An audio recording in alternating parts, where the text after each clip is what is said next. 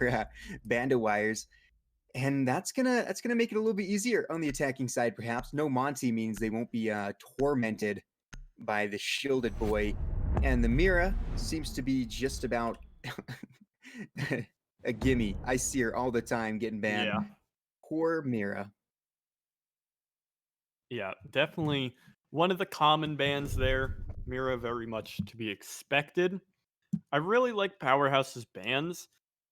Granny Frost just really went for standard stuff, but Powerhouse really focused down both an operator that really helps newer teams in the Montaigne, as well as the Cade ban, which really helps themselves out. The Maverick being up is pretty big. Um, I even saw earlier in Latin America, they played, I think it was Liquid and INTZ were playing Clubhouse, and somehow both Thatcher and Maverick made it through ban phase, and both attacks went 4-2. So it shows just how strong these two Defenders, operators protect your bombs are from being defused on by this attackers. map. It really, really does. It's gonna definitely be interesting to see how the defense will counter the presence of the lovely hard breaching Maverick. But alongside the Maverick, we are seeing, in fact, the trifecta of hard breaches, as we do have the Thermite and the Hibana joining us as well. And your Sophia and your Sledge looking pretty darn good as well. Some nice soft destruction there, some nice ability to take out a couple of those pesky shields if need be. And I think this could be a good round. They're defending Gym Bedroom, and you can see that they are going to go ahead and reinforce that CCTV wall as well. They want to make sure they have a nice, good, almost horizontal hold here. They really are defending that CC wall, as both the walls up quite heavily. Yeah, very interesting that Gym Bedroom, something I didn't even notice. Gym Bedroom was opted into first. And also, so Wonder is not going to be bandit tricking the main wall. It's going to be fully locking down CC with the help of Tricks here and all of his bandit batteries. A bomb has been located. And I think they're just going to give the jacuzzi wall here. But a nice opening frag already stole on a nice cheeky spot is going to fill Matt full of pellets and also pick up one on the crank. This is a huge find for Granny Frost and just stole soloing this one already. He's picked up the Hibana, which, as you mentioned, is a pretty big pick here for Powerhouse. It's one of the two easy hard breachers in the sense that you don't have to rely on someone else in the sense of the Maverick. You don't need that soft breacher to help open the wall after you do your thing. But still, that is a good job from the Mute. Absolutely, and he might go for another one here. Stoll is absolutely on fire. If you can get 3, that would be just fantastic. Cordell in a little bit of a situation here. The two SAS operators going at it, but it's Mao who find a headshot onto Cordell instead. Great shot, and now these guys might be in a little bit of trouble. A nice C4 will kill. Okay, and just like that, it's all over. Flawless round from Granny Frost. What a job. So they went to the non-preferred site of Gym Bedroom and really took it to Powerhouse there. I mean, I guess maybe I over predicted on this one because this is absolutely not a lineup, I guess, now that you should really shake a stick at, because Stoll went pretty big on that window.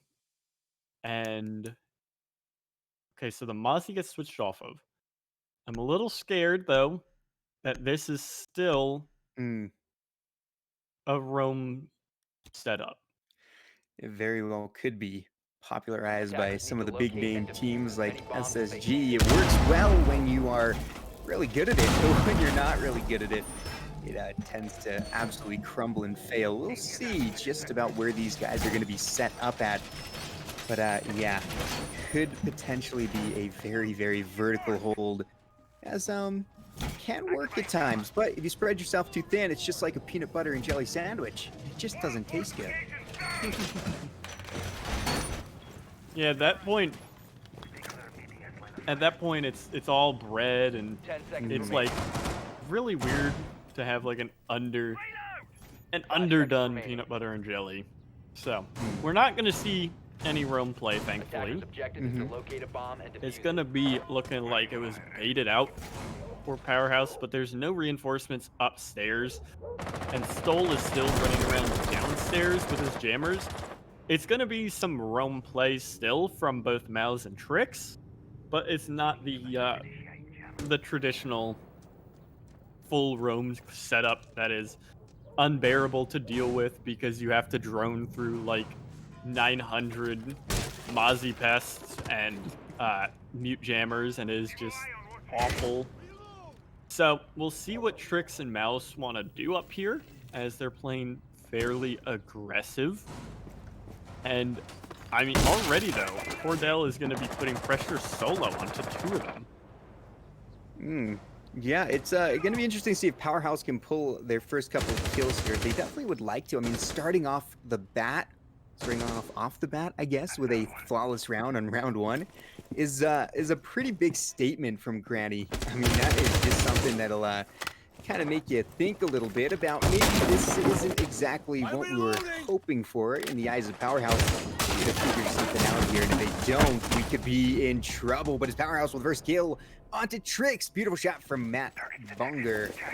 Is able to take down the Vigil. Now taking a bit of damage as well. He'll be dropped by Matt too. This guy is going off, looking for a potential third, and all of a sudden we see ourselves in perhaps the exact opposite of what happened last round. Now, Granny is down 3-5, and they're going to have to work from the bottom up and try to get a couple of frags to keep themselves in this round. They do still have the impact trick coming in from Wonder, so there is some hope for a stall. And it's only been, it has been 2 full minutes here that they've worked off the board from Powerhouse.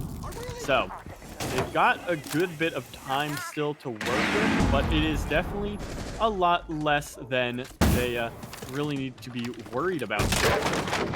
So the Maverick, and having the Maverick and the Hibana actually does so much work here for Powerhouse. It allows so much to be opened regularly. You could be seeing a push down blue at dirt at some point, as Wonder is going to take that over instead. Stoll is playing aggressively here as the bar wall is going to get, or rather the church wall is going to get opened. Flashbang lands in the face of Stoll as a nade comes over top, but he's going to push forward, not take down side. Down goes the Thermite, finished off by Stoll, who's been going off. Rogley's finished off by Matt Bonger for 3. But this could be looking rough. The Maestro turret is still up. It's going to be sledged away right now, as now here comes the Maestro swinging out for 2. He denies the plant. And a huge denial from Wonder, hiding in Dirt Tunnel. And that is another round for Granny Frost. The Alda, ladies and gentlemen, look at this. What a play. Was able to perfectly line that up. And Granny Frost is really looking good right now. I mean, they started off well for Powerhouse. They got those 2 kills, but unfortunately, or fortunately for Granny, they were able to waste enough time to put that pressure on, which eventually led to a beautiful win. 2-0 now, going to Granny Frost. Yeah, definitely not what you want to be expecting there. Definitely, it was a really well done end of round play by Wonder there. Huge pickup for him, and that one has to feel demoralizing because the rest of that round was so in favor of Powerhouse. They really did work there and were able to just, I mean, they did just single-handedly take that round for themselves. So we're gonna see how the CC defense is going to work out with the Maverick still in play. We're gonna have a Doc playing up in the rafters as usual. Well, not so much as usual. Lately, it's been actually a Wamai that has been sticking himself up there. The added projectile protection for himself alongside the, denying the Capital works wonders. That is still on the board, but it's not being up by Powerhouse. It's very interesting that they're running all 3 hard breachers, and they really could get away with just running the Maverick and Thermite and take something like a Capitao to help deal with the Doc. We might see that later on, but considering that they've stuck with the same roster all 3 rounds, regardless of where they've been, or rather, regardless of where the defense has been, I think they're really solid on this one. Yeah, they definitely feel good about what they're doing here. They have their plan. They need to be able to stick to it. And, well, Granny's going to try to do their best to keep themselves in the way of that. They don't want things to go nice and easy. Crank being very, very meticulous about this little push by the hallway. And it's going to be interesting. We got Mouse all the way downstairs. A lot of people spread out, but a lot of people already coming up real close to objective here. So far, the only kills for Powerhaus have come from Matt. He's got 3, which was a fantastic job in just the last round. Unfortunately, none of the rest have been able to snag anything. On the other hand, 4 from Stoll, 2 of them a beautiful double kill in the first round with a shotgun, and Wonder with 2 as well. You got 1 from Rogley and 1 from Mouse. It's been a pretty slow game for Powerhaus, except for Matt's pretty great runoff away with quite a few kills. The team definitely needs to be able to pick themselves up here, or they could be in a lot of trouble. Maverick setting up, or excuse me, not Maverick, Thermite setting up, ready to breach a wall now. Yeah, the first impact is going to come out from the Maestro not taking care of any Thermite just yet, as now the wall is going to not be open. Side has not done much, or has done rather all that he can. It's interesting that Jarden hasn't been opening this main wall either. There's no pressure put over there. Instead, it's Matt Bonger pushing down below. He's going to come in contact first with Mouse, who's going to pick up that frag, shutting down the hot hand from last round. Is now a minute in, or 2 minutes in. The wall is going to start to get opened as Rogley found Side there as well. The wall's starting to get picked up as the Maestro will fall. Wonder the savior of last round 2, but no! His killer is shut down by Cordell. Mouse picks up Crank as well, and the round is over. Granny Frost has picked up a flawless rotation. Definitely very interesting and not that expected compared to what we were talking about before this match. And that's the joy of having a team where you really don't know much about the players, is you can get so surprised. And that's definitely what these guys are doing right now. They're surprising us. And you have to imagine that Powerhaus is pretty surprised as well. Being one of the top teams, they have to be a little shaken right now. And the big question, Cherish, is how are they going to be able to get back in this? Because right now, things are looking a little bit grim for this first half. Going a perfect rotation, yikes, man. They got to figure out something quick. And if not, we could be seeing a pretty fast map 1. Yeah, especially... So, Attackers need to locate I think and defuse regardless the bomb. of who you are, who you're against, getting flawless rotation alongside that initial flawless round is going to do so much to a team. I mean, you look at this scoreboard too. You have 4 kills over 3 rounds, 3 of which came in 1 round.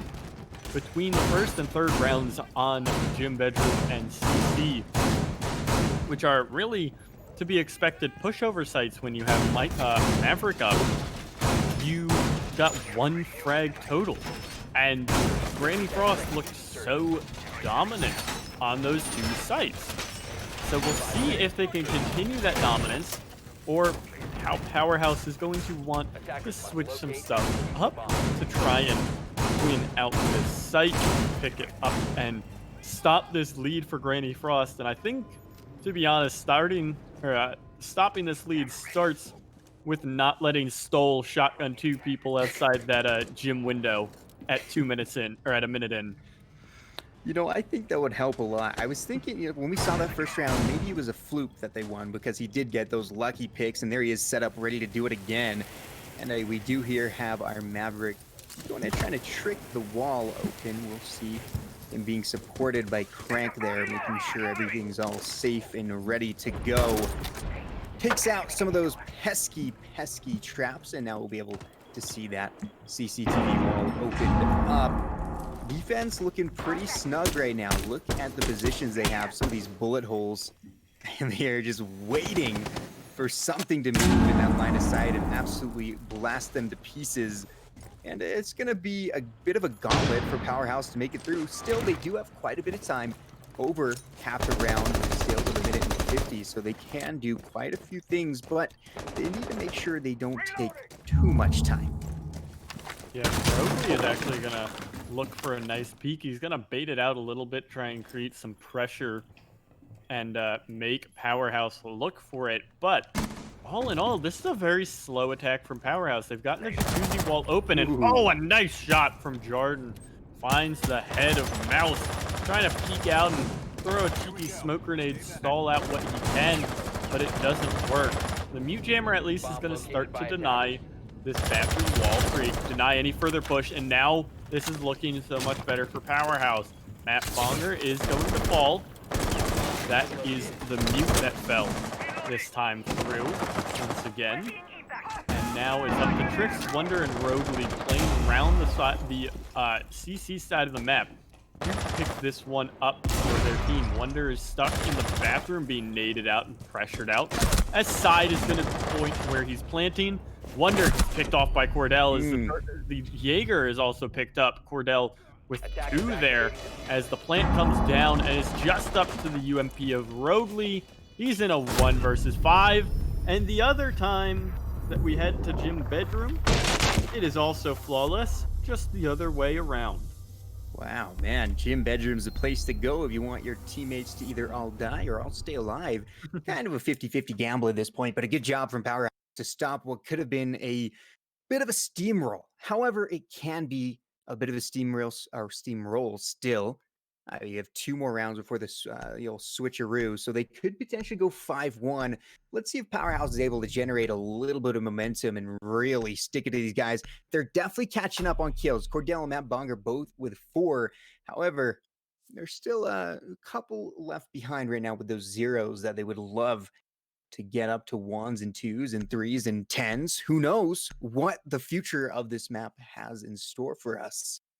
Here we go. This is a big one. Let's see if they can win another, or will we at least see a 4-2? Powerhouse to make sure that they can secure yet another and try to even this out as best they can. Yeah, without a doubt, they really want to pull in these next 2 rounds, and that round did look a bit better for them, all things considered. It obviously, I mean, it was a flawless round. They picked up 5 frags, got to play it down, and didn't need to do much else. Cordell picked up a 3-piece for himself. Matt Bonger and Jordan also cleaned up 1 each. So it definitely looked more comfortable on that attack, and it's very plausible. A lot of teams have played in the past like they want to just play a little slow initially and then get into things and understand the defensive setups, and like they work the 1 rotation. If you win a round, then great, you win a round. If not, then it's not the end of the world, because you're going to see it very soon, and then they will hopefully storm through the rest of the attack half. We're seeing again a bit of caution from Powerhouse. They're not working these 2 defenders out from the upstairs. Instead, Mouse has handed the Jaeger to Roguely and picked up a Mozzie for himself to help the alongside the Vigil deny a lot of those drones. So we'll see where Powerhouse wants to go, but they are just conga line down the main stairs. The rush wall is opened up. The Maestro turns it into a killing field. He picks up 2. Matt Bonger picks him up, but Stoll is right back there. It is a 2-on-4, 1-on-4 effectively. Crank at least picks up Roguely as Jordan is down. He's going to be struggling to do anything but man-drone for his team as he's cleaned up by Mouse. At least the Mute is picked up, but Granny Frost win out the round. That was the meat grinder for the Elda there. Oh my goodness, man. Absolutely making some sausages up in here. Wow. Interesting strategy, man. The full-on just rush, just straight up balls to the wall. Sometimes you got to send it, but It's not always going to work the way you want it to. And now we are going to be seeing at least a 4-2 for Granny. If they can win one more, they'll make it a 5-1, which is a fantastic split. Look at these kills now. 3 of them on 4, stole at 5, and Tricks still kind of slowing down at 1 here. They are doing really well, and it's going to take a lot of power to stop this, and maybe not the power of just bum rushing right into sight, as that can quickly go the wrong way. Attackers need to locate and defuse Yeah, as many things bombs can as they very can. much go sideways here. So you very much expect the 4-2 defensive half on on Clubhouse. That's the map that we're playing on. You really expect this 4-2 defensive half, but that's normally when you don't have Maverick up. So unless Powerhouse is really expecting something coming out of this defensive half and can really make some magic happen, I think it's it could be a big struggle point for Powerhouse on this defense, and we very well could be headed to Villa within the next Attackers are moving out to 5 or locate a so, bomb and defuse it. 4 or so rounds rather. So it's very this is such a crucial round off of that for Powerhouse to pick up here.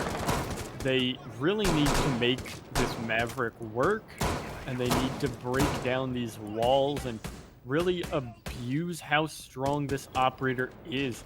The big point about why Maverick's so good on this map is just because there's so many key external walls and just positions that he can bust open through reinforcements that he can break open that just don't have really much of a counter.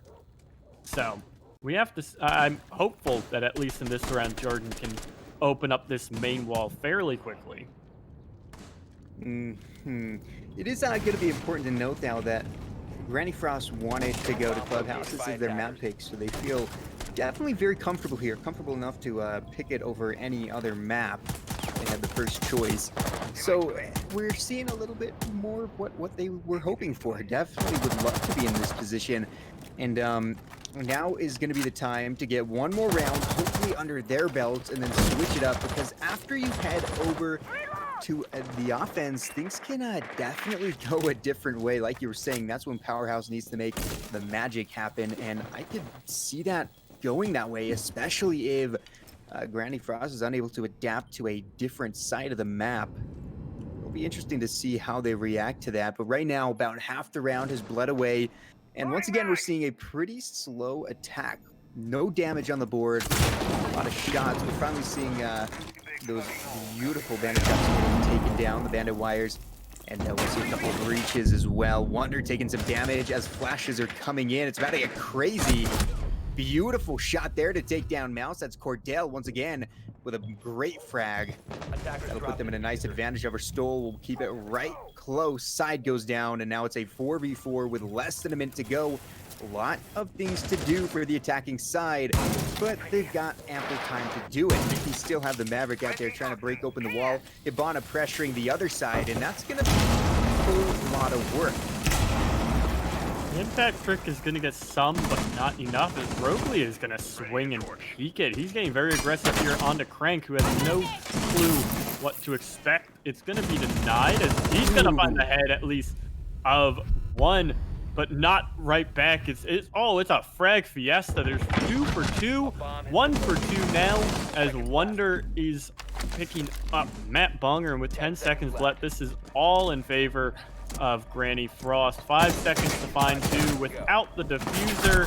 Can't even figure out where the Maestro is sitting. Wonder cleans that one up as well. He picked up 3 on that round for himself. And this is a 5-1 defensive half from Granny Frost. Man, I think we've seen a great showing of the power of the Alda. It gives a little bit more reason as to why Maestro is sometimes banned. You definitely don't want to face an absolute LMG just tearing you down when you're trying to attack. It's a lot easier to kill people after reload, and most of the time he doesn't. 6 kills for Wonder, 6 as well for Stoll. Rogley with 5 right now. However, we are seeing some good kills on the other side for Powerhaus. Matt with 5, or excuse me, with 6, and a couple of other guys catching up quickly. But there's another thing they have to catch up on, Cherish, and that is this round count, as it's not looking good. 2 rounds for the old Granny Frost, and well, like you said, we're headed to our map 2.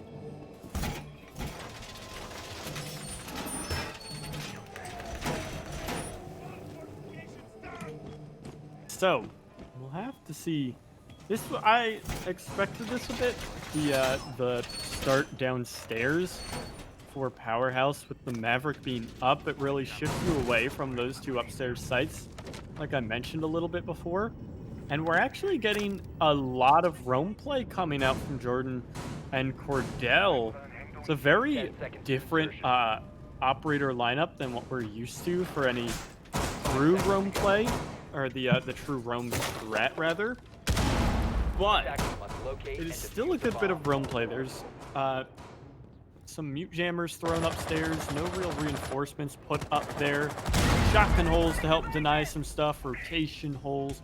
So it's going to be a very fluid job for Cordell to work around these mute jammers. It's going to allow Cordell, rather, to work fluidly around these mute jammers and find whatever he needs to, and take whatever fights he pleases, with Matt Bonger upstairs as well.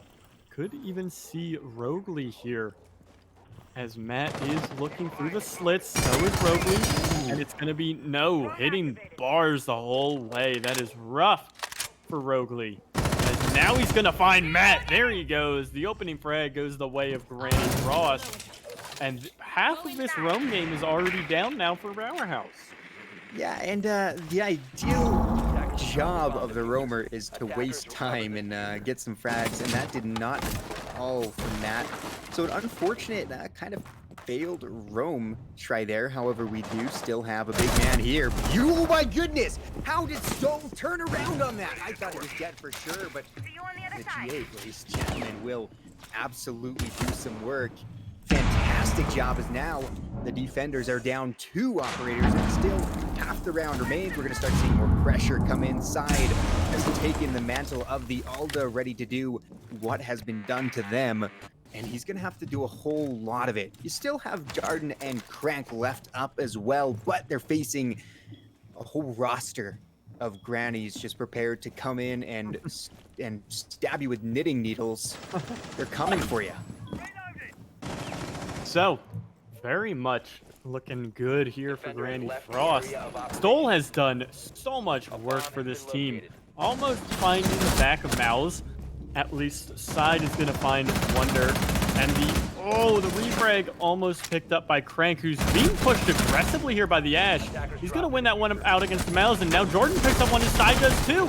This is went from a 5v3 to a 3v1.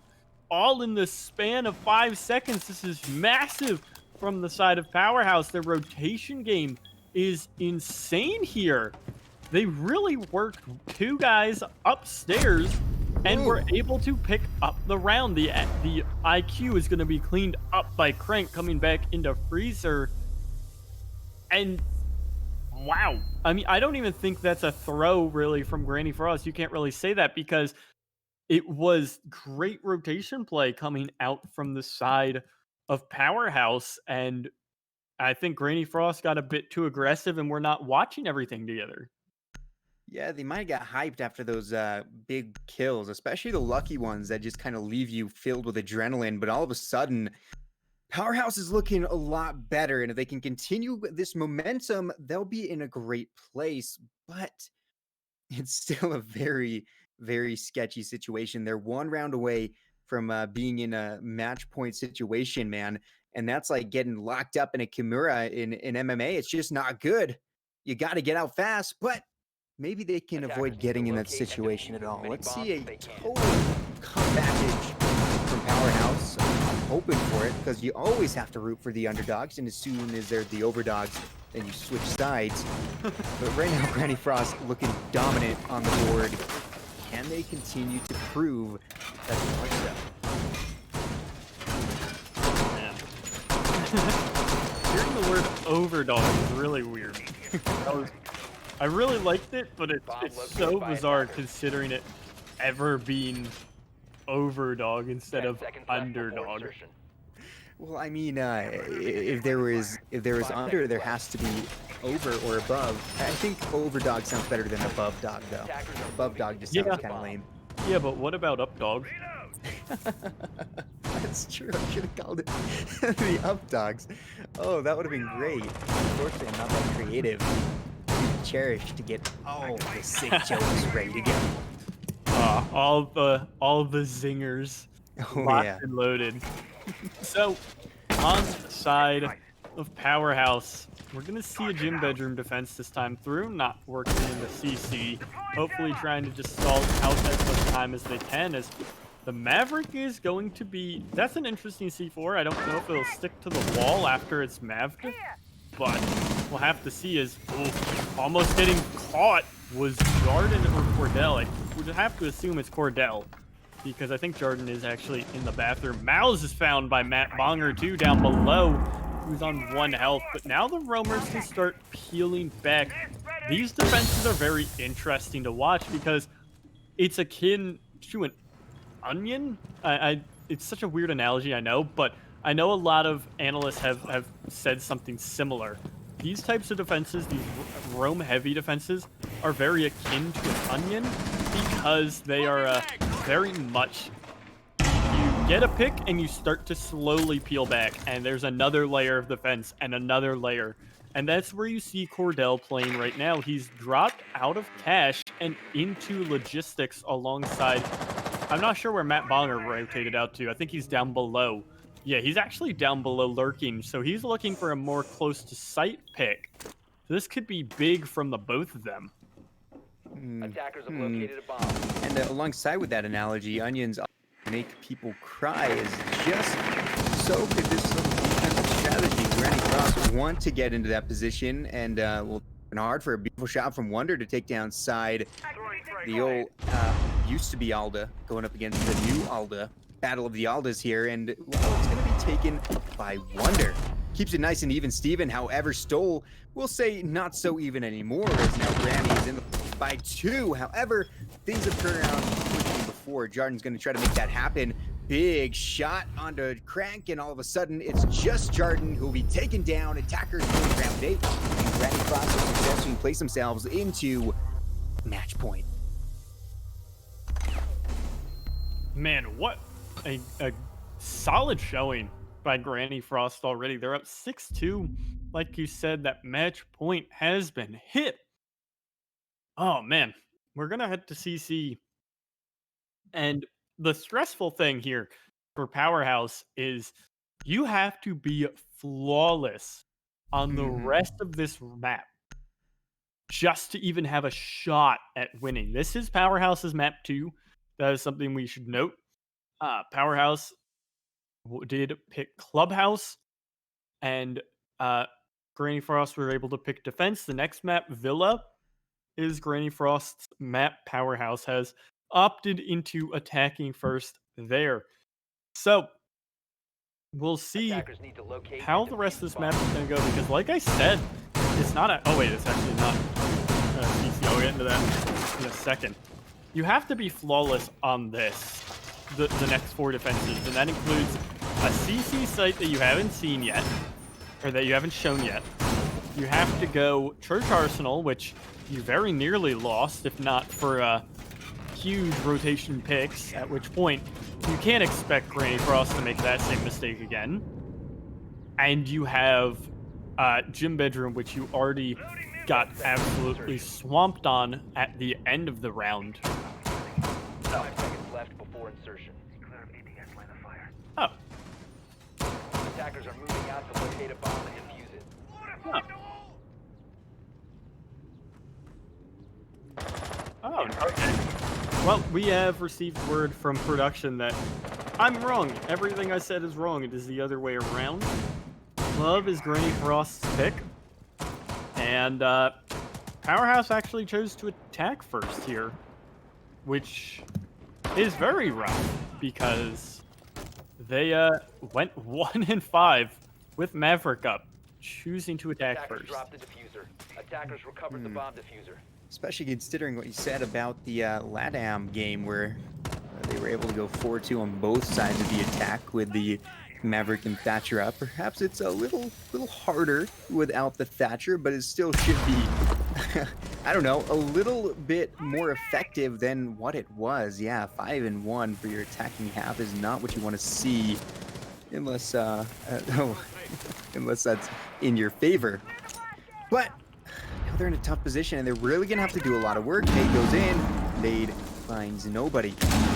Fortunate for them, they would have loved to find a nice easy nade pick, but now they're gonna have to start working on this wall. You see the Maverick burning through it, visible on the opposite side. They know he's coming for them. MC4 over the wall, doesn't find anybody. Stoll is gonna be able to go down from Nat Bonger. A great shot, which leaves him under 25 HP. Can he find another? He does down Tricks. And there's Cordell as well, moving in swiftly, showing that he can be another op who's real effective. Good job there with the shotgun. Now it's a 2v5, not good for Granny. It's going to be these two, Rogley and Wonder, trying to turn things around in a very unlikely situation. If they can do so, they'll be praised as the best Grannies at the retirement home. If not, well, they still have quite a few chances before we get to overtime. Yeah, there is definitely a lot of time to work with here for Granny Frost, and they've got a lot of rounds to really work around. They have set themselves up onto match point already, so they've confirmed at least OT as Rogley is trying to bait out some shots from Matt Bonger. Gonna get them now as the Maverick is prepping a nade. Ooh, that could have been bad if he had hit Rogley.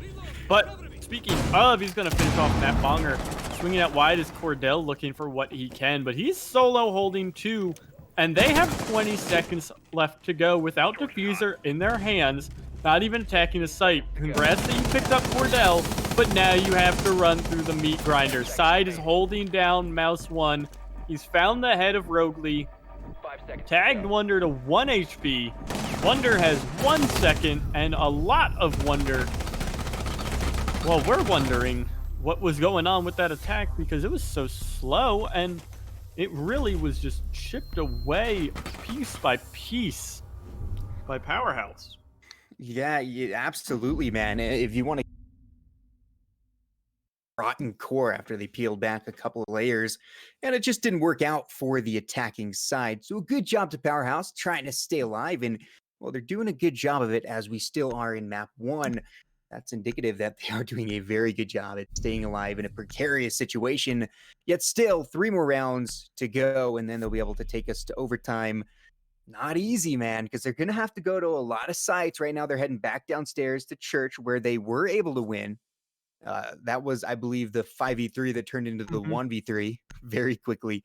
Let's see if they can do something like that again and really start pressuring the Grannies.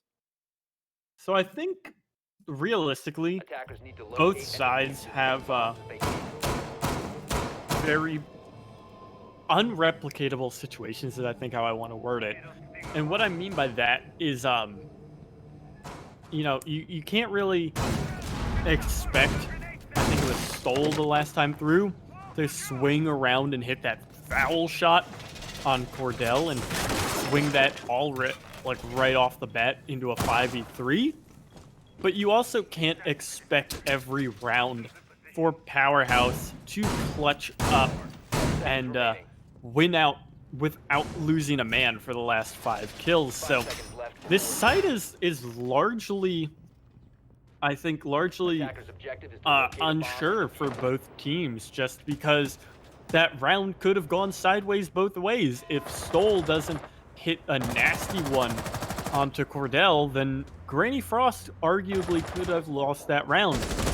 On the other side, if the big flank didn't come up from the side from Crank specifically, then Powerhaus loses that one.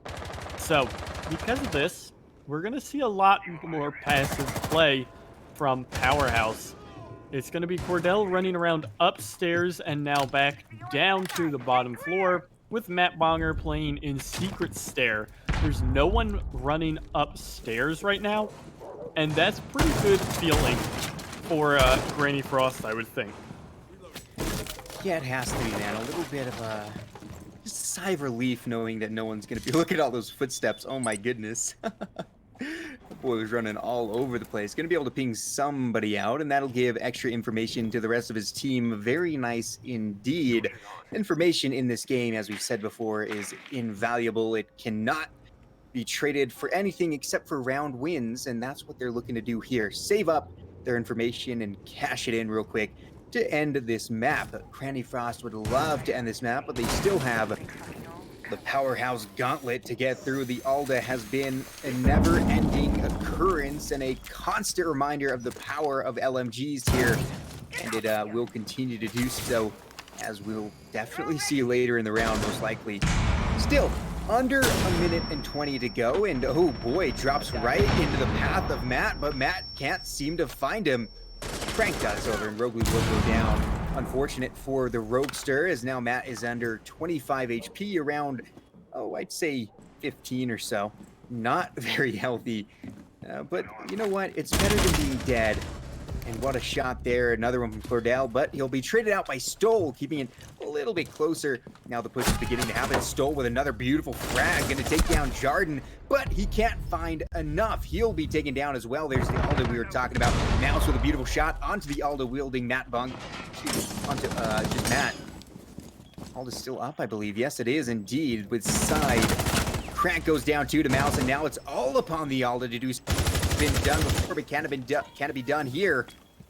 A lot of pressure for Side to keep his team in this map. He does this once again. Huge props to him. Diffuser is down, pulls out the Bailiff. A little pistol shotgun at the ready. Finds one. Can he find another? Oh, down to a 1v1 that could very quickly end map one. Whole lot of ones happening. Maybe we'll see a one-tap too. The shot's beginning to trade out. If you're talking about mag sizes, then it's definitely going to go to the favor of Side as Mouse gets tagged up a little bit. He finds a hit on it, but can't seem to finish it. Both of them absolutely going crazy. Flash goes out, but he blinded himself, and there it is. The triple kill from Side. Oh my goodness. Diffuser going to be disabled with plenty of time. And once again, Powerhaus just able to then jangle themselves into staying alive. Wow. Mission successful.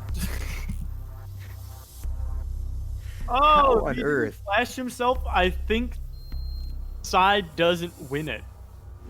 Mm-hmm. I think, yeah. He started the defuse at 9.6. The defuse is 7 seconds. If Mouse doesn't flash himself there, I don't think Powerhaus win that. And I think we move on to Villa at 7-3, which is a huge clutch up because it almost was single-handedly lost by Side. The Hibana walked right in front of his line of sight. He saw her through the breach hole, and despite that, the Hibana was able to walk into church with a goo mine in her leg and still frag the Legion and get that plant down. All in all, that round was very messy and should realistically have happened, but it did. And I guess we have to, that means we have to go over it. So, that was just, it was very messy at the end on both sides. Well done by Side regardless, but still, it was a very interesting choice, even though because they knew where the Hibana was. Is very interesting that he didn't swing on the Hibana while knowing that the Zofio wasn't blue. It's interesting that he pushed that with the Bailiff and won it against Trix. And I mean, I guess that's just going to become my new favorite phrase for this, describing that round, because that whole round was just very interesting. Yeah, the flashbang on yourself is that's a way to go right there. Unfortunate, man. Unfortunate. And you're right, it was very close in the fuser. I think I lied and said plenty of time, but I was all caught up in the craziness. Not plenty of time at all. And now, once again, Granny needs to be able to shut him down because Powerhaus is quickly catching up, and we could be going to overtime very soon. They're going to be this crazy. And look at that beautiful bandit or Maverick trick. We'll open that up. You saw some perfect camera work from our man up above. And that was just beautiful. But now they're going to be able to use that whole direct access into CCTV. And that means perhaps a little bit of an edge will go to them. However, they still have a lot of guns pointing at them. And they're going to have to figure that out. So, the clash play is very interesting now from Jordan. I don't know if we pointed this out yet. This is also a very wide hold from Granny Frost. There's a lot of openings as Crank is going to open things up onto Rogley. That is the 4th straight opening frag for Powerhaus. They have won the last 2 rounds. We'll see if they can get 3, but Mouse finds a nice refrag onto Crank. The bandit falling as now it is 4-on-4 again. 1:20 left to go, and this wide hold could be very tough for Granny Frost to deal with. They have to cross into construction through a lot of sight lines, and it kind of really does pigeonhole them into attacking from this main wall. Small gunfight's going to go out between Cordell and Stoll, as Mouse also takes part in it, and he's going to find that frag. Stoll also finds Matt Bonger. It's just up the side, who hits a nice shot with the SMG-11, and Jordan, who's going to fall. Trick picks that one up for himself. It's all up the side. The hero from last round, can he do more? He's getting shot at from 3 different angles, 1 from garage, 1 from construction, 1 planting in sight. He's got 20 health or so. He's got a shotgun below the planter and not get it. The smoke comes out from above, and post-plant is insured. Swinging out, not able to hit the headshot. 7-4 goes map 1 to Granny Frost. Very solid showing there as they win out their map choice. Looked a little iffy those last couple of rounds, but all in all, they looked very solid here on Clubhouse. They really did. They had a great start on defense, but both sides' defense weren't terrible at all. I mean, we did see, of course, Granny win, which means they must have had a little bit of a better defense. But I think we're able to see the potential of both teams, and we'll be able to continue seeing that potential in just a couple of minutes. We're going to take a break, and when we're back, it'll be Villa as this matchup between 2 crazy giants of teams continues here on ESA Siege.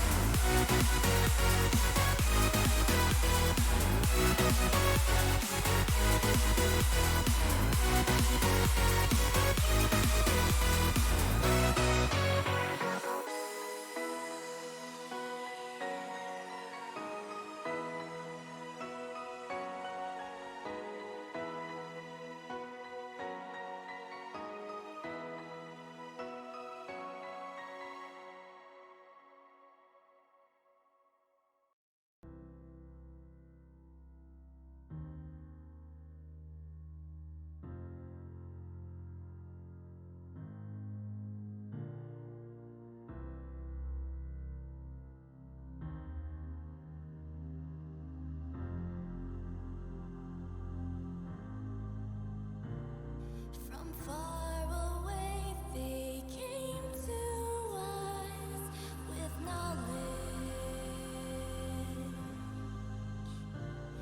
They changed our world and left us without warning.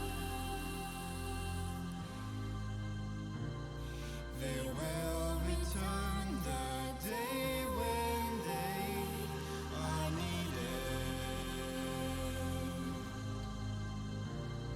Our gaze is shifted upwards to the sky.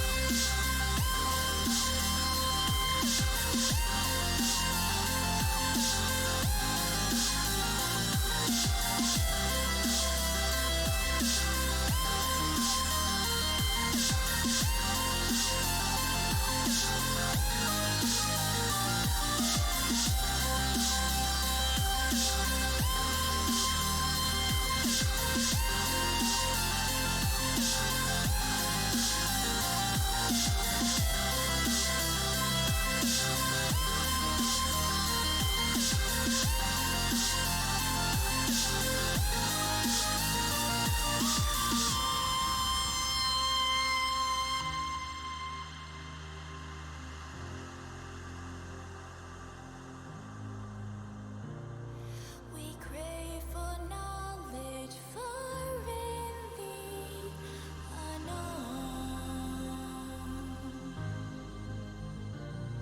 Our time has come to find what we weren't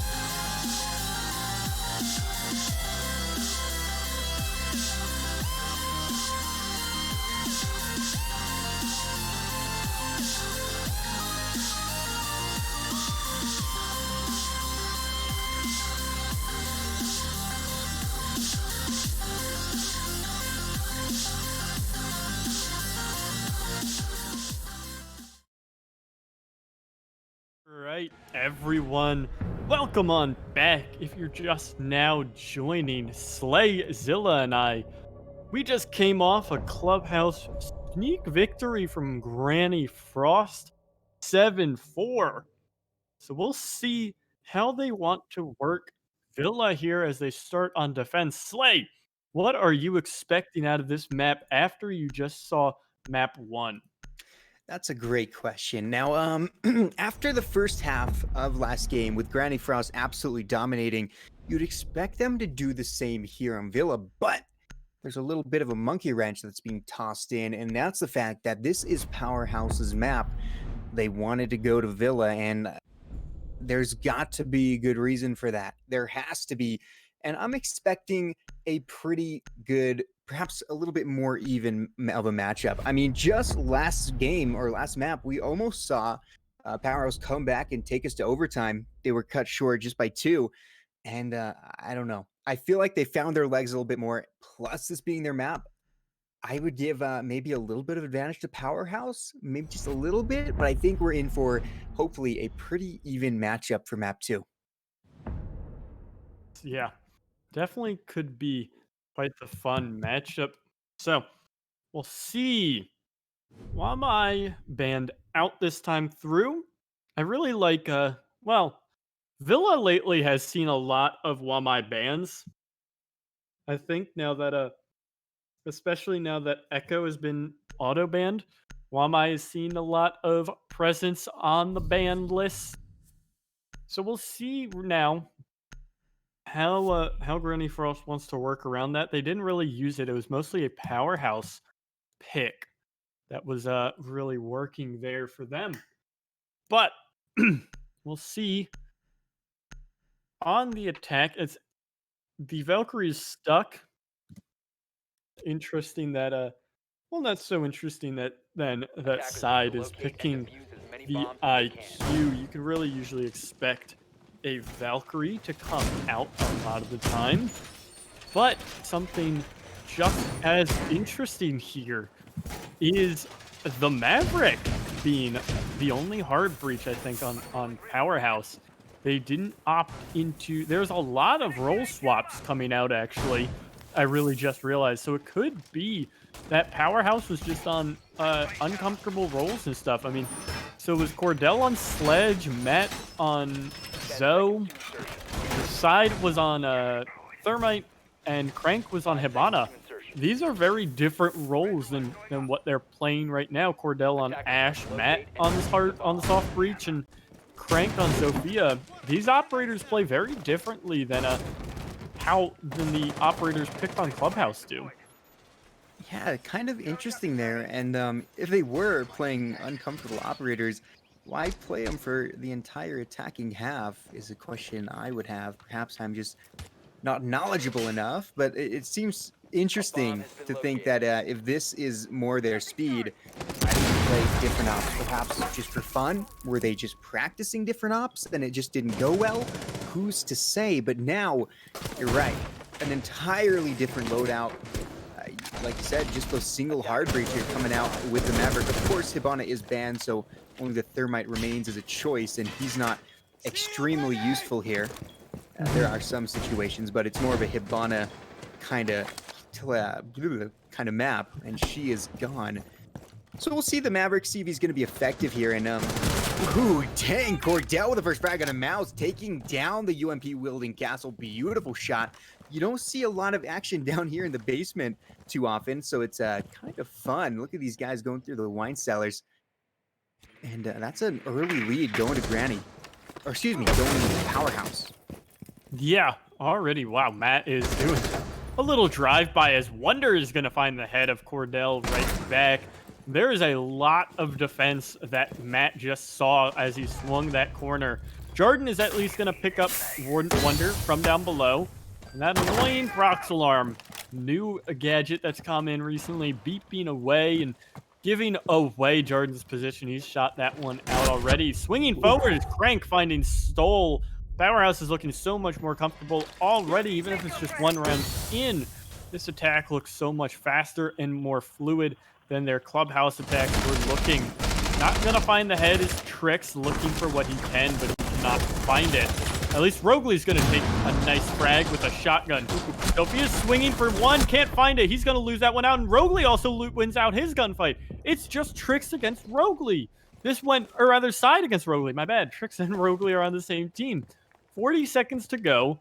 In the one-on-one from a 2-on-4, just as I had said that this was looking better for Powerhouse, things definitely went sideways.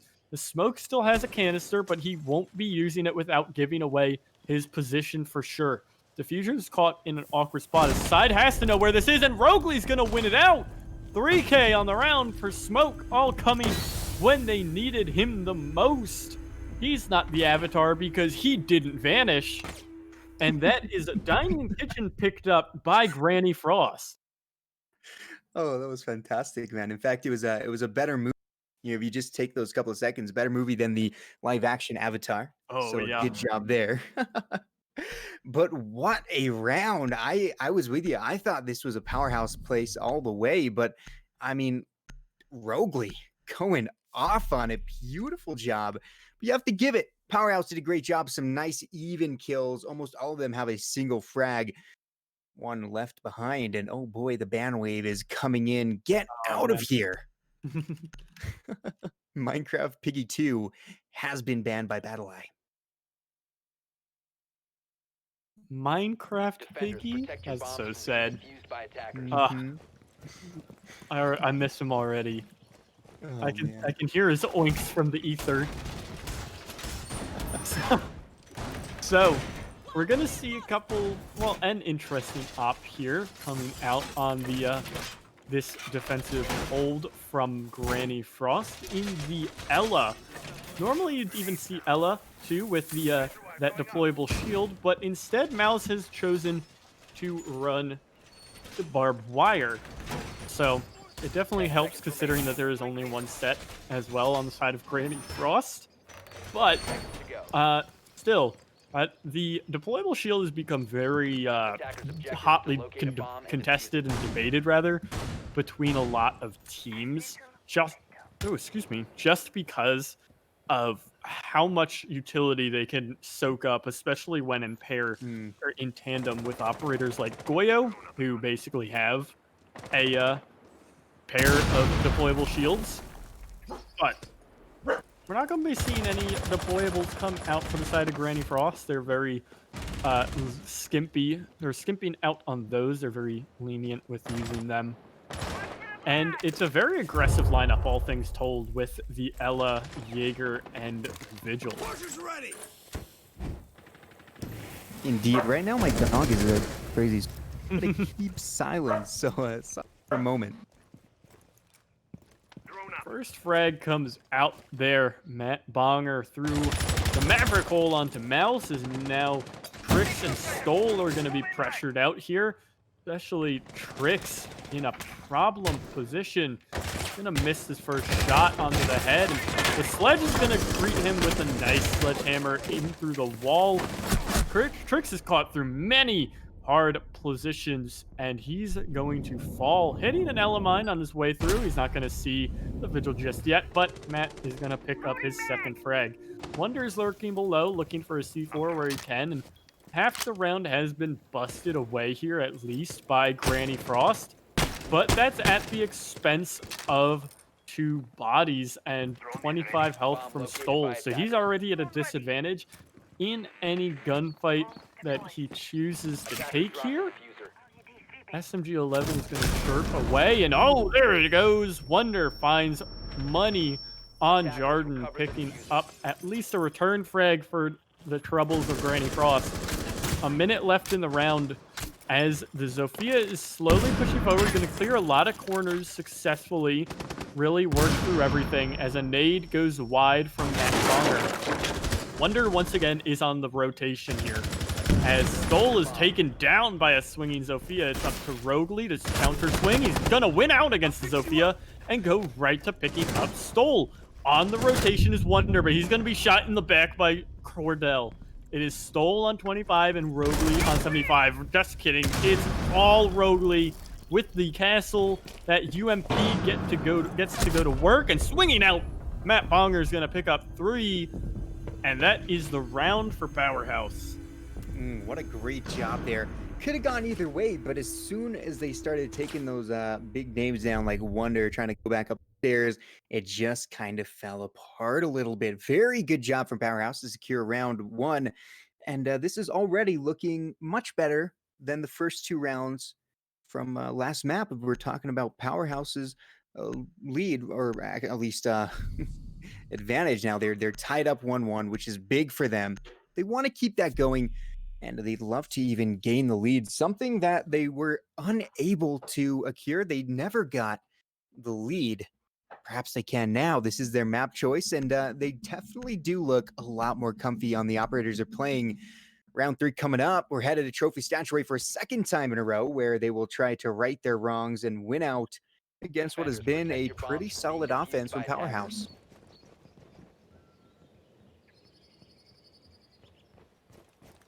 So,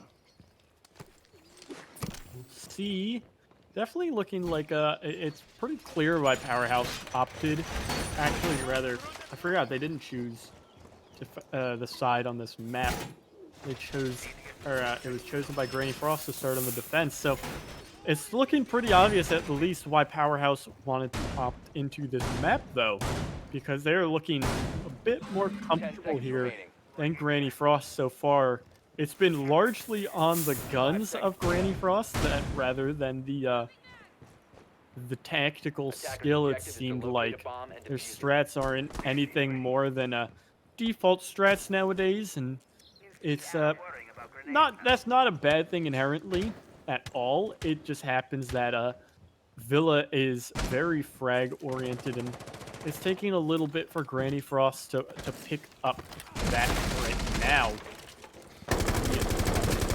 Valkyrie, that's who that is, from Mouse this time. Wonder has picked up a Mozzie.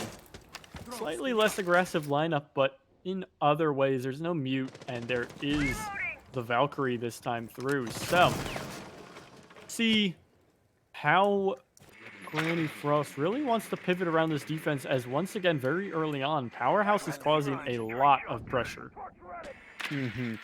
That's one thing about this map is you can create a whole lot of pressure, especially when map bonger's hitting headshots on tricks. But there's a lot of different ways to kind of just encroach on the enemy, especially when you're coming from the correct side of the map. You just take up their real estate. You find yourself, if you're on the defending team, on a thinner and thinner plank of wood. What a shot from Rogley. I thought he was gone, but it's going to be him who gets a beautiful shotty onto Cordell. He'll take a lot of damage for his trouble, just above 25 HP. But things have evened out a little bit more with a 4-4. Attacker's bomb diffuser has Still been dropped. about half the round to go. The attack not looking too shabby at all. They've got a lot of things set up. All they must do is now get in there and execute, which often is the toughest part. Let's see if they can do so, because right now, these guys are dug in like a whole bunch of angry voles ready to protect their territory. However, it's easier said than done, especially when you have these guys coming at you guns blazing. Bomb located by attacker. Yeah, with that last minute left, Powerhaus is ready to kick this one into overdrive, it seems. They've still got a little bit of utility to work with. I think Jarden has most of his nades, and Matt Bonger still has one in his pocket. Rogley is very low here, but he still has 2 smoke canisters. The shield is going to be destroyed right in front of Stoll, as The bomb diffuser. shots are ringing out from both sides. Stoll's going to be tagged up and taken down by Crank. Finished off as the plant comes down. Nitro, though, not going to pick up anything. Rogley finishes off Jarden. The plant comes down from Matt Bonger. Crank is pretty low as Matt Bonger finds 2. He's picked up Mouse. It's just Wonder and Rogley here. Rogley's on a sliver as the nade is prepped a little bit. Gonna bait out the plant, as now Wonder is forced to deny the plant, but swinging wide quickly is Side with the G8 from below, actually. He didn't swing anywhere. Crank has to do work upstairs while Side has to be challenged down below. Wonder has to look for this where he can. He's going to go for the defuse and be shot in the back by Crank. Powerhaus is looking very solid as they pick up the second trophy statue defense in a row here. Man, yeah, this is definitely a big problem for Granny Frost, especially going back to the same site when it's going to be kind of a sketchy situation like that. You need to be careful, or you can absolutely put yourself at a big disadvantage. Now they're going to head, looks like, to Dining.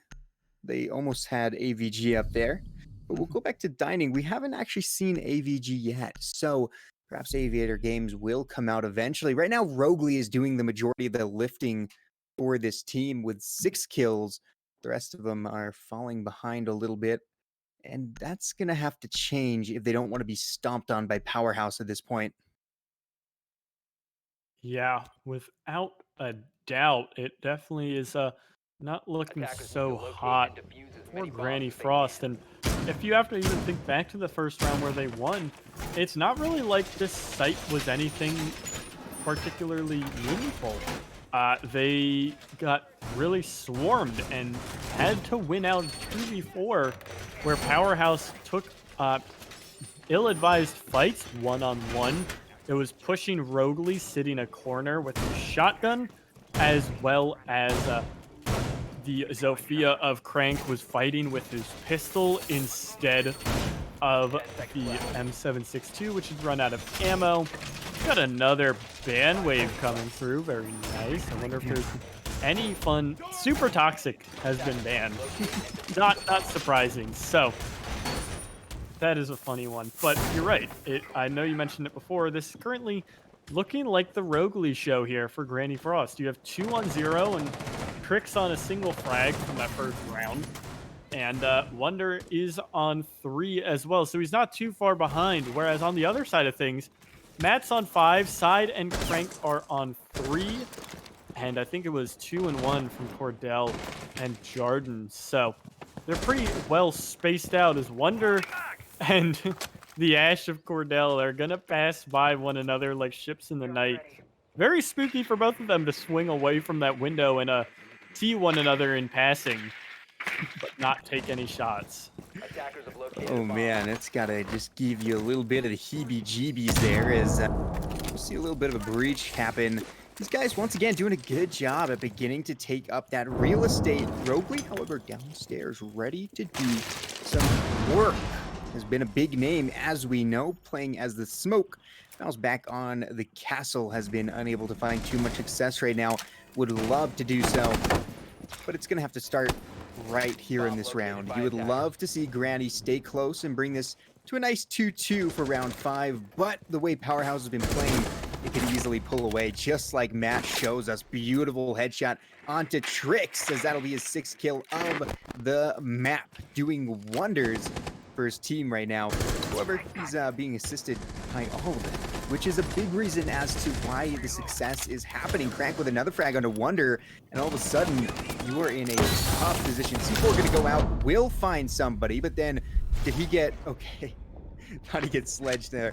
Things are going absolutely insane. Now it's all up on Mouse. He finds 1, he finds 2, can he find 3 and 4? Is a big question going up against Side, and wow, he very well could. It's all up on Jarden. Mouse literally at 1 HP. A single shot will send him to the grave. Wanting to clutch this up for his team, but it's going to be so hard, especially with one of the most hated on guns in the game, the UMP. And there it is, Powerhouse.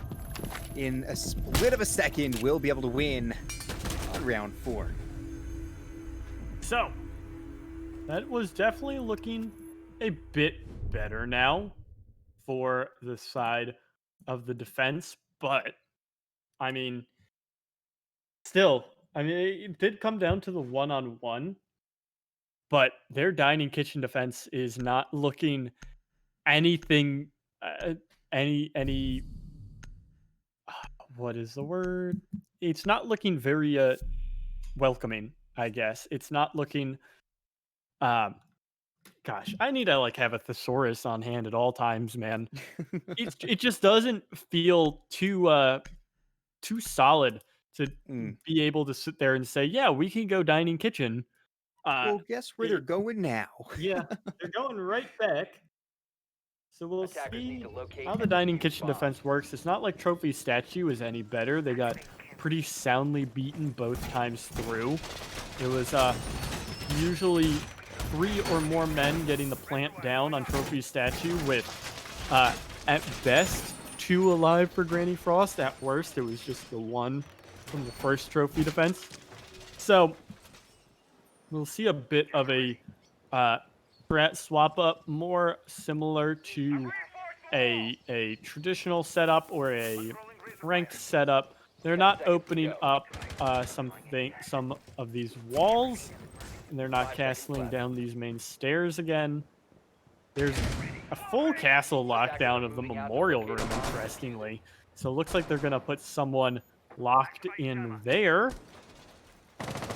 And from here, we will have to see, as I didn't realize for whatever reason Matt really likes running red dot here. But, well, he's already found by Cordell, and Cordell is found too. my Finds Rogley as well there. He's going to even swing with the pistol for a second, trying to find what he can. He's got a flash prep as he is still swinging with the pistol. He's completely ignoring the R4C, and he's just swinging with that bad boy. So, this is pretty aggressive from the side of Powerhouse, but Cordell has already done huge work in this round. Attackers have located a Yeah, bomb. that is literally all of your roam work gone so quickly. Still over 2 minutes left on the board, and the pressure is once again, as we're finding quite commonly, on Granny, as they have a lot of work to do. They need to be able to find their kills. Trix will start us off with a nice frag on the crank, but one is not enough. They need 2, 3, 4, and 5. Can they find him is an entirely different question. It looks like they are finding them now as Stoll takes down Cordell. Good kill there. Perhaps he was still coming at him with a pistol, and that just doesn't work against the big old shotgun most of the times. Now we're tied up 3-3. Stoll, once again, these guys are really good at escaping with no HP left. He's down around 5 or 4. It's going to be tough for him to stay alive. He almost didn't there, as now it's Mouse swinging with a shotgun. He's going to actually win out with the shorty. He's dropped Diffuser into the basement as well. The second shotgun comes out from Stoll, and he's going to find 2 with that one. The M590 doing work. The Super Shorty securing Diffuser. Stoll helping out his buddy of Mouse. And that is a good defensive round. That one looked much, much better, especially considering the beginning. It went very one-sided for Powerhouse, and then the remaining 5 frags went the way of Granny Frost. So really well done here by them to secure that one, and they're looking to take Aviator Games and try and even things out at 3-3 here. Gonna be nice little tricks there from Trix as he'll show the chunk of it, switch off of it. But they never expected that. The Bandit will come out instead of the Russian big boy, the Attackers king need to locate himself, and defuse as now many bombs as they can. are finally going to AVG. Something that they've avoided like the plague. And what's the reason for that, Cherish? Is this site really just degraded that much? To truth be told, it kind of has. A lot of teams have really understood that the way to break down this site is to attack from the backside, and very solid attacking teams happen to just do very well here. So Seconds to go.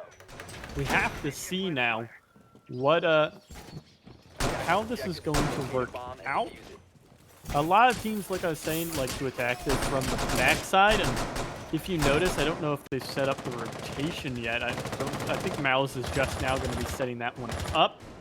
Looks like it indeed, but a lot of teams have understood if you break open the vault, you can get a nice sight line all the way through Aviator while controlling the 90 end rotation from main stairs. So it's a very strong position to open up that vault, and it's become kind of the killer of the Aviator Games site. And already, yeah, Powerhouse is just powering through this trophy statue area, which has not really been pressured at all.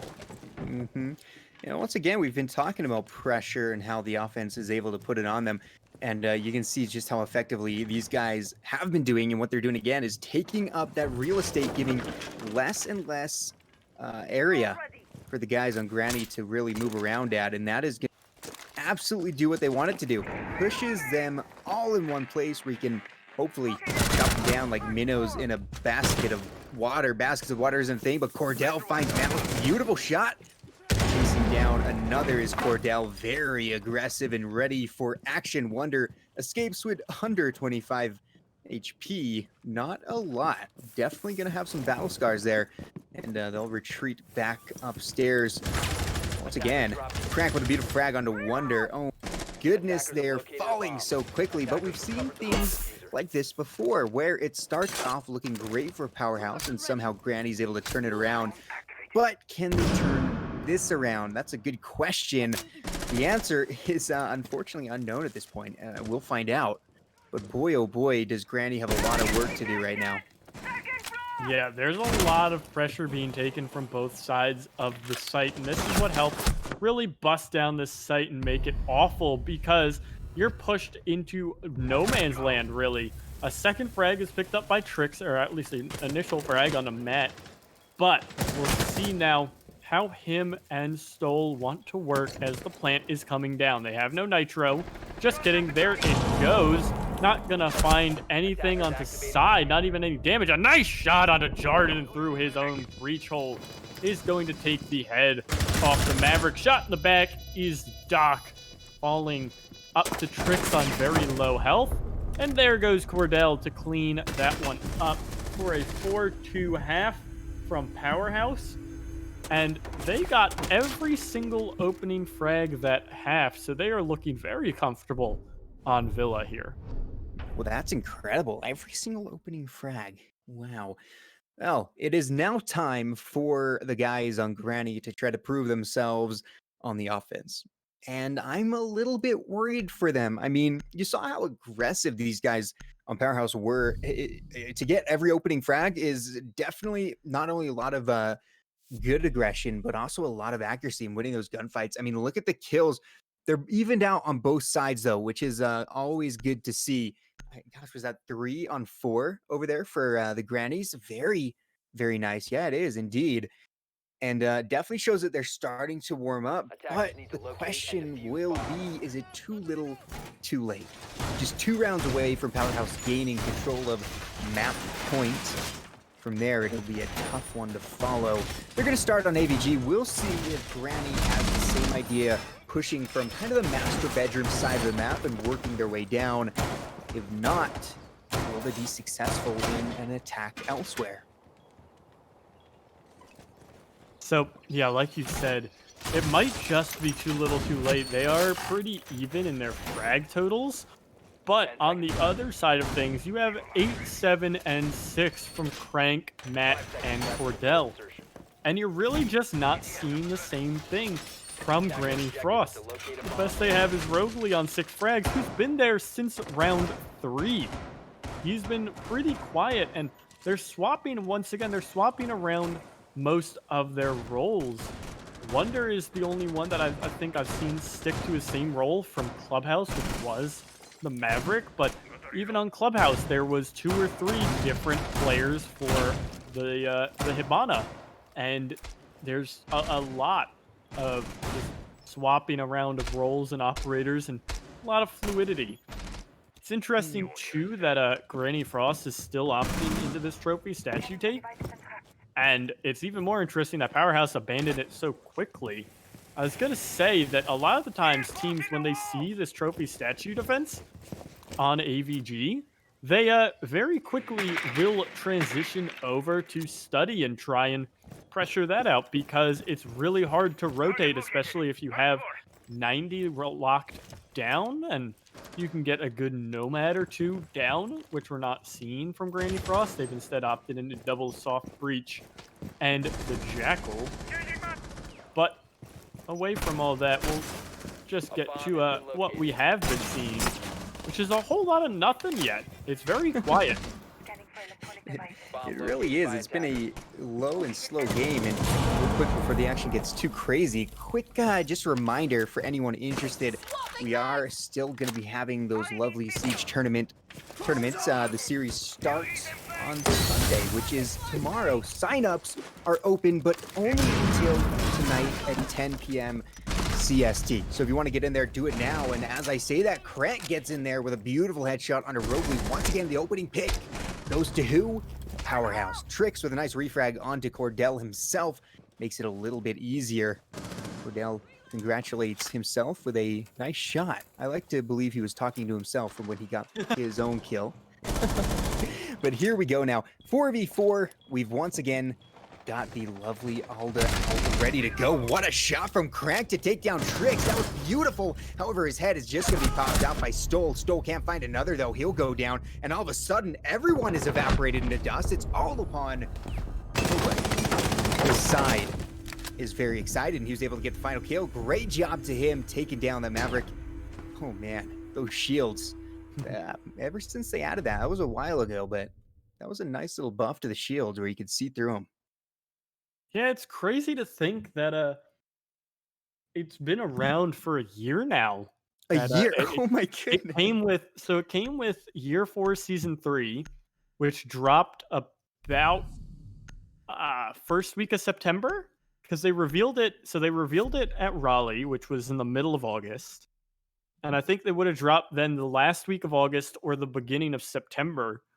So we're coming up on 11 months with it in so far, and it's crazy to think that that's how long it's been really dominant in this meta. And I mean, even if there was a Attackers need 3-month to locate quarantine and defuse on as many Goyo, bombs as they can. it still is crazy to think that the last 6-7-ish months have just been dominated by that operator and the meta created really by him alongside Mute and Mozzie.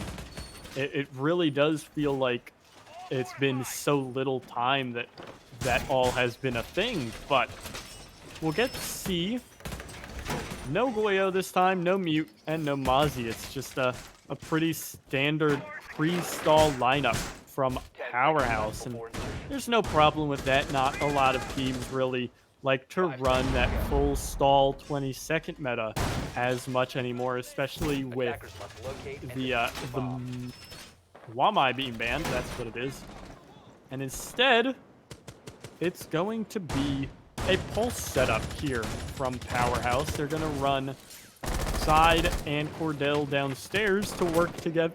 To work in tandem and try and get some info while getting some frags. And already Cordell runs out, picking up 2, and well, he's celebrating for himself, and then comes into the waiting arms of Wonder, who's gonna walk into the waiting arms of Crank, who's gonna find 2, a nice headshot onto Stoll, and we're 2 minutes 15 seconds left in the round.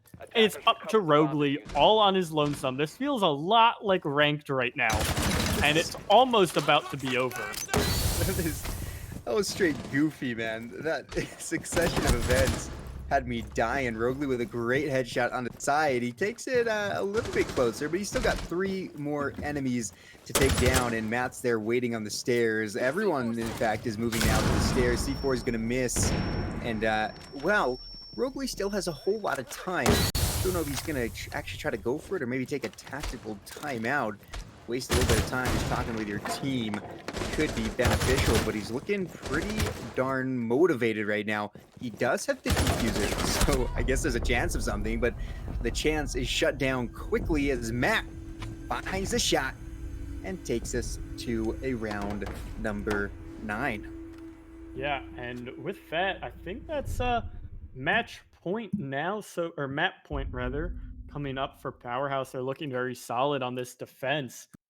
Couple little quick stats to pull out too so far over the 2 maps. We've got Matt is currently 6-3 on the opening picks, and coming off his 4th straight, Crank is 6-1 on opening frags as well. So he is or rather opening duels, not opening frags. He has he was involved in the opening engagement 7 times, of which he got 6 frags. So, or fragged 6 of them.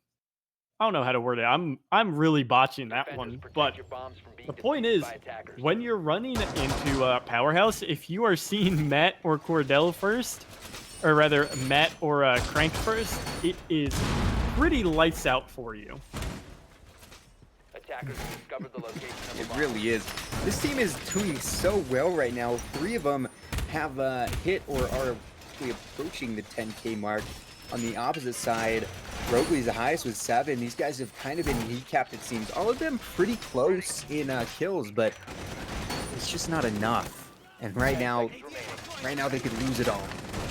We can see Cafe very quickly. Powerhouse is putting themselves in one of the best positions you could ask for, and all we have to do is win a single round within the next 4.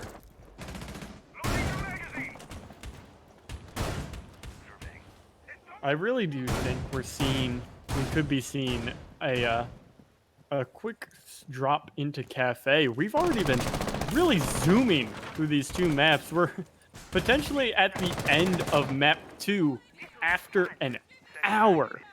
That just shows, or an hour and a half rather, my bad. That just shows how fast these maps have been going. I got a little confused for a second because I was thinking that match 2 starts at 9:30, but still, I mean, a lot of these matchups have been lasting pretty long for 2 maps, and these 2 maps have just been zooming, and you could even see off last round how fast they were going because the round was basically over at a minute into the round, with 2 minutes left.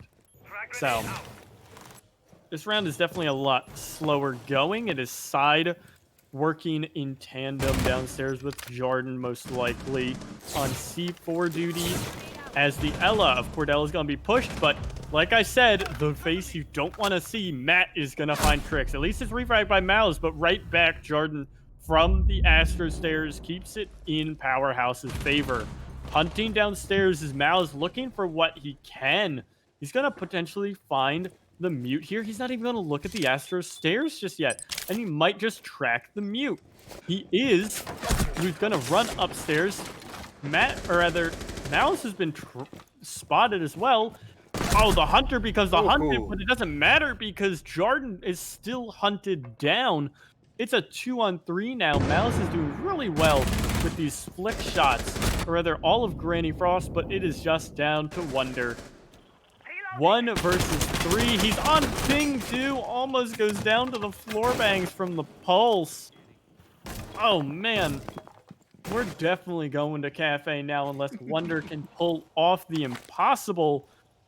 He has to deal with 3 full health members on 5 or so HP.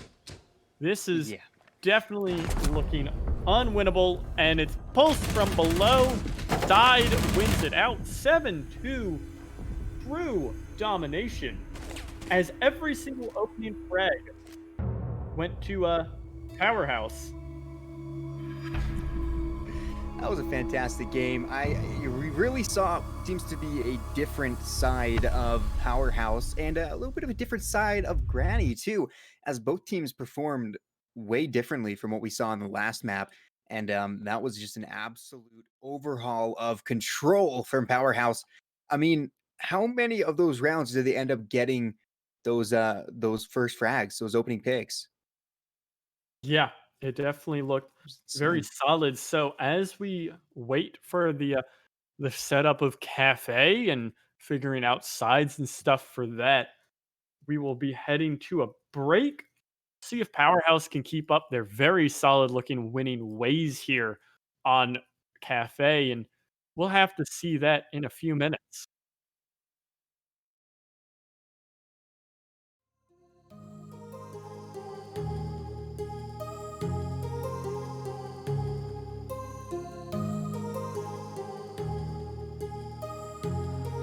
My heart rages around like an ocean in my head because there are so many things that I left unsaid.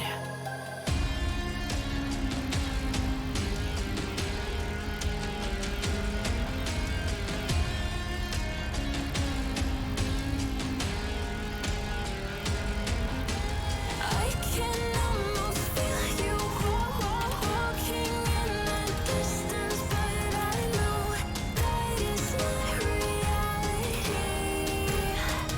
If you are echoing around inside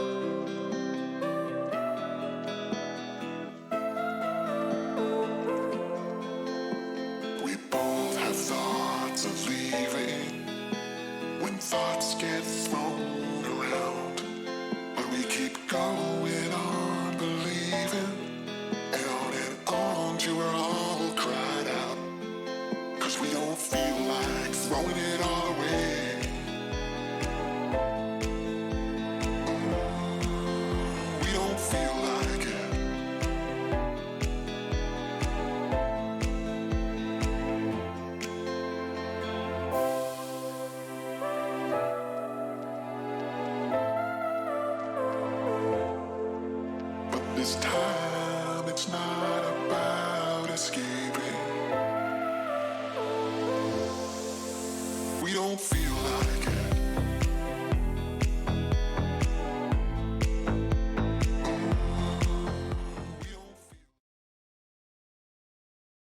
right, good day, ladies and gentlemen. Welcome back to Siege, where we are here on our final map for this series between Granny Frost and Powerhouse. It's going to be cafe. It's going to be crazy. And, well, I'm expecting some big things from both teams. The big question is, Cherish, what do you think is going to happen here? Because we've seen both teams perform really well, and we've seen them perform not so well.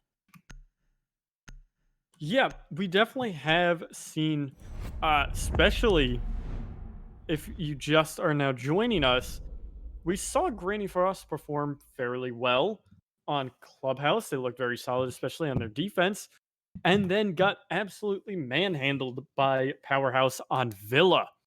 So it's really a interesting pairing here, as it's going to be Powerhouse starting on defense, and it was it's talked about a lot that you start cafe defense here, and you're expecting to be in a very sound position at the end of things.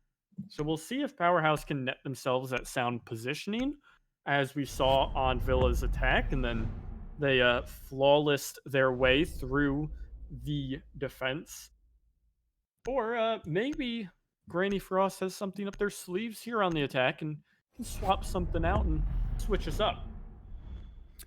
Well, they're going to have some pretty big sleeves because Powerhouse have been really almost unstoppable, it seems, in the past couple of rounds. I mean, you saw a nice win from them every now and again from Granny, but at the end of the day, domination is what happened on Villa, and that cannot happen if Granny wants to walk out of here with a nice win.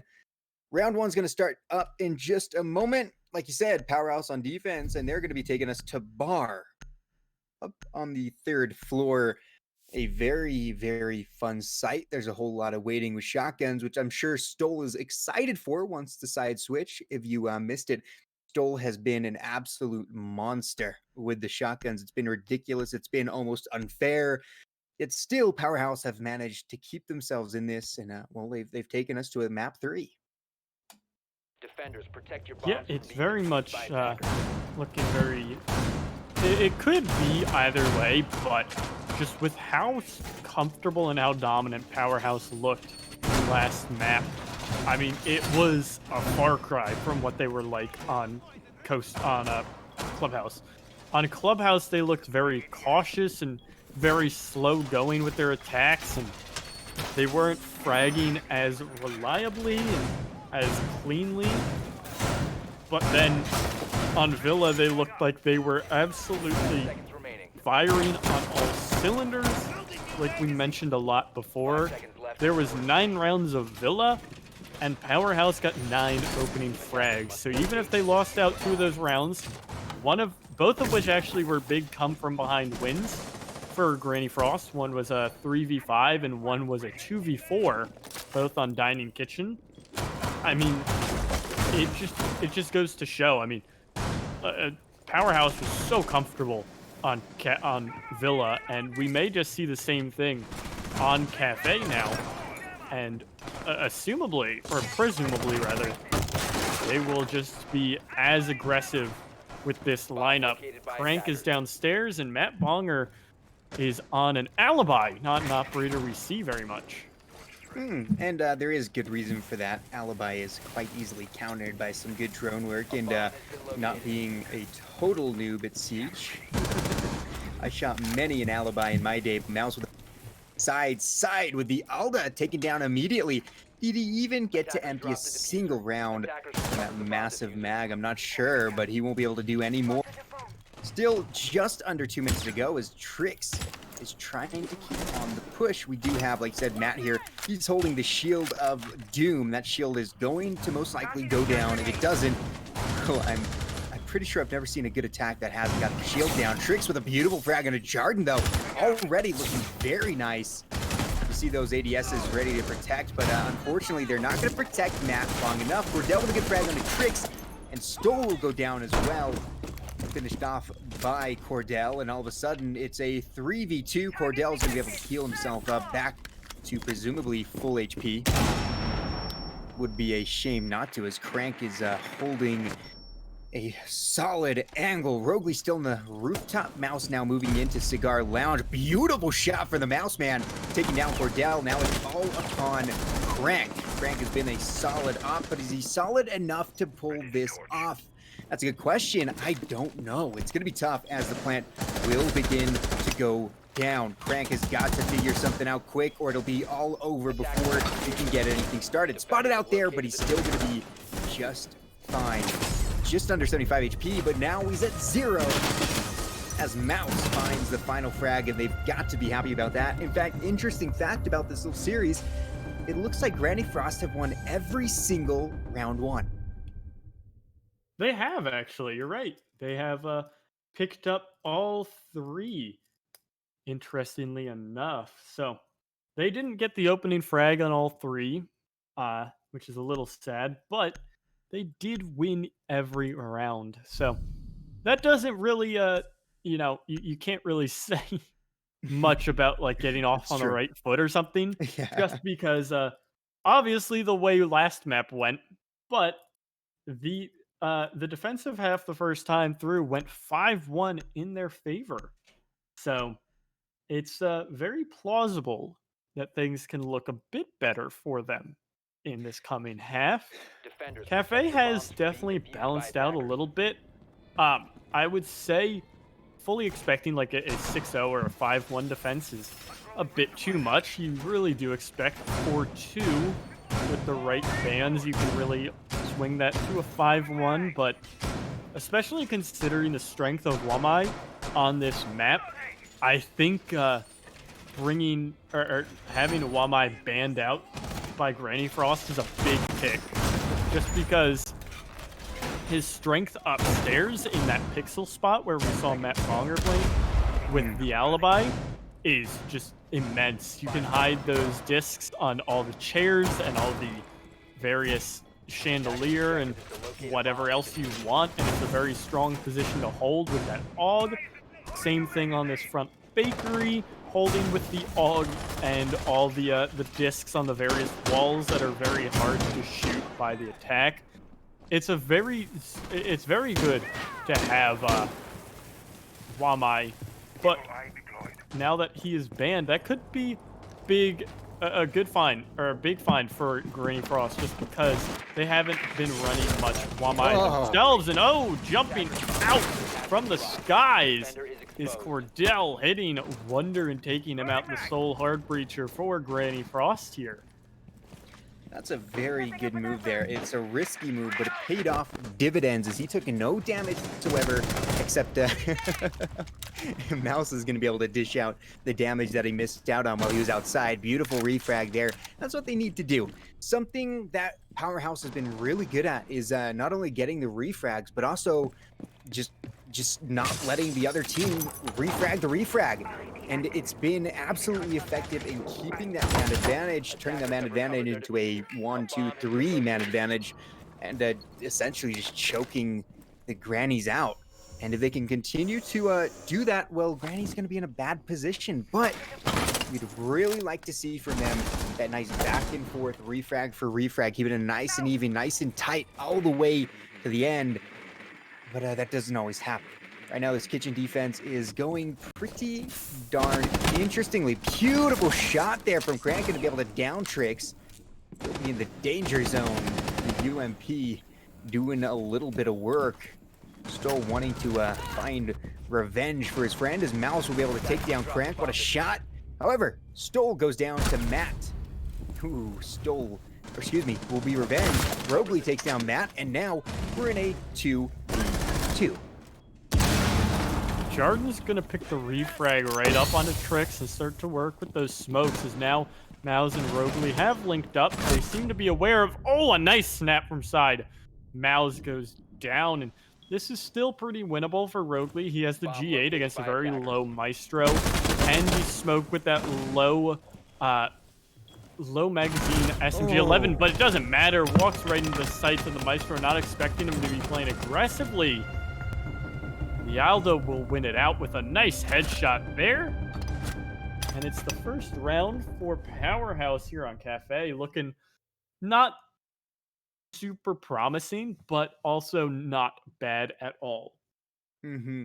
Kind of a neutral start here, perhaps, with the first two rounds. Things are definitely gonna show us which way the slide will swing. That doesn't make sense. I don't know what slides are swinging, but we'll find out which way it's gonna go eventually. Right now, Mouse is just on top of things with 5 kills. Incredible. The man killing it.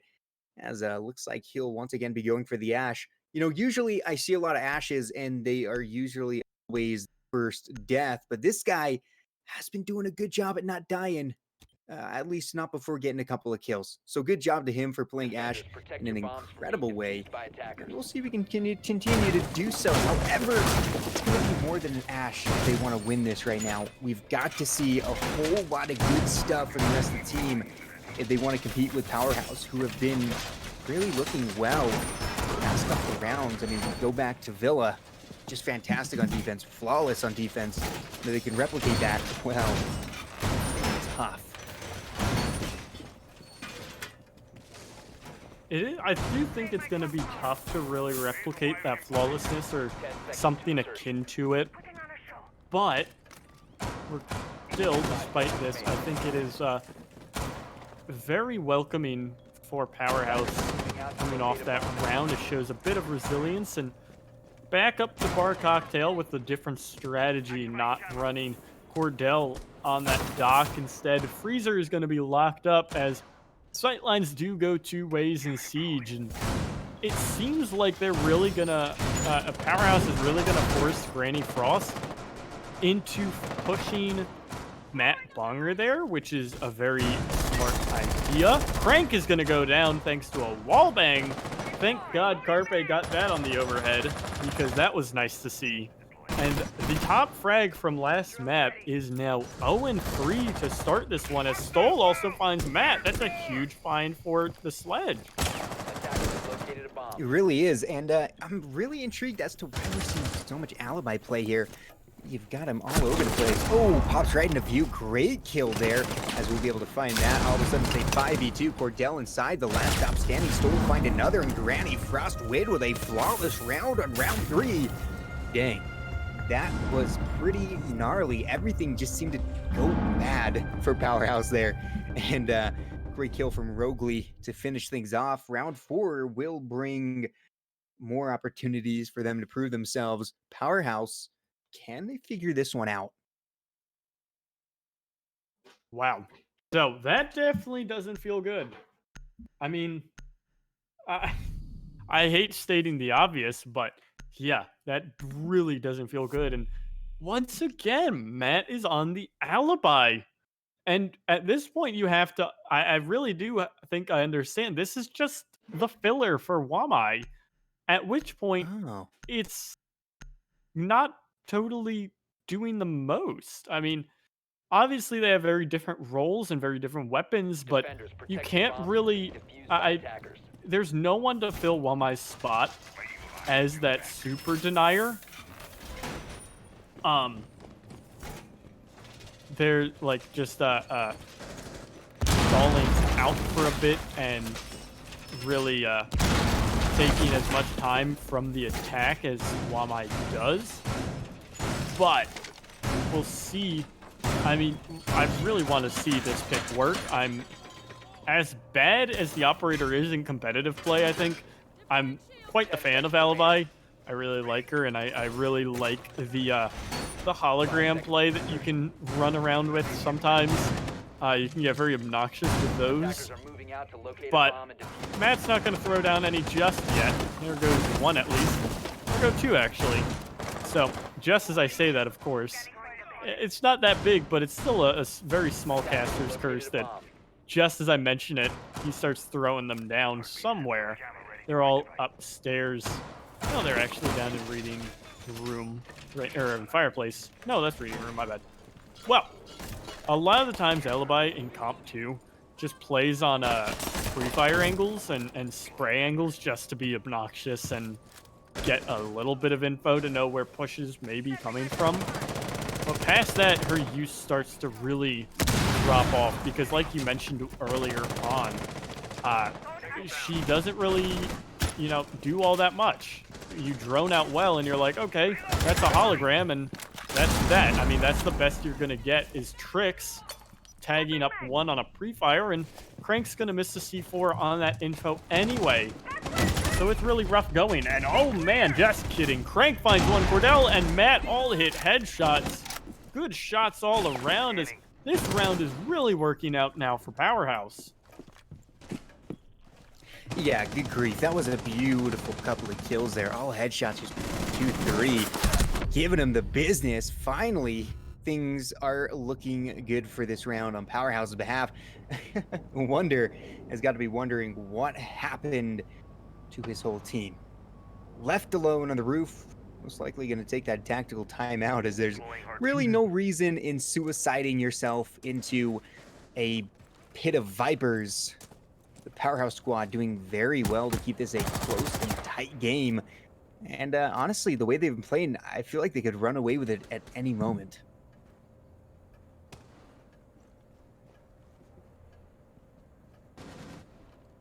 So this is always a fun part to get to cast. The just the timeout that you take, or rather the default timeout, I guess. There's no timeouts in Siege like there are in, say, Counter-Strike that you may be used to seeing. So this is what we get. When you're getting absolutely smashed one round, you kind of just send someone up onto a roof and he just chills out, and you really take the time, cool down, talk things out. As, aw, that is very nice of Wonder to have drawn a smiley face for us. This one's going the way of Powerhouse, if you were not already aware. 15 seconds to And go. this is very fun to watch. I'm 10 glad seconds we're remaining. watching Wonder stare at his smiley face. Cordell has been downed by his teammates at shooting each other. They got to keep their practice up, man. And there it is. Time will run out, and Powerhouse indeed win that round.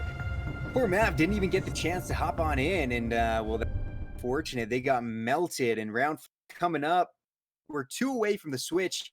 And at this point, I think they've done a pretty good job so far in the favor of Granny, but Powerhouse is just such a beast of a team. They're able to just run away so quickly, and if they're not careful, that can happen. I mean, you saw how quickly those kills came out last round, those succession of 3 headshots, just bang, bang, bang.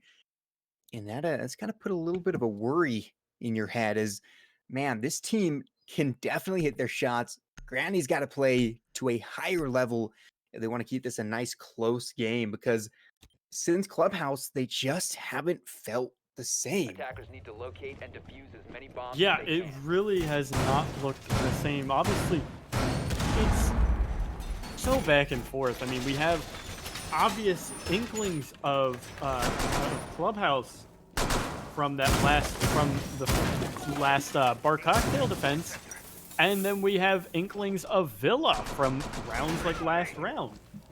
So it's very back and forth so far. We also, I mean, in technicality, I feel like Wonder may not have gotten he might have gotten a frag, but Seconds remaining. it's possible that he didn't just because he had no drones. 5 seconds. So in technicality, that is 2 flawless rounds back to back. We saw Attackers one have from located Granny the bomb. Frost Attackers' objective and one is to from defuse. Powerhouse. So we'll have to see now. And this is something too to point out. It is common now, or it has become more meta now, to give Freezer a little rotation stuff. Either rotation or footholds or what. A lot of teams really like to do that because no one really focuses the Freezer anymore. A lot of teams really realized you don't get as much control there, and it's more worth fighting through the front side if you can open up front of bakery. It's more worth getting that open because that will give you sightline through the entire site, whereas Freezer, you still have to fight out of that freezer box. You're already in the meat locker, man. It's just not a good place to start when you're trying to take a site. And Granny would definitely like to take this site. Right now, good droning happening. They want to get as much as possible starting to smash some of those floors as well. Give some good sight lines. Jarden here. Very nice name, waiting as well as Frank. All these guys are capable gunners, and that is what makes Powerhaus so potent inside. Will prove that as Rogley drops quickly. A nice headshot there to take him down. Beautiful job as now they're out on a... They do have the Maverick for a little bit of hard breaching, but things are going to get a little bit tougher. Now they want to start gaining control of that verticality, and you'll see that with a little bit of the sledge play. Some nades being tossed in, not going to do much at all. And over half the round has been wasted away, and they haven't gained all that much control. Yeah, in general, is not much has been gained. Working his way down these white stairs is Malice. He's going to be spotted on cam and swung on by the Alda. At least it's refragged right away by Trix, who himself is taking a gunfight, but a quick swing from Stoll picks up Cordell, and right back, Jarden's gonna pick up Stoll. It is back and forth, and this has been working wonders for Powerhaus. They're not losing this man count advantage regardless of any point. At best, Granny Frost has evened things out for 2 seconds, and then it's right back in favor of Powerhaus. Sophia's gonna tag up Matt down to half. The alibi has made it back into sight, though, and they're going to double push the castle here. What? That's insane that it didn't stun Frank there, but still went off in his face. He's not going to be stunned. He's going to hit a nice shot onto the head of Wonder, who is jumping through. It is up to Trix to swing into sight. He's looking for what picks he can, but they're impactless, and he's not even going to pick one up. Matt Bonger from behind secures the first back-to-back round for a team. It was back and forth, and now Powerhaus has linked 2 in a row, and maybe they can make this bar cocktail work defense, or this bar cocktail defense work this time around. And actually, just kidding, they're going mining and dining. Mining and dining, a sight that you really don't see too often, but you'll be seeing it here right now. Very, very cool. Once again, the kills are looking really good for Powerhaus. But even on the other side with the grannies, they're not looking too bad. They're all kind of evened out, but it's just a little bit sketchy. This is going to be the last round before the switch. So they've guaranteed at least a 4-2 half, but they would like to make it 3-3. If they can do that, they'd be in a great situation. And with mining dining, maybe this is a chance they need, because this really isn't a common sight that you'll see. I think I've seen it maybe 3 times when I've casted Cafe. Let's see what's going to happen here. Maybe they have a nice little ace up their sleeve to secure themselves another round here. So, could be very interesting, as this is quite the defensive setup. So the bombs have been found. No reinforces are going down on site at any point. And they're reinforcing the kitchen and the upstairs. I'm not sure what this is going to be. This is looking like okay, so it is a pulse downstairs, locking himself in towards the defense. Cordell has opted into the alibi this round. This is the 6 rounds of alibi, which is probably more alibi than I've casted ever before.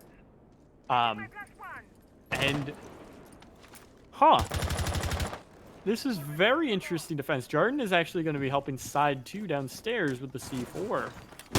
He's going to be playing around to defend his comrade on the pulse, and this could be a very interesting defense already. It very well could be. I'm still impressed with the dedication these guys have to keeping their alibi around. It's kind of funny. They love the man, or the whammon. Trix with a nice frag on a Jarden. That'll take down the mute. A nice start with a nice headshot from the Zofia. That's what you like to see. Last time on the last map, we saw every single opening kill go to Powerhaus. So see Granny getting a couple of those opening picks is good news for them. They want to be able to do that, and what a jump to provide a little bit of information on the location of Matt. Nade will go out. Is he going to find anybody? Not really. Crank taking a little bit of damage. He's going to be pushed down the white stairs. Trying to hold that as best he can. Twitch being brought out, another operator that you don't see too much of. It's a nice counter, though, to those pesky alibi prismas. And here's a frag for Bonger, but immediately refragged by Mouse onto Cardell. Another falls as Stoll goes down to Crank. Stoll really not performing as well as we've seen him before. Bonger going to take down Mouse. Another, his tricks will fall from Crank, and all of a sudden it's all upon Wonder in a really tough situation. What a drop shot, literally a drop shot as he falls to the hatch, taking down Side. Now it's a 1v2 for the Twitch. The F2, a fantastic weapon, but is it good enough? This is very winnable, but as I say that, it becomes unwinnable as Matt Bonger shows why he is so dominant. Beautiful shot to take down the Twitch. Yeah, this is very well done by Powerhaus here. They were able to definitely do work on a very interesting setup. I mean, they were playing very retakey and very refrag focused. So it is now the defense swap. We see Bar Cocktail picked up as power. Quick look at actually stats here. I mean, everything is pretty similar. I mean, there's 7 to 6 on the top and 2 fraggers on 3, while everyone on power is on 4, and the bottom frag for both teams is on 2 frags. So it's pretty even considering the score lines. The everything is very even right now, minus the round score, but this is right where Powerhaus has to kick it into overdrive, I think, to really win this one out, or it very well could turn the way of Clubhouse. Clubhouse is very similar to the attacks on, or rather, Cafe is very similar to the attacks on Clubhouse, in which they have to be extremely structured and well focused and very well put together, and we just weren't really fully seeing that on Clubhouse, whereas on Villa you can really focus a lot more on just full fragging, and that's what we saw from Powerhaus. They got every opening pick and they were super aggressive on it, but we'll have to see how this one then works out for them. We've got an alibi cam, or rather a Valkyrie cam thrown outdoors. Not going to find anything as Jarden with the pistol turning upside down is going to kill the Valkyrie who came flying out trying to get an early pick. And really, if you're Granny Frost, I think you have to take those shots as Rogley's going to even things out back on a Crank. I think you do have to take those shots, but that's still very aggressive from them. Yeah, they're definitely trying to assert their dominance at this point, but it'll cost the life of Trix. Good shot, though, from Rogue to take down Crank, as that'll even things out a little bit. The Ash dead and gone. Doesn't mean an extreme amount, but it is an off the floor. Cordell here, looking and watching. They don't have much of a presence here in Cigar, as Matt's going to be able to get a nice line of sight there. Rogue with a beautiful frag on the side, though. Cordell trying to chase someone down. Those bullets streaming right past them. And now it is a 4v3. Advantage does go to Granny, but we've seen how quickly it can turn around. Matt beginning a nice little push in. A lot of these guys. Oh, dang. Nice little tight line. Shots coming into Cordell. He'll take quite a bit of damage. But, oh, it's a shot. Oh, it's not a shotgun. I thought it was a shotgun, but it's actually the SMG from Stoll. A nice headshot, and there it is. Granny Frost win on round 7 after a 2-kill finish from Stoll. What a job. The man back at it with the mute. He has been doing work all 3 maps on this mute when he can, at least. He's doing pretty well for himself, as what now, once again, we are back and forth. Kitchen service is opted into here, and we're going to see what Powerhaus wants to do here. And that was a very solid round from Granny Frost, and it was very one-sided, it felt, because even though outside of the run out, which you kind of expect to die for anyway, it's just a shame that there technically wasn't anything gained from the run out itself. It was just the refrag from Rick, or from Rogley. That's a very interesting shield, which I'm... What? They open the hatch, and that's the shield. So this is already very interesting. I'm not totally sure what defense we're looking at, as I cut off my own point, which doesn't really matter anymore. We don't normally ever see this hatch opened up. It's always reinforced. So Granny Frost really has something cooking up here in the kitchen. Well, we all love Granny's cooking, right? So let's see exactly what's in it. Oh boy. Yeah, interesting. You don't see that often, but when you do, it's Granny Frost playing, apparently. Let's see what they do here. Yeah, very, very interesting shield positioning as well. These guys have a plan. The question is the plan good enough? Turn that fan off. They don't need any air circulation here. Round 8 coming up. They want to tie things here, and that would be huge for them. Still over 2 minutes to go. The nice setup coming. They want to drone out, get as much info as possible, know where everybody's at. And, well, you do have the Vigil chilling in the train museum. That's where I loved to chill back when I was a noob, and already he's going to be pressured. Beautiful shot from Matt as he cannot lose these fights. Takes down Mouse, and will be moving on Rogley down at literally 1 HP. What is with Granny and going to 1 HP? It's absolutely insane the amount of times we've seen these guys so low. Yeah, that's the thing too. Powerhaus is not able to really finish out these kills.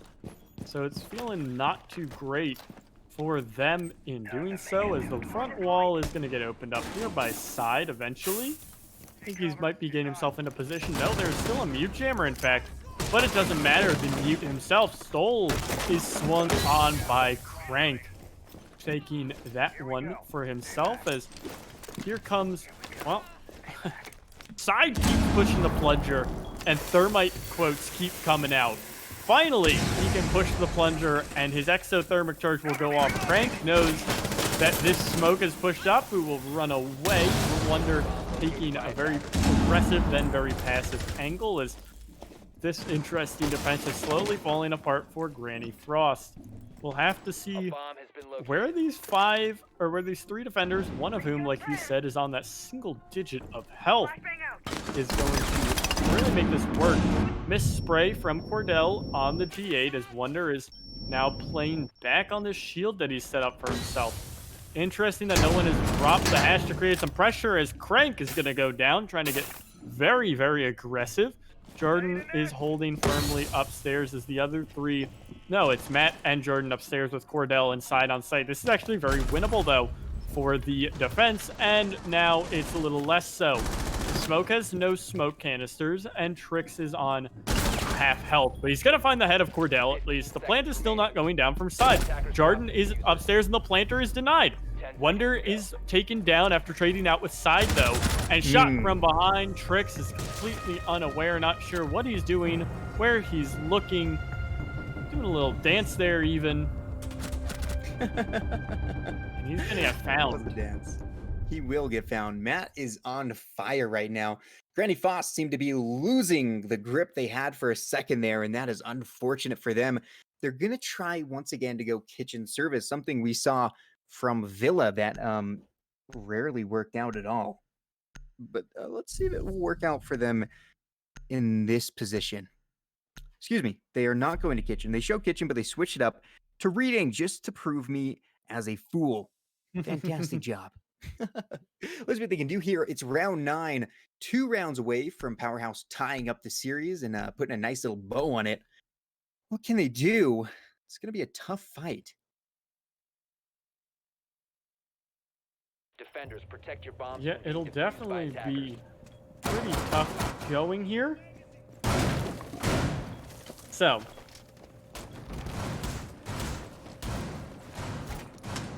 currently, back up. No, this is reading Fireplace. I got a little confused for a second. As we are going really back and forth with these frags. It was opening frags have just been all over the place for this one, and Seconds remaining. it is feeling a lot more like Clubhouse. So 5 seconds left.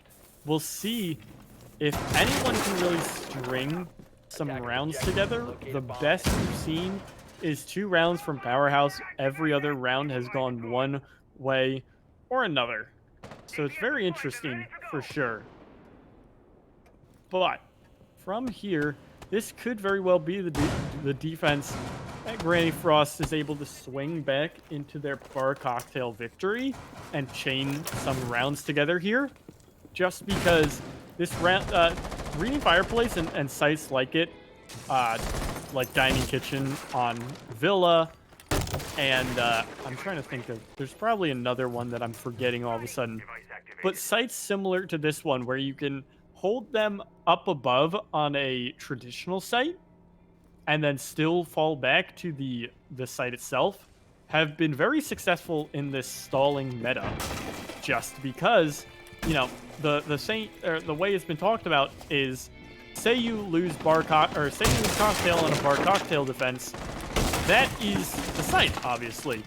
If you lose cocktail on a Reading Fireplace defense, it's not at all the end of the world, just because you have the site down below and you still probably wasted half the round. As we already see, that half the round worked away. There's some Powerhouse has gained some control, but not a massive amount. No, they are trying to push their way through, but they've still got 5 guys on Granny to chew through. However, we've seen it before. That can happen extremely quickly. We'll start off almost with 1, but instead it's Trix will survive once again with a sliver of HP. These guys, and surviving is fantastic. Trix cannot stop. He's on a triple kill. Headshot after headshot will ring out as he just can't be stopped. That puts these guys in a 5v2 situation. Looks very winnable. Make that a 4v2 after the legs will be spotted by Cordell. Another kill comes out by Jarden, evening things out just a little bit more. Still, advantage does go to Granny, but it's winnable by Powerhouse. We'll see if that can come out. They're gonna have to do a lot of work, especially as the time begins to tick softly down. Cordell chilling, ready to go. He's taken down 1 person already who is in that hallway looking for more. Trix with a quad kill. He could go for the ace here. Someone give it to him. He's going to be hunting for Cordell. Can he find him? Is a great question. Looks like that's the Maestro ready to peek, and he will be taken down, but it is Mouse who will deny the ace. That's okay. They took a nice quad kill for Trix, and a good job to finish around, putting themselves a little bit closer and a little bit of a nicer game coming into round 10. It's could go either way. Still, they have to catch up, but they've been doing pretty well on defense right now. They need to do everything they can here on this bar cocktail to try to tie it up for round 11 being a 5-5 matchup. So all things considered, if you look at every round the same way that it has gone, it's very much so looking like we're headed to OT, because if you transplant the way that these rounds go each time, Bar Cocktail and Reading Fireplace go the way of Granny, and Powerhouse snags Kitchen. So that sets us up at 6-6, another 4-2 half for the defense. So either Granny really has to step it up on that Kitchen defense, or Powerhouse has to pick it up on these next 2 defenses specifically, because these next 2 are the big key ones, because this is the first time Bar Cocktail has opened up since the first defensive round, and it will be the first time that Reading Fireplace opens up on that final, or rather, they get these 2 rounds of Bar Cocktail to work before they can get into that Reading Fireplace. So you really want to pick up at least one of these next 2 rounds to secure OT, if not obviously the next 2, and just not even tempt fate with OT. So it would be a very nice start to the season. feeling too for Powerhouse to opt in here, or rather get a win out here. Rogley is going to get in a small engagement as he might just go flying out here on the thermite. Oh, now the IQ's coming up, and no, he's found the head of Crank. Rogley finds that baseball cap, not even looking up at him, and that is a good start for Granny Frost, who is on the behind on this map, and then it's thrown away. Yeah, that was unfortunate. That Twitch was ready for him. Beautiful shot by Trix. They've adopted the alibi strat. And it's to be working out pretty well. That MX4 Storm. You don't say it often, but it is a pretty solid weapon. Got some nice fire rate, and well, it can definitely hit the head of Matt Bonger. So it's a 4v3 situation. Cordell has been a pretty solid piece since this game began, and he's looking to do some more work as well, taking out a little bit of that utility. Jarden as well, coming in here, ready to make a move. He's pushing deep into Cigar Lounge, straight up rushing all of it, taking down that beautiful utility, just as Side takes down Mouse in return. However, Jarden very low in HP now. It's a 3v3 with Jarden under 25. This could go either way. Still quite a bit of time for the offense to figure something out, and Stoll is waiting, ready to go. You know him with his shotguns. It could be extremely effective. Wonder on White Stairs as well, perched and prepared for action. The time is ticking. What can Powerhouse do here? They really have to do the most, I think, as now they're losing out on their initial lead. It was looking kind of good for, well, actually, no, they've evened things out, rather. It was Granny Frost who's losing out on their initial lead. They still have Jarden very low, as well as Cordell is on a finicky weapon in that F2, which did work before, but now the lead is back in Granny's favor. They have now Diffuser in their control. Jarden just on a sliver of HP. Trix is going to finish things off. We are 5-5. Staring down the barrel of OT. Unless Absolutely. Kitchen Service can go the way of Granny Frost. Wow. Yeah, this is one of my favorite rounds here. Round 11 tends to be so exciting because one team is going to be able to take the chance to win the game without going to OT. Someone's going to put themselves on match point in their favor. Who's that going to be? Well, I don't know. That's why we're here. We want to find out, but Granny Frost have been looking pretty strong the last couple of defenses. In fact, so far they've only lost one. However, Cherish, that last one was on Kitchen.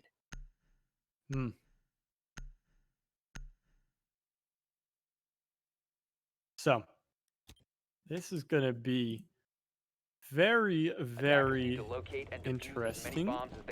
Could look, this could go sideways, but this defense is looking a little bit different operator-wise than what we saw previously. I don't think we saw the Vigil, and I know we didn't see the Bandit. We saw Mute instead alongside of Smoke. This time we've brought out the Maestro. As no, it does look like Granny Frost is going to be pulling out mostly the same strat. They're opening up the, they're reinforcing the upstairs hatch on the 3rd floor above the train room. And can you check really fast if the dining hatch is open? It is not, but it's not reinforced either. Indeed. That is very interesting. Yes, it is. Something, I know KD isn't everything, but interestingly enough, Granny and her squad of teammates, all but one are above a 1.0 KD, while on the other hand, only Matt Bonger has succeeded in being positive. And that might mean something. I'm not sure what, but it could be a clue. Does Granny Frost have the advantage here? Who knows? But Powerhouse is a powerhouse, and they've shown it time and time again. already taking control of Bakery. They want to move in pretty dang quickly. Crank is making short work of those bandit batteries. Rogley is looking on angrily as the Thermite will open up the wall. He's so desperately defended, he'll be pushed away. And already Stoll's going to take a kill into Matt. That's one of their top fraggers. Actually, that is their top fragger, dead. Unfortunate beginnings for Powerhouse on round 11. Yeah, that is pivotal. That is one of the top fraggers, like you mentioned, going down. And not really with much to gain. Stoll left on full HP, and the wall was opened up at least. Rogue's taken a little bit of damage and been forced off of that. But Side has also taken a bit of damage himself. They still don't know where Stoll is until now. Just kidding. He has been found by Jordan, and this is looking much better for Powerhouse. They have a minute and a half to really work this defense and find whatever peaks come out from Granny Frost and just slowly work their way in here. They have a lot of pressure in a lot of time. So the push is going to start to work in from Cordell. Slowly going through things. Very slowly. Very cautiously. No one's upstairs pushing. Actually, I think that was Wonder upstairs pushing forward. But Crank and Cordell are going to open things up. There's going to be the plant coming down. At least Trix is going to pick up one. And Wonder picks up one as well. The pistol comes out from Crank to win that one out as Wonder picks up Crank there. It's all up to Side, who's going to hit the headshot on Wonder. Wonder completely unaware of where Side was rotating through. That was a lot of closer than it should have been. But the rush out works for Powerhouse. And they are up 6-5 here. Dang. So Powerhouse is going to be able to take that match point favor. And for the match to begin one more time real quick, let me bug you about this July 12th tournament series. That's tomorrow, guys. So don't forget to tune in. It'll be starting at 2 p.m. CST. And if you want to play in it, you still have a chance until it looks like 10 tonight. CST, once again, $5 entry free. Get your squad together and go have some fun tomorrow. Going to be a great day. $100 prize pool. That is over a 200% increase of money right there. Sounds like a great deal to me. So it's up to you, though. Match point here. Powerhouse looking real good. Going to be tough. Overtime is going to be secured by one single round, but the game could also be secured by one single round. A lot of pressure on both teams to either keep it in or end it here. So, this is pretty big for Granny Frost. I mean, it is big for both sides, obviously. This is where Granny Frost really has to pick it up, or Powerhouse has to solidify it. So, reading Fireplace. The last time we saw this, it was very solidly in favor of Granny Frost. They look very aggressive, and we're getting a lot of picks, specifically from, I believe it was Trix, that was on the Jaeger as well that round. An interesting thing is that this is the first round of Capital that we've seen played. We saw a total of 20 rounds before this that did not feature the Brazilian attacker. And now we'll finally see him, especially considering that Wamai is banned. And oh, this could be rough. They are definitely prepping for a rush into this site. Everyone is in the right positions for it. And yep, here it comes. Oh, just do it, Jordan. Sledge open this door. They're going to go slamming on in.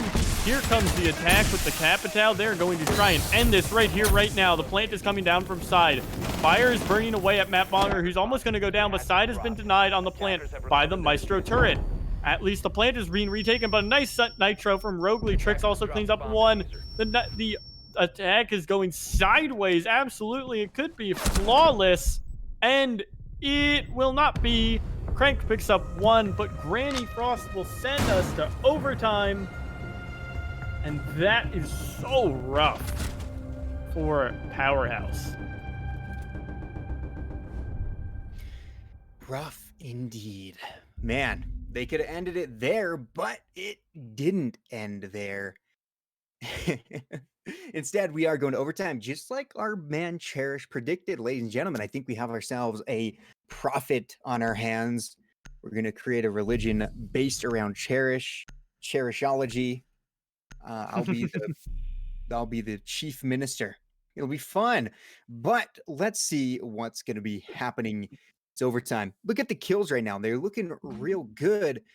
But gosh, this is a great game. You saw both teams have their own respective fantastic games. And now here we are at what is closing in on to be a very tight Attackers need to and for locate one and team, defuse bitter bombs. end for the others. It'll be glory. You won a game, you did great, and you're able to succeed and feel good about it. Let's see what happens. This is going to be another chance to defend. Looks like they're going, once again, to the same site. They want to go reading. Well, let's see if it's going to work out for them.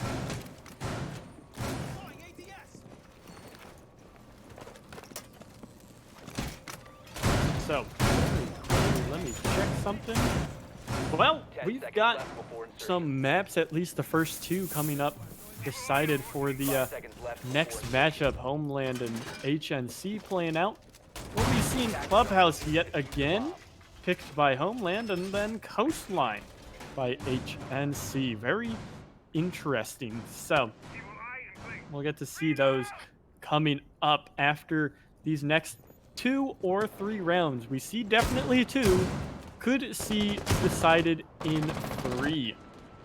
But for now, it is focused fully on this one. Powerhouse is on the attack, and reading Fireplace is the option for the defense, which is a smart call, especially considering how well both these defenses worked out for them. Sure, one was a rush, and the other was not, or at least the other was not. And that one that wasn't a rush was Trix absolutely rolling the attack. So, it feels really good for Granny Frost here, as the sledge is coming to a weird, indestructible soft wall that's just bugging out. But, aside from that, you'll see a lot of fast pressure coming out here from the attack. Stole's going to take a little bit of damage, but not go down just yet, as it will be a lot of sledging going on. He is doing some nice open concept remodeling. I think you could put a nice, I don't know, maybe an island there, have some snacks for the kids. Cordell taking quite a bit of damage. They're really sticking to this Twitch, even though there is no longer the alibi, which kind of prodded her out in the first place. Trix has gone down. He'll be revived. No, he won't be. No one's going to get revived if Crank plays like this. Headshot to Stole, beautiful job. And now it's upon Wonder, Rogley, and Mouse to secure some kills, because they really do need to at this point. It's not looking good for them. Powerhouse are on fire. Through the slats, someone will be spotted. Will the shots rain true? Not looking like as of yet. Some good vertical control will be established though, as Jarden smashes his way through the floor. That's gonna do a lot of work. Mouse with a great kill onto Jarden, but will that be enough? Maybe, as things are getting a little bit closer. No more vertical control as Mouse takes another. Matt Bonger goes down. Crankover gets a refrag. The Ash doing some work. And now with 40 seconds on the clock, another kill from Rogley. What a shot. 2v2. And this could be big. Randy really would like to take a 7-6 lead, but Powerhouse would like it even more. They've worked hard for this win, and now it's all upon side as Cordell was taken down by Rogley. This could end any second, and with just a few moments left on the timer, the plant must go down, and it is going down. It looks like it'll be stuck. It will indeed, and now it's taken down immediately. A good try, but it'll go to Granny.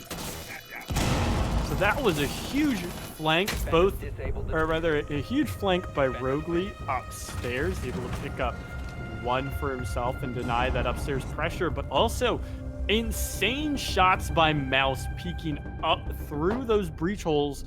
Very tough to get those kills, especially with the nice one that he hit onto the sledge. Really single-handedly winning the round, as Rogley really just hacked onto it after Mouse fell. So, with that, Kitchen Service is opted into here by the defense of Powerhouse. And again, another alibi round from them. There's 7 rounds played on defense, 7 rounds with alibis. So they're really uh they really are using this as that Lamai count swap pick, which is very interesting. It's nice to see her getting a lot of play, but not all that much Defenders, use. protect your Matt's bombs just and been defused by doing attackers. well with that very nice feeling MX4 Storm of hers. And so far, I mean, fragging totals, we very well could see everyone on Granny Frost after this round hit double digits. On the side of Powerhouse, that is not possible because after this round, it's not possible. Side and Cordell need 5 together, and Jarden needs 5 on his own. So, in some capacity over the next 2 rounds, the 3 of them need to be the only ones fragging. And with how Matt and Crank have been playing out this series, I don't see that really happening. On the other side of things, Stoll needs 1 and Wonder 2. So it could be interesting to see, even in OT games like this, long OT games, I've seen, I think, everyone hit double digits twice, maybe, in my, 6 or 7 months of casting. So it could be very interesting to see, I think, and show how well spread out this team is in terms of fragging and how comfortable they all are. Because, I mean, you're used to teams like Powerhouse where, I'll have to cut that off. Powerhouse jumping on out. Cordell able to pick up 2. This is a huge find for him, as he's going to take I think a prox alarm with him for a split second. But doesn't matter. Half health and 2 frags in. It's going to be rough going for Granny Frost now. Yeah, man, I'm smelling myself in a maximum overtime game. Getting pretty hot and heated here. Granny Frost have a lot of ground to make up, but they want to end it here after just a fantastic send from Cordell. Like you said, picked up 2 and then was able to escape relatively alive with under 50 HP. Did a good job, and now, oh man, when you're attacking with less players than the other team, it can be very tough, as they can really just hold every angle possible, it seems like, and Tricks could easily go down here. The same with Stolen. Now they're going to do so much work, and time is going to start running out fairly quickly. Already half the round gone. This is going to be a tough one for Granny, and I definitely think we're going to go see a maximum overtime, the furthest you can get in Siege. But who knows? Maybe Granny pulls something off here, but it's going to be tough for them. That's for sure. So, yeah, Matt going to clean up Tricks. It's just Stoll and Mouse against the world, it feels like. Very interesting that they're still full sending this round. Well, Mouse is going to find Side at least and not find the second on Cordell, who has 3 on the round. Jordan cleans up 1 as well. That is a very one-sided Powerhouse round. As now, gonna see a 15th round decided here and now. It ends tonight, Cherish. This will be it. The last round. Within a couple of minutes, we have someone will walk away with a win. The other person, not a win. And that'll be sad for them. 7-7. Both teams have fought so valiantly before. A score of 7 has won them a map. This time, 7's just not good enough. Wow, the kills on the teams are looking fantastic. Like you mentioned, both are doing very well. Yet, it is not over until it is over. Here we go. Trick stealing the alibi. They love the alibi. It's so fun to watch how often the alibi has been picked. Defenders, Yeah, protect your for bombs sure. and And I mean, defused by attackers. well, this is now probably like 9 or 10 rounds that we've seen it. And again, like I said, I've seen it maybe like even considering collegiate, where operator picks are very lenient. I think I then would have seen the same amount in my career in just this one map. So, very interesting to see a lot of alibi play.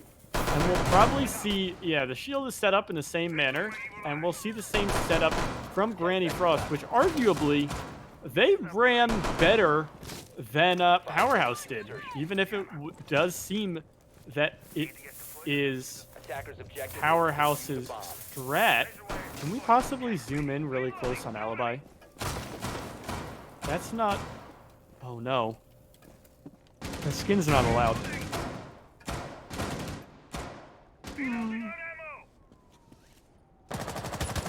So, we'll see if the teams do call this, but... I mean, well, further into the round, we're seeing Side on the Maverick instead of his previous thermite duty. Very nice. It's very flexible, I think, to run the Maverick more than a thermite, especially with the constant wow, I forgot his name all of a sudden. Bandit arcade play. True indeed. Something of interest we might want to notice is Granny Frost have been really good on this site. Bar Cocktail, even when they were on the attack, I don't think they've lost a single Bar Cocktail attack or defense, which is looking pretty good for them. However, maybe that means they're due up. Learned about this in sociology class. That's actually a false thing. Just because you feel like something's due up doesn't mean it has more of a chance of happening. Some big brain right there. But Powerhouse could easily swing this one. It could go both ways. Granny Frost have been really good on this site, but Powerhouse, such a great team, and they definitely want it more than anything. You can see it in the way they're playing. It's a tense fight. It's a big matchup, and it ends in less than a minute and 10 seconds. Boom! First kill goes out to Crank as Stoll goes down. Rogue dropped as well. Not a great start of your Granny. Rogue's going to be maybe picked up, maybe finished off. We'll have to see if he's in a safe spot. Looks like they're going to attempt it. The time is beginning to drain out. Rogue's back up at 20 HP. Not a lot, as Side is now beginning to torch open that wall. They need to get some picks here, and Jardin almost falls there. Takes a whole lot of damage, but he's still up and at him. Time, however, is of the essence. This wall burning is so messy from Side, and this could be bad for Powerhouse. They're gonna have to funnel into doorways here and hallways. There's no openings for them to get into sight because of Side. So the first, there's a C4 playing from below and the Alda in play as well. Trix is gonna start off the melee as the plant is coming down. And Matt Bonger is going to be able to pick up Rolly, but not able to deny the plant. No, it's from below that it's denied. It has to be a frag, and Wonder is down below. The plant is not started. No, it is by Matt.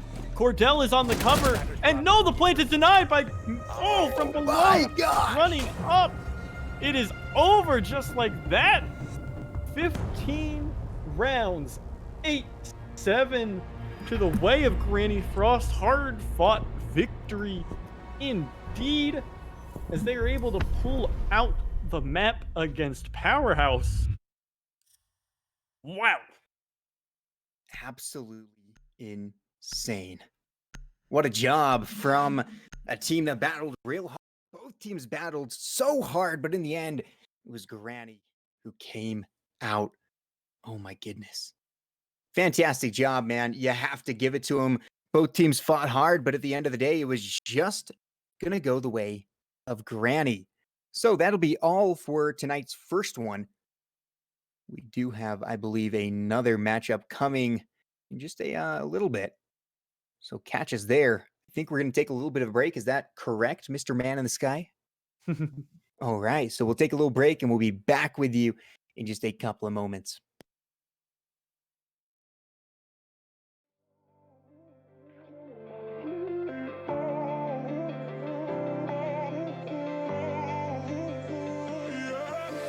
Ain't no love like real love, but it goes so fast.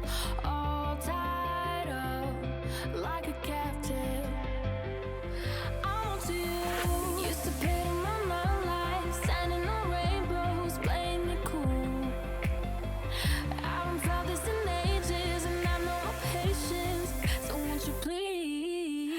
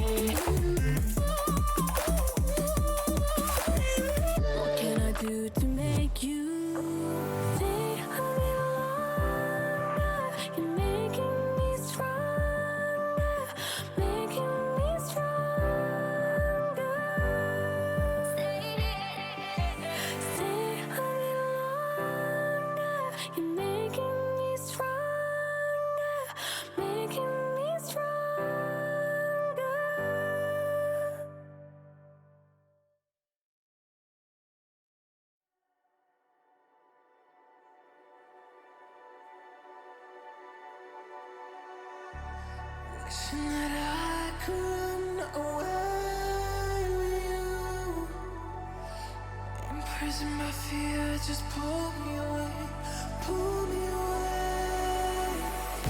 Secret fantasies of me. Will they ever see the light of day, light of day? I don't know where you are, but I will find you. I will find you.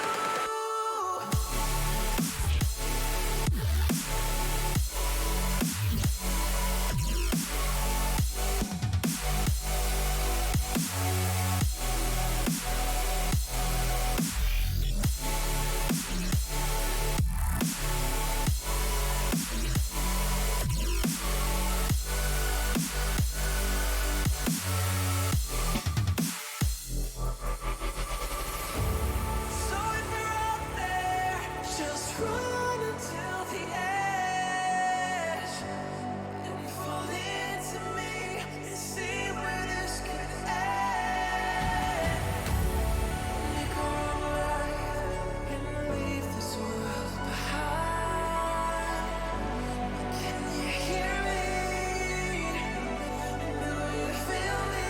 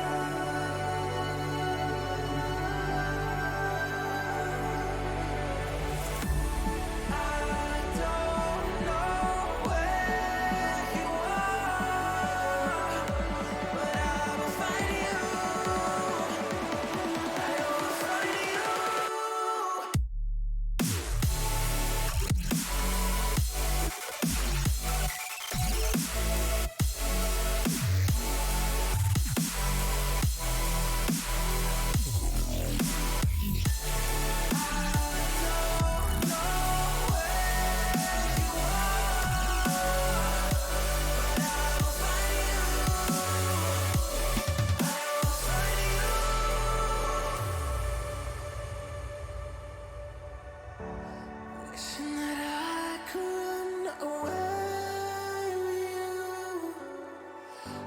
Imprisoned by fear, just pull me away, pull me away. Secret fantasies of me. Will they ever see the light of day, light of day?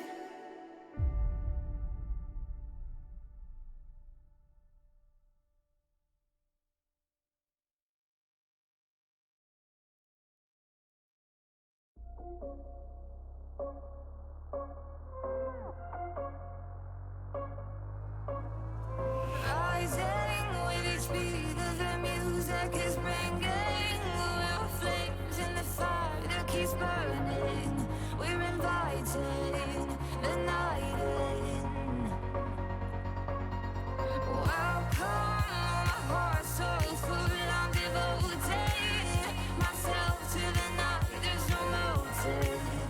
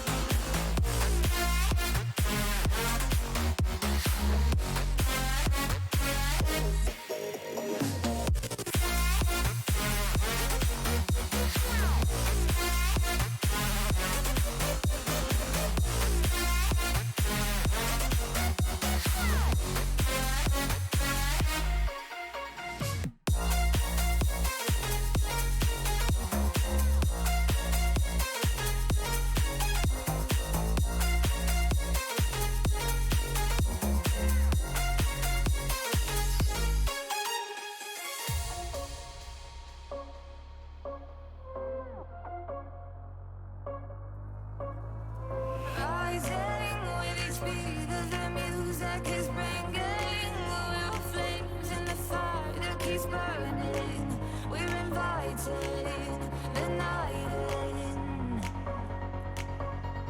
Welcome, my heart's so full, I'm devoting myself to the night. There's no motive, we're just listening, we're existing.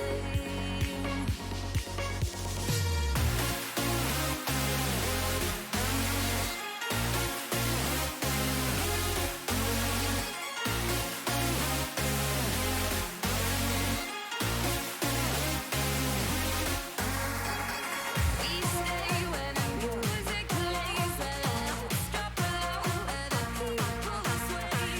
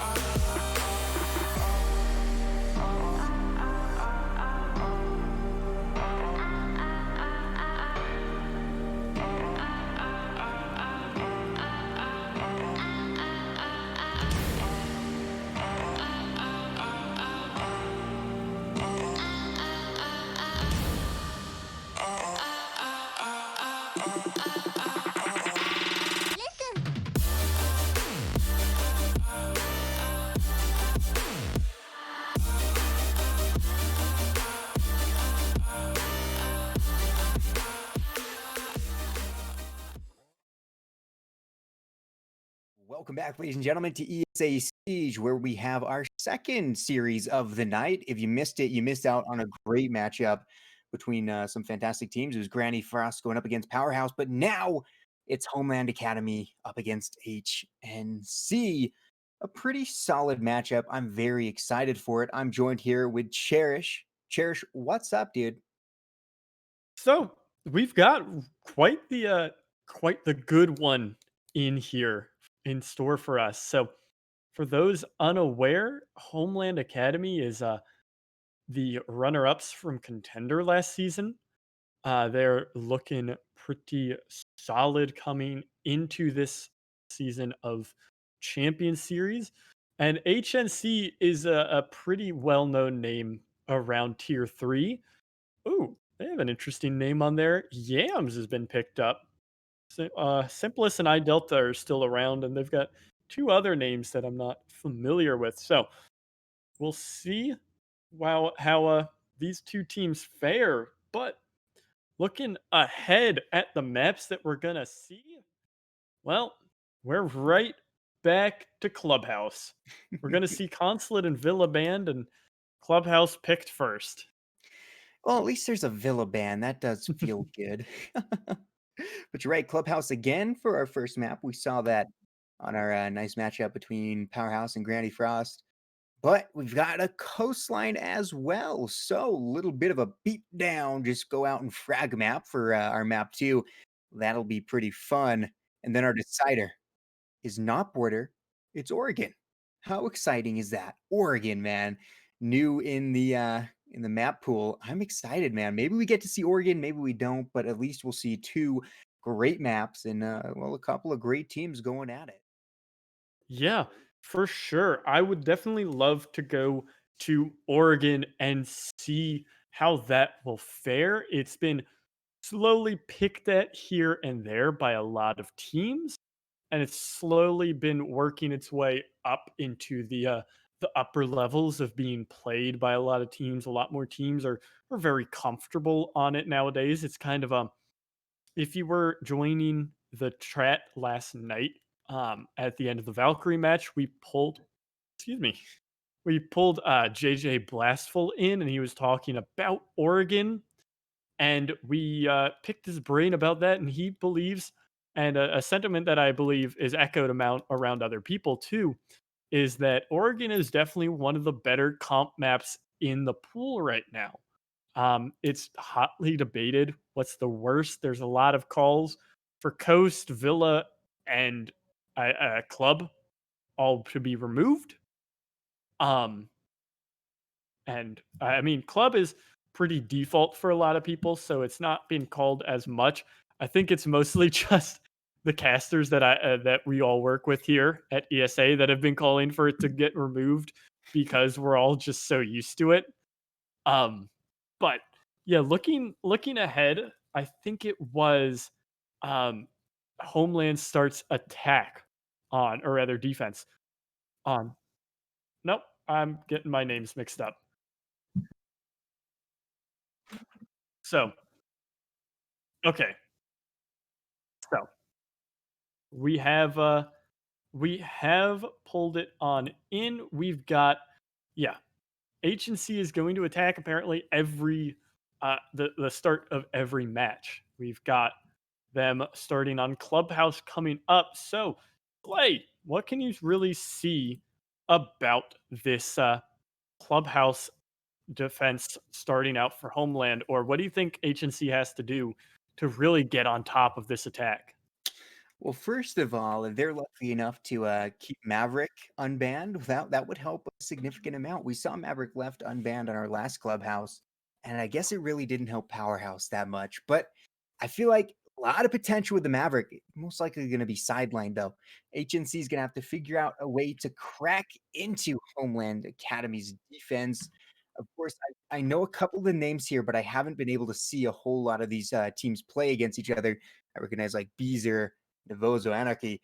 So I don't really know what to expect. Kind of like I guess 1v1 mono e mono between players, but it's gonna have to be a good showing by HNC. They really want to be able to crack in there. There are a couple of sites that can be tough, but they do it well. They could definitely get themselves an early lead, even on the attack. Yeah, it really could be big here. So we still are waiting on some ready ups, but I mean, hmm, we did see before that there is um, the possibility that like an operator like Maverick makes it through, which I definitely think HNC would do well with, but it could potentially. I mean, we just could probably just see Thatcher and Mav dropped Mm. out. So we'll have to see then how this ban phase is really going to shape up, because that could be a big thing for this matchup. And something also that I have been reminded of by the players themselves from Homeland. There's a little switch up maybe from the last time we saw them as Beezer and I believe it was Anarchy have swapped roles, or maybe it's Beezer and Exile. The point is, Beezer went from a fragging role to hard support now. And so we'll see if this newer-ish Homeland is going to work the same or not. Very, very interesting. Now that band, we'll see if he's followed up by his good friend Maverick. They've had a lot of time to just kind of sit together on the sideline, watching the rest of their friends play around. And I wonder what they've been talking about. There's probably a lot to discuss in the world of Siege. Who it'll be? No, it's a Capitao. So that leaves the Maverick up. Cap is gonna say so long and good night. They left up the Maverick. Do you think that is a pretty bold move there? Because eventually HNC is going to have to be on defense. And will they pay the price of leaving Maverick up? Yep, Maverick up is very interesting, as is a Valkyrie ban. So, as I have to go ahead and write down and prep up my stats thing right now, because I didn't do that beforehand. Probably seen a Mira. There it is. So, Thatcher Mira, pretty standard. Capitao, pretty standard. The Valkyrie, while standard, is very nice to see on, or very interesting to see on Clubhouse, just because we don't really see that operator have a absolute rampage of a time. She still does pretty well, obviously. Just more info, the better. And, ooh, well, we've got a roam strat. Beezer's gonna swap to Vigil. Yep. Oh, it's the full SSG roam. Oh, what are the chances of it working well? I know, I think you and I specifically have mentioned it before. We really like to talk about the the unlikeliness, or rather the lack of a likelihood that these defenses work out fantastically. Just because if it works at the highest level, it doesn't always work at this level. We'll have to see how HLA is going to run it. They have all the necessary pieces, all the working pieces in order. They do have everything from the castle to the Legion that gets to sit down on site. Anarchy is zooming his way around, putting up as many barricades as he can. There are jammers and Mozzie pests everywhere. Eric is going to work his way on this dirt tunnel, most likely, just to get an opening already. But the rest of HLA, or rather on HLA, they are going to be very obnoxious here, as best as they can be. Indeed.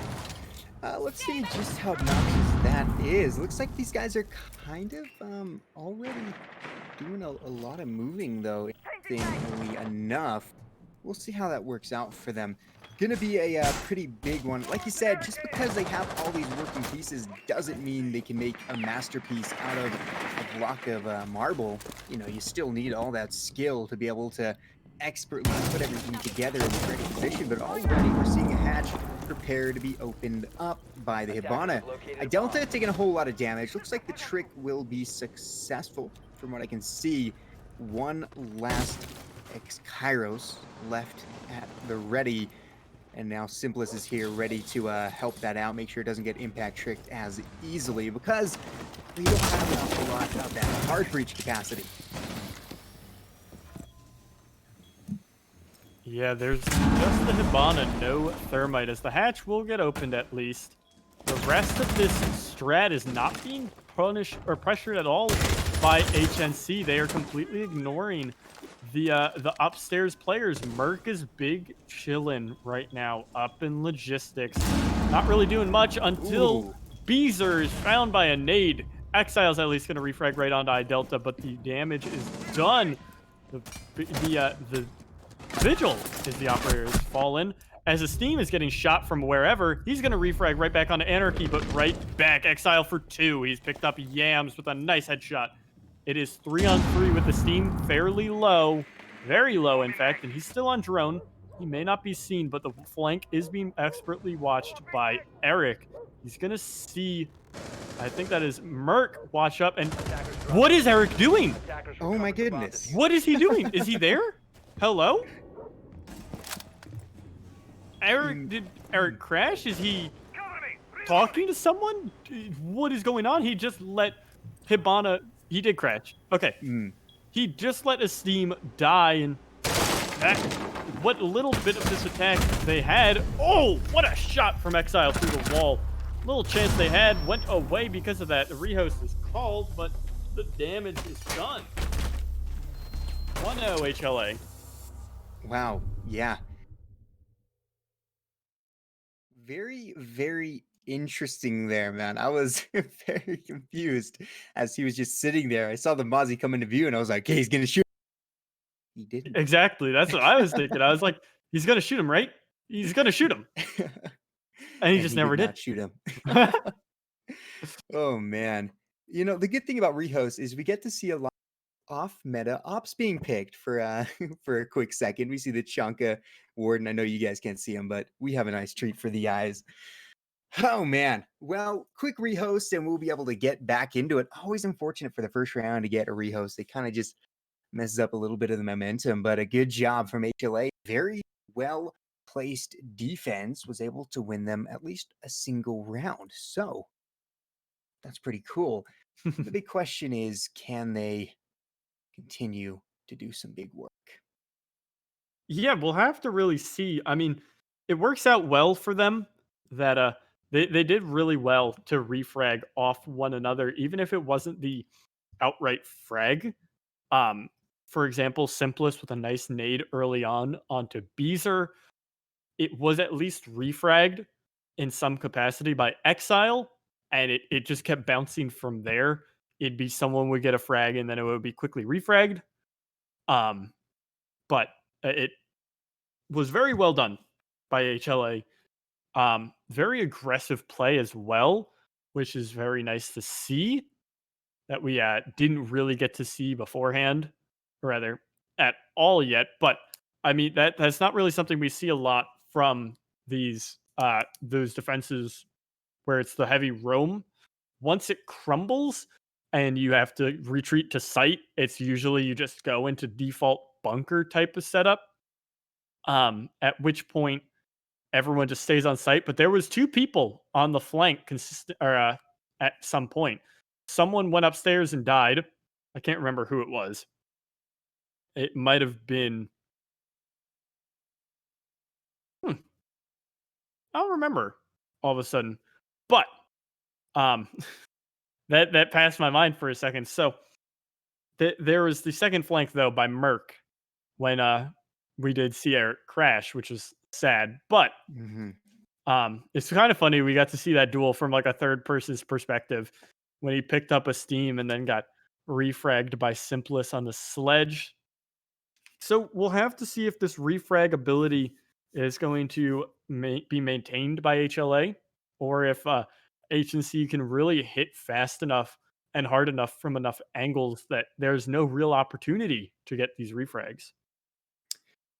Yeah, man, that's gonna be interesting. I just realized I'm gonna have a lovely time with the amount of H's in these guys' names. HLA, HNC. Really got to be focusing here. So hopefully we'll be able to get back in real quick on the ball, ready to go. But from what we saw, I mean, I think we're in for a good matchup. This is going to be fun. Everyone has at least returned to the lobby. The R's are beginning to come out. And looks like in just a couple of seconds, we're headed right back into our matchup, which is very, very exciting. Whew, here we go. So it's going to be this.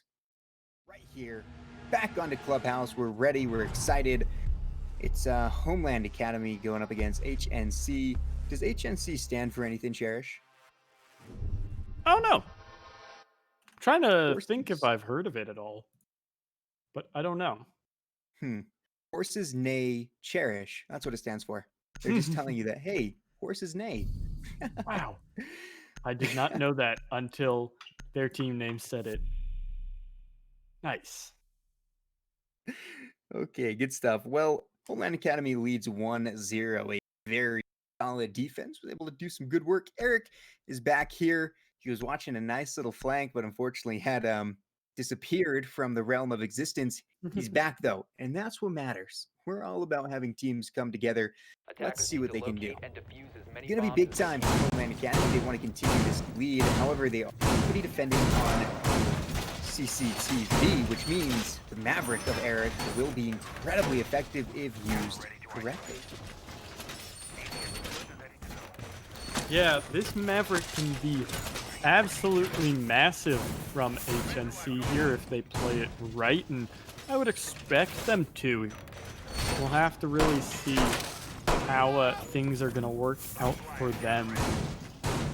But coming up here, there's no standard denier in the case of a bandit, which is interesting because, I mean, not really in the same time, just because there's no point to bandit trick. Excuse me, there's no point to bandit trick if the Maverick is up, just because he'll burn you away. So we'll see Eric get to work on that right away. There's no real interesting operators. I mean, Nevozo is on the dock, like, as that we usually see. And I mean, it's just pretty standard operators, pretty standard positions. Just really, there's no reason to, if it ain't broke, don't fix it. And there's not been any obscenely solid or obscenely strong defensive setup that has come out on CC and Cash yet that everyone has quickly adopted. So everything is the same as usual. It is indeed. We do have a nice kind of two-pronged push here. You've got Simplus and Yams over coming in from that other direction by the bedroom. Here's Yams moving in, getting a nice little drone out. Want to get as much info as possible. Mute going to be limiting that information as always. Mute is very good at doing that. However, a nice little spot out by Eric's drone will give some callouts to the team. I think they're priming up here. They're getting ready to make a big attack. And they still have half the round to do so. Beezer launches a beautiful C4, takes out Yams. What a job. What a toss. And that'll put him down a man already. Unfortunate is they're going to have to fight back from that. Yeah, Eric is holding in a position too right now where Nevozo can't really do much to threaten, as Yams, like you said, was taken down. That Mute Jammer is holding firm on the wall, and it's not going to be destroyed just yet. So, we're going to see how Simplus is going to deal with it. I think he's just going to nade over, and it's too deep. No, it's not. Just kidding. Shrapnel will open that one up, and now the wall on the backside is going to be open. This is where attacks start to get very good, and the defenses get very messy. Nevo, though, finds iDelta on the AC window, and that is a good pickup for the dock. That's a lot of pressure instantaneously relieved. Merc is just waiting, and he has a default cam still up. He knows where Eric is right now. He can make calls the whole way. Eric is still going to swing out and get a nice frag onto the dock. But 15 seconds left, and the gas canisters are holding out. The defuse is down on the ground. Eric has been taken out by Anarchy, and it's all over as the sledge is picked up by Merc. Exile head down to Steam, and that is a second round here for HLA. Wow. Homeland doing a great job there. Imagine leaving cams up. That is incredible. A little bit of an oversight there. And that definitely might have given them a real big advantage. HNC seem to be a little bit shaky right now. They need to try to get their foot in the door and not get exploded by Beezer and his beautifully placed C4. Look at this. Everyone on Homeland has at least one kill. That's Team pretty... Ace. Team Team Ace. Absolutely. So pretty standard setup coming out on Gym Bedroom. Do you happen by chance to remember like what the Attackers Gym need to Bedroom locate meta and defuse was bombs. before the everyone started extending over into CC? I don't, man. I'm a fairly newer Siege player in general, so Okay. I barely know about any Because other places. it I don't know. I know it wasn't like this, but like it just feels like as old as time. You were just it just feels like as old as time. You kind of always would work over there. 10 seconds left. I remember.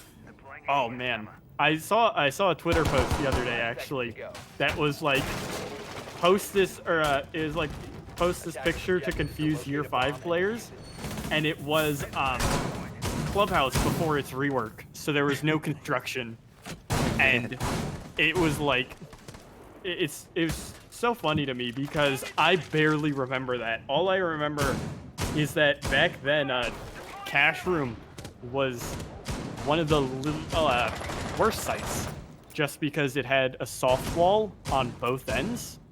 The construction wall was now, like where that doorway is, was now soft wall. That was awful to defend. So you kind of would go Church Arsenal, which was like de facto believed to be the best site in the entire game. And then after that, you're kind of like, well, I'm out of ideas. Just because Gym Bedroom and Church and Cash Room were kind of bad. Yeah, man. Siege having adapted so far over the years. Oh, it's beautiful. And, already, these guys are getting pretty good at pushing on in. Look at this.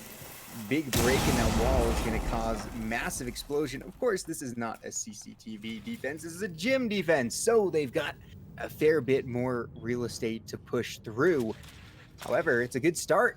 We have got these guys loaded out, and look at the entire squad all there. It's a very pretty sight. The team is beautiful. However, Exile from Homeland Academy is ready to go, but he's shut down by Delta. What a shot.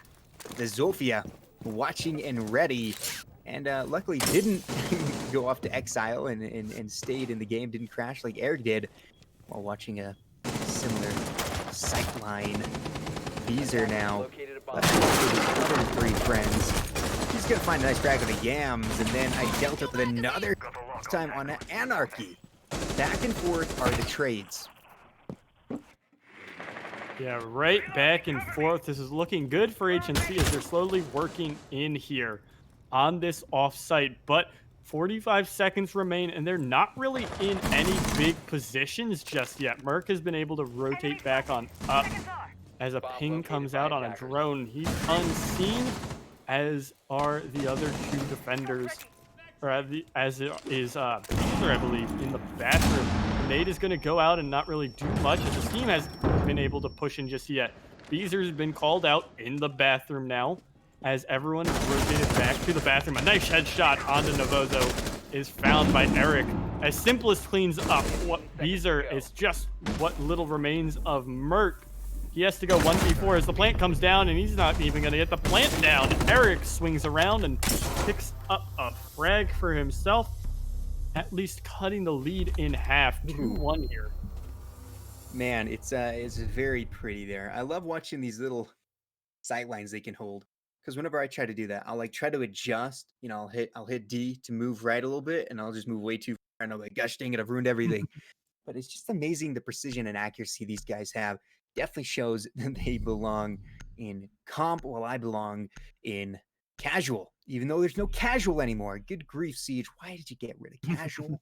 I'll never know. But a good win from HNC will provide ample respect by the rest of their teammates. They're like, nice job, guys. We did it. Let's keep it going. They have a chance now to catch up, tie up, and we'll just about do everything they can to make sure this is a nice close game here with Homeland. Let's see if they can do it. Attackers need to locate and defuse as many bombs as they can. So, from here back to the basement and a much more standard defensive setup very nice to see from HLA is a buck is being picked up as well from Yams.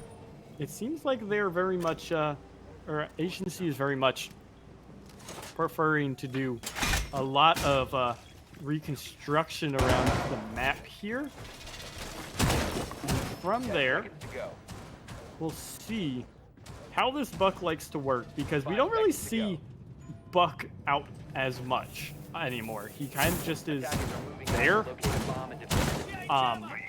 It's not really an operator that we see anymore, just because of the loss of nades was so massive Attackers for bomb him. diffuser has been dropped. And Attackers with recover the that, bomb I mean, diffuser. his play rate dropped significantly. We just see Sledge nowadays, and that just shows.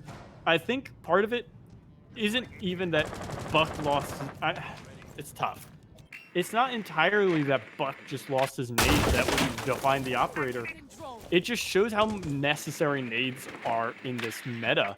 Just because even if you look at this defense right now, I mean, you have to really have something to deal with the Jaeger ADSs, and sometimes your only hope of getting a mute jammer is a nade. To deal with the 2 Maestro turrets, you need nades or other explosives, and to deal with the Goyo shield, same thing most of the time, unless you can somehow get behind it. Just explosives are so necessary in the meta, and Buck losing them was so clear. It's not even a. It wasn't ever an argument really between vertical versus horizontal, or rather vertical versus, from below type of vertical versus no vertical. I don't know. I miss Buck being meta. Talking of meta and grenades and such, let's talk about Ayana or Yana. Do you think she's going to become more popular once teams start kind of using her? I think she has the nades, right? She's got a G36C, which isn't a terrible weapon, but she's also got an ability that can be used to gain extra information, and information in this game proves invaluable at sometimes. Do you ever see a state where she's used a lot? A lot, no, but I saw a stat did come out from Ubisoft or maybe CGG. They said in Pro League right now, Attackers. over 1,700 rounds played, Yana is sitting at an 8.5% play rate and like a 31 or something percent win rate. I do think she has a spot as teams more comfortably play with her, but it's very tough to see. But we'll have to talk about Yana in a second. Anarchy has started things off on Simplest. He's going to look for 2, and he finds it with a nice C4 onto Yams. A refrag is picked up by Eric onto Merc, is sitting close. Is Beezer. I thought he was going to swing with the shotgun, but it was the SMG. He's picked that one up. Now pushing forward is iDelta as Nivozo picks up Eric. iDelta is down and finished off with the shotgun. Beezer claims 2 for himself. HLA in the melee rush really picks one up. Ooh, what a job, man. That opened up insanely quickly. Good grief. I mean, Anarchy just absolutely tore them to shreds right at the beginning. And now looks like they are ready to head back to CCTV. And at this point, HNC got to get on their horse and start riding, because they're going to fall behind quite quickly if they're unable to really catch up and make this lead less of a lead. We'll see if they can do so. Heading up to CCTV, we will go. Oh my goodness. That's where we're going, is CCTV. Last time we were here, it was Homeland who won pretty darn well. Let's see if it's going to go the same way. Yeah, they definitely looked very strong up here last time through. So, see now how this one's going to work out, if it'll be similar or not. They're running the same exact lineup. Both sides are. There's no thermite play coming out from HNC just yet. So, we'll see if that changes, or if they're just going to stick to just the Maverick and the Hibana as well, actually. But This is a very wide setup, interestingly, from Homeland. They're opening up into construction, which we saw a bit of in the last match earlier on. Now it seems like eons ago that 7 o'clock was for me 3.5 hours ago. But we're now seeing the same setup with construction slightly opened up to create a lot of pressure, and it really prevents teams from opening that one up. Anarchy might be looking for a nitro. He's got that one ripped and ready to go. Eric is not going to take the bait. It's going to be shot out as Anarchy loses that one. Nothing gained from it. And we'll see the wall, in theory, be handled very reasonably now. Nothing to be afraid of here. Nothing to be afraid of. Some definite last words of somebody. They went caging with sharks and they said, "Don't worry, nothing to be afraid of," before they were eaten alive. And now one team could very well be eaten alive. Still just under 2 minutes to go, and well, that means the offense has a lot of time to think about where and how and why they want to come in. I think that's always important, is to ask yourself, why are you attacking here in Siege? And once you can answer that, I believe you've reached Nirvana and you will be unstoppable. Let's see if they can figure out how to do that. Right now, they're preparing the nade. What a chuck, man. That didn't go very well at all. Never mind. It was a good try. Didn't do what they wanted to. And in fact, none of the nades are really landing on any of the Homeland Academy guys. It is beginning to drip slowly down. And we've yet to see a real big take anywhere. Of course, it is still a 20-second meta. Defender has left the area of operation. Yeah, this 20 seconds is coming in for sure. We've got the last minute to go. Oh, down below it's Merc finding Yams. The Ash versus Jaeger duel as old as time. And it's this time Merc making it out with full HP.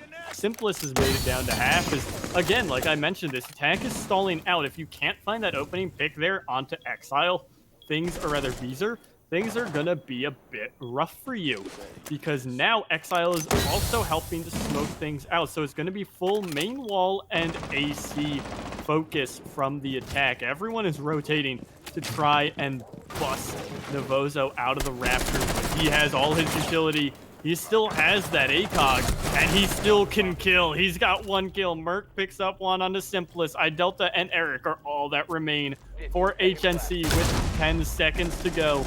They don't have Diffuser, but iDelta has made his way in. He's got the first frag at least, but he still has 4 bodies to find. And with Eric sitting outside, who maybe crashed, maybe is just big chillin'. I think he did crash again. It's gonna be HNC going down 4-1. Yeah, that's not good at all. HLA is absolutely doing well, and Eric will leave the game. Hosts or one. We'll have to see if he can be reconnected.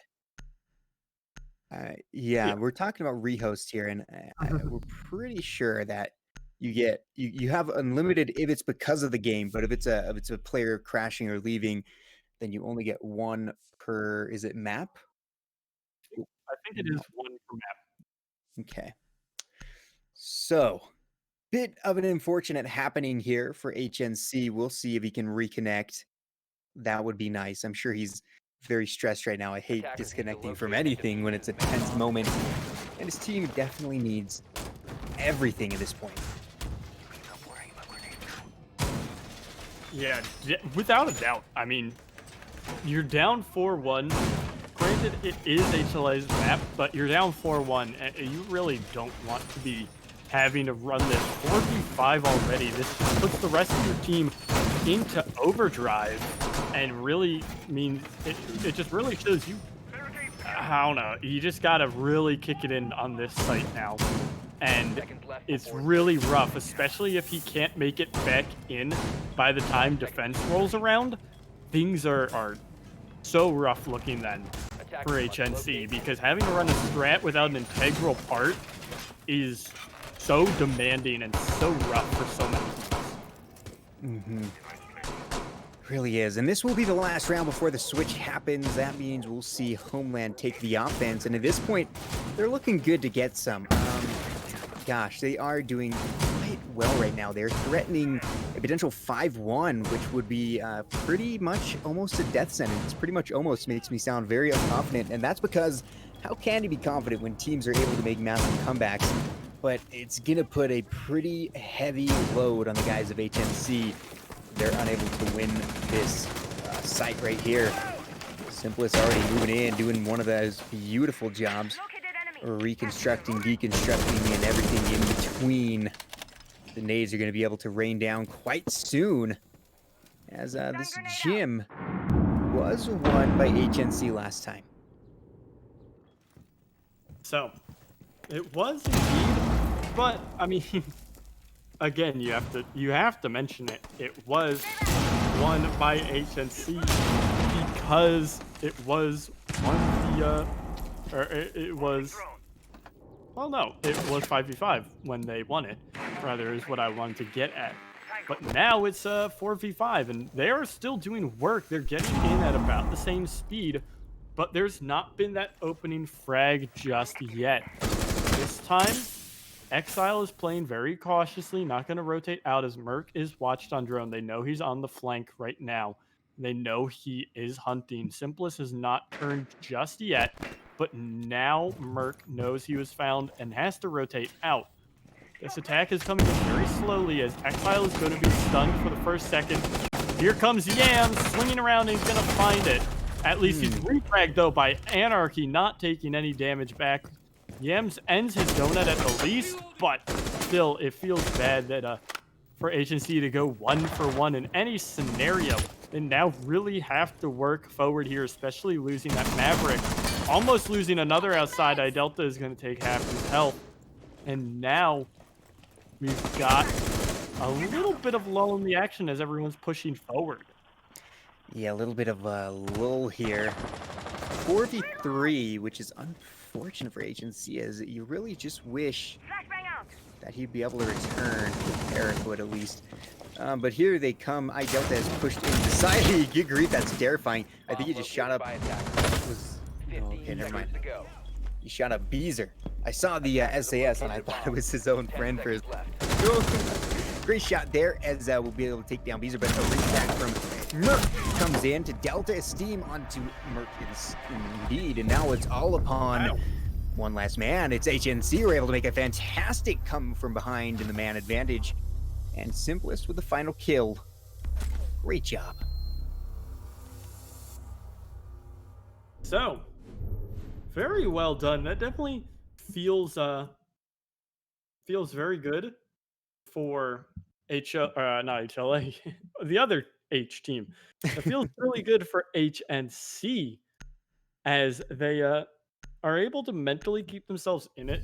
But yeah, now you have to deal with Church Arsenal, CC, and Gym Bedroom defenses, all with one less man, and you really need that extra man for most of these defenses, I'd say.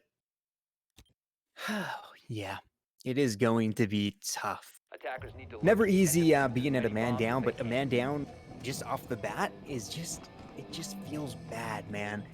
And they're gonna have to do all they can at this point.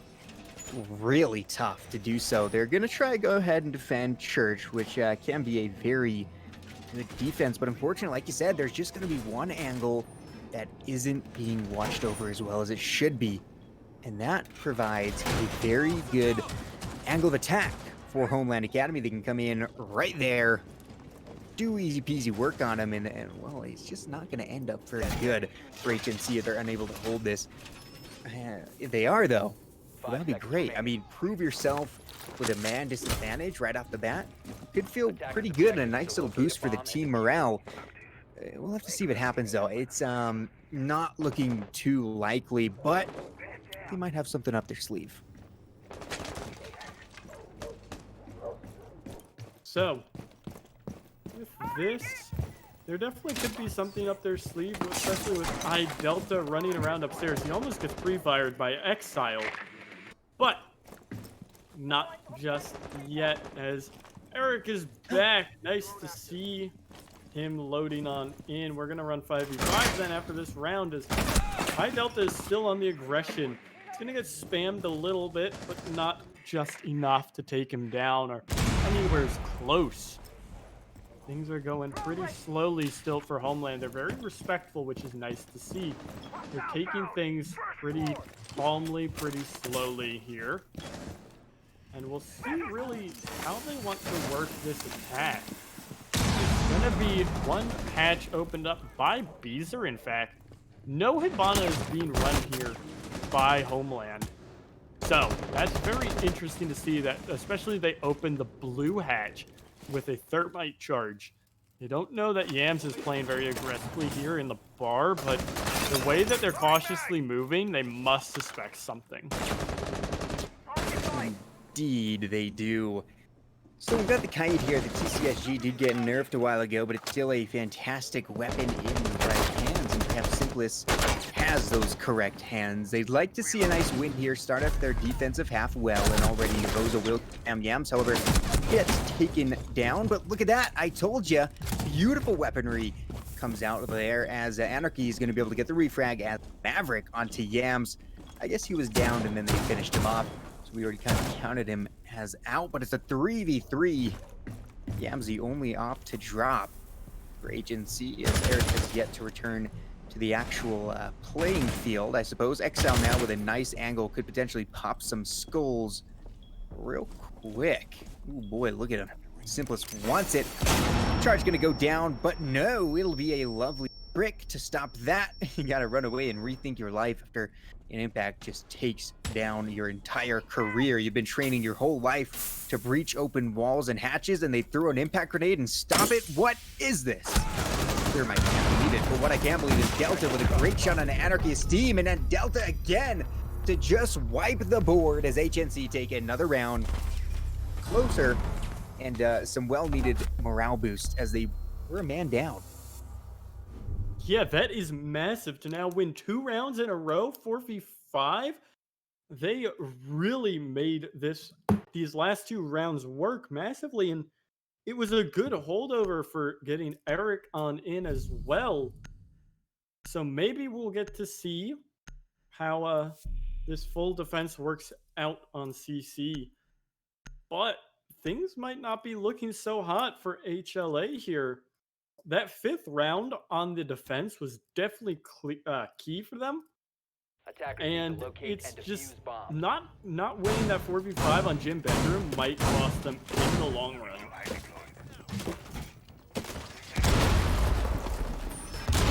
Okay, yeah, I just got word here, guys. And, I know a lot of people were upset about last game's ending where there was a bit of a skin issue, but the final round of our last game, our last series with Powerhaus and Granny Frost will be replayed tomorrow at 7:30 CST. So, for those of you who were a little bit angered by the skins, be there for a rematch, or at least one round of a rematch, where fate shall be decided. Going to be interesting on that. We'll make sure to hopefully it's an enjoyable little thing, but until then, that's tomorrow. And of course, hey, while you're around tomorrow, show up a little bit early and watch the tournament series. Gonna be a blast. Anyway, back to the regular scheduled program. Here we are. It's round number 8. And we've got another defense from HNC. They're looking to put themselves in a really nice position, tie things up, which would be beautiful for them. They would love it, but it's still going to be tough. I mean, Homeland is no pushover by any stretch of the imagination. It's definitely going to be a battle to the end. And what a shot from Yams. Oh my goodness, Navozo pokes his little head out and it gets beamed. Great start for HNC. Yeah, definitely a nice shot from Yams. Able to pick up the IQ there.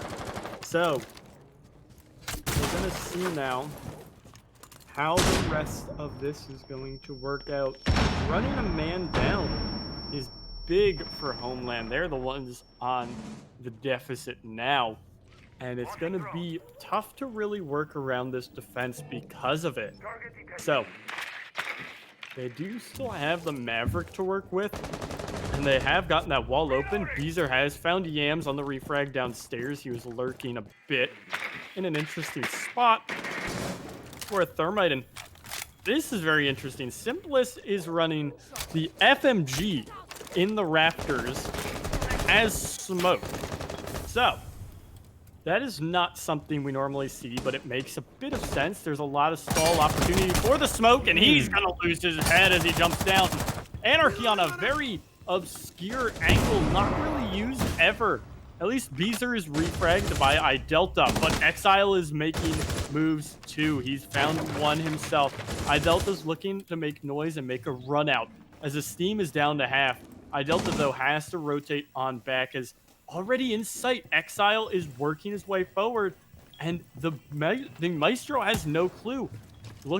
He's looking through bullet holes to try and find a steam here, but neither of them have any clue where the other is. But right away, iDelta is found by Merc, and there it is. Zophia's surprise attack from in the middle of sight. And despite losing the opening frag, HLA is going to come away with a very dominant attack. Dominant indeed. They were able to absolutely steamroll even after, like you said, losing the initial battle. They did a good job, especially that little peaky pesky angle from the Maverick. Did a whole lot of good shots and also put them on their toes a little bit, which is very nice to see for HLA. They've taken a nice lead now, only 2 away from securing the win. However, let's see if HNC has anything to say about that. The kills are looking pretty good on both sides. No real crazy frags that I saw at the moment, but Attackers who need to knows? locate and I defuse as could many see bombs someone as they going can. off.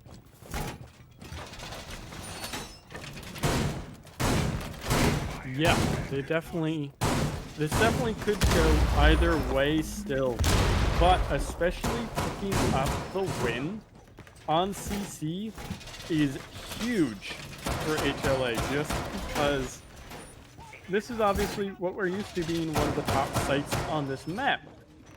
Getting this win really puts HNC on their toes to have to win 10 seconds out left. a gym bedroom defense should they go there. 5 So, seconds remaining. we'll see now what ends up happening Attackers are moving out to locate a bomb and defuse it.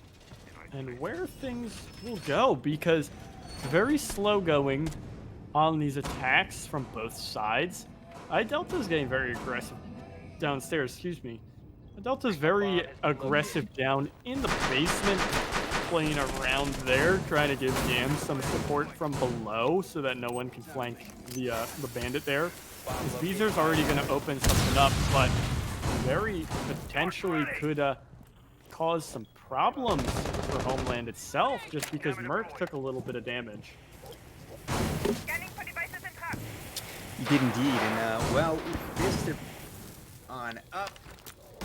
Coming in, and talking to nades. It'll be Merc who finds Yams. Great job there, as the first nade didn't really work the way he wanted it for Anarchy. He'll try again, and is he gonna go for a testy angle once more? We'll see. But at this point, the advantage does go to Homeland at a single man to their boot. C4 gonna miss, I believe, and now they'll continue the burn path through. Doing a good job. Gotta conserve that torch fuel if you're me, because I don't even know how to torch effectively. Every time I try, it's horrible. I get like patchy, man. It's rough. So watching some nice torching is always like just jealousy inducing. We'll see that's going to be able to get a nice opening. It will, and now they have access directly into the site, just 10 meters away. However, they've still got a lot of time on their hands. HNC gonna have to do some good defending here, really trying to slow him down. As Simplest will stim himself up. Look at this, it's the angle of doom again, held by Anarchy. Gotta be careful of him, he's a real trickster up there. Yeah, iDelta is getting aggressive at the least over by stock, or rather a strip club, or the strip area, but things are looking really rough for the dock of Simplest here. He's getting pushed from 3 angles, 2 below, 1 on the window, and it's Merc to find the frag, as now looking close for the shotgun player Anarchy's gonna have to get off and might nade out Eric here. They seem to know that he's here. As swinging to Sophia, no! Eric leans at the wrong way, the wrong time. As it's Delta found from below, Merc for 3. His team is all on his lonesome. He's not gonna find anything just yet, not even a little bit of damage. And unless a Herculean effort comes out from his team, this is map point for Homeland here. We're staring down the barrel of 6-3, 25 seconds to go for his team. He's not even making any effort. He's baiting out what he can. Not going to be a flawless victory as Merc is stopped at 3 kills on the round. But considering that there's 15 seconds to go and a team has to run up to the bomb in about those 15 seconds, this one is over. 6-3 is the scoreline for Homeland, and we are headed towards a map. No, not map 2. Why did I think that all of a sudden? I went back to like Attackers win. 3 seasons ago thinking that maps ended on 6 all of a sudden. And that makes no sense considering that I've been casting 3 maps to 7 tonight. Oh, man. I might be leaking the script. Well, here's the deal. It is match point. It is map point, rather, and HLA is looking real good. However, this was Homeland's pick. They wanted to go here. And, I'm not saying anything, but it sounds like HNC want to go to Coastline. So we'll see if they're going to be able to really get some heavy frags out. At this point, I don't know, though, because you're seeing the fraggers right now on this team of HLA. And I'm saying, dang, this is going to be a bloodbath on Coastline. Absolutely crazy. Right now, HNC have one last chance to stop this blood from just flowing out and leaving them dead on the floor. They need to win 3 in a row to take it to overtime, and that is going to be a big, big effort.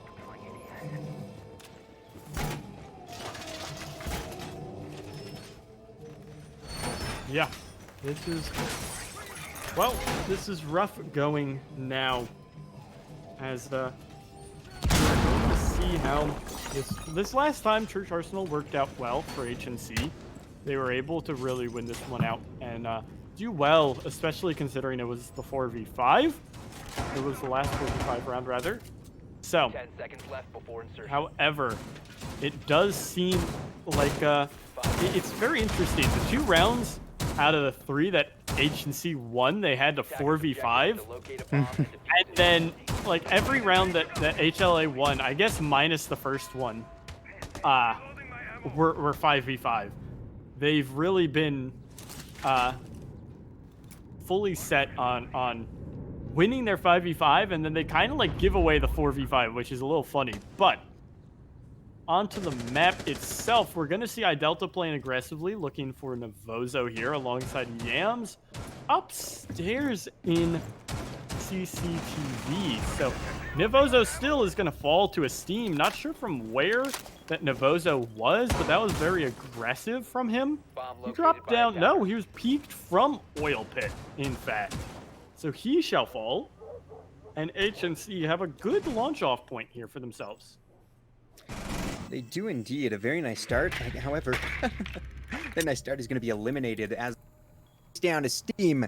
That'll be Exile. Taking him out. Now it's a 4v4 in true classic flavor. Yams with a frag on a Beezer takes him down. It's now a 3v4 in the advantage or the favor of HNC. They definitely need a whole lot of favor at this point. Exile once again peeking down that long sight line. They want to find more, and to end it right now, HNC on the other hand, holding on tight to every last ounce they can. They want to stay alive. They want to stay in this. We're about half the round left. They still have to bleed off quite a bit of time from Homeland to make sure they don't get too comfy, too established right up next to their objective here. Simplest holding that angle, making sure nothing's going to go too crazy. Looks like, in fact, they still need to pick up the diffuser at some point. Minute to go. And once again, it's been a bit of a lull for the last minute. Yeah, it's pretty quiet going. So far we'll have to see how things are going to work. But the hatch in bar is going to be opened up very quickly by Anarchy. He is zooming on that hatch, really trying to get it going. As something, I think it was Impacts went out from Simplest, most likely. Or maybe, no, it was probably Simplest, just because I don't think Cade has them anymore. Hatch is opened up, but 30 seconds remain. This is very in favor of HNC. There's not much ground that Homeland has, and they're going to have to blitz forward, really make this one work out for themselves. It's going to be stressful 15 here. seconds to go. And the one has dropped. Simplest has found Exile. It's all over here. Merc is found as Anarchy is all that's left. He's not even going to get one. No, he is going to get one, my bad. But he's cleaned up quickly by Yams. And we're still moving on through Clubhouse. But now you have CC that you lost pretty handily twice. And Gym Bedroom, which is Gym Bedroom. Yep, they're gonna have to go through that, and it's not easy. It's tough, but you know what? They're one round tying things up, taking us to overtime, which would be very good for them. They would love that, a chance to win on Homeland's own map. Be great. However, Gym Bedroom could be shaky. In fact, we haven't seen them defend it yet. So going to be interesting to see if they have anything special they want to throw out here, try to confuse and disorientate the guys over on HLA. If not, I don't know. Could be tough here. Look at the kills. 8, 7, 6, all in a row. 5 even. We almost had a whole list of numbers, one after another. Very good job right now from Homeland Academy. Defenders, Let's see if they protect can your bombs continue that. used by attackers. Both teams have very, very even kill counts. Yep, these kill totals are pretty even. I think on HLA it's 8, 7, 6, 5, and 3 in order with Merc, the newest member of Homeland, leading the pack. Whereas on the other side of things, it's 2 members on 6, 2 on 5, and Simplest bringing up the rear on 4. So a very even distribution from HNC, more so than Homeland has. But we'll get to see 5 seconds left before how insertion. things are working out on this last round. Attackers are Gym moving out to Bedroom locate a was bomb. opted into by HNC here. So we'll see then how this is going to work. Just because it could be a kind of rough is the easiest way to put it. And Esteem is already below half somehow. That is not at all what it was. So, we've been told that he peeked out a door that I did not get to see, and there's his blood. Esteem found nothing for his troubles, and he is down very low to a point where you don't want to be that low as a Maestro. And we'll see where HNC wants to pivot around from this, if at all. Yeah, we'll see what happens here. Unfortunately for Esteem, kind of peeking out of his range there. He's going to get punished for it. Now they're going directly for that wall right by the hallway. They can open it successfully. It looks like he did. It's going to provide a lot of power to Homeland Academy. They're going to be able to put a lot of pressure. See, once again, HNC is on the chopping block here. They could lose within a single round. And this, ladies and gentlemen, is a single round. Is it the single round? I don't know. But look at this 2-pronged attack. You got a couple of guys coming in from the CCTV direction, hoping to catch people unawares. Looks like their presence will be made known as Yams, feeling the heat of the fire. He's going to have to do a whole lot of work. Good grief, he's blind. Can't see a thing. And that's never fun. Ooh. Interesting that nade didn't do work there and pick up the frag, but swinging out looking for Novozo. Yams is really in it now. He's kind of forfeited his life in his way as he's going to be tagged up and finished off by Beezer. Swinging out, iDelta is going to try and find something but not get anything for his troubles as he rotates out. 45 seconds remain now as the Meister is going to fire angle after angle, not find anything. And now it is going to be a good frag from Novozo to pick up Eric. C4 misses out from below as Anarchy is pushed in, looking for the bathroom player.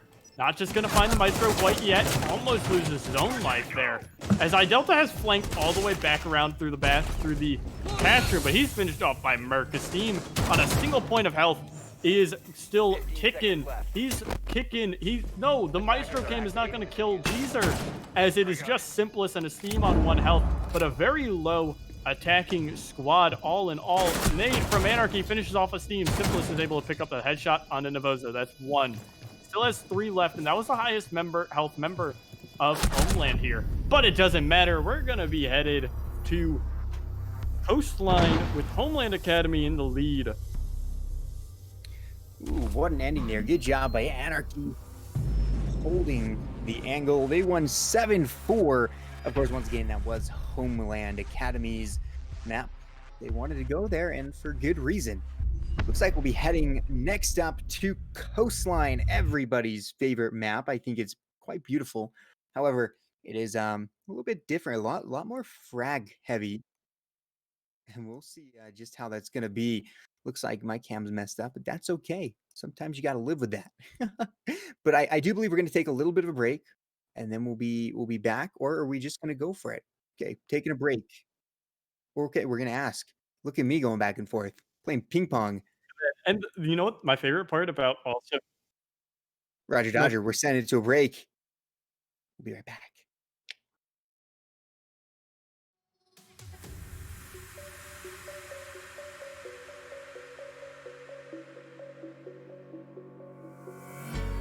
When the lights go down, I've seen hell in you, but you don't care, no, you don't care, no. You just rather watch me fall from a quarter mile. I can see you at the call.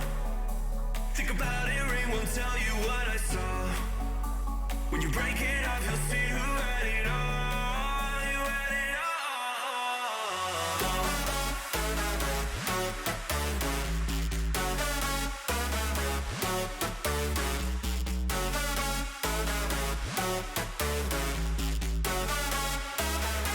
You said you wanted to fall into oblivion. Forget about the world we're living in. Fall into oblivion, oblivion. Oh, going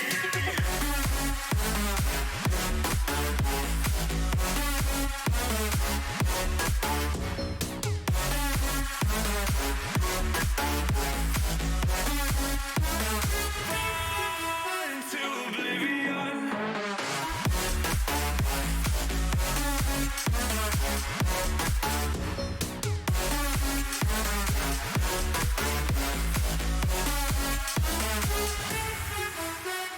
Fall into oblivion. Forget about the world we're living in. Fall into oblivion, I'm going in.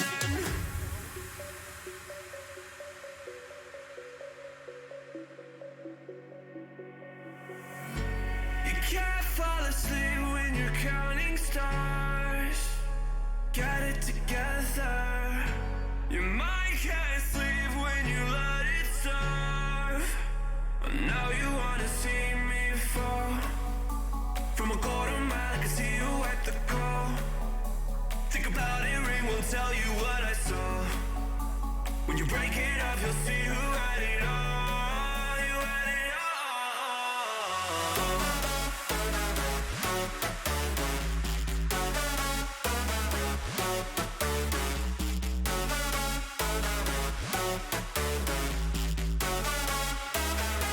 You said you wanted to fall into oblivion. Forget about the world we're living in. Fall into oblivion, oblivion. Oh, going in.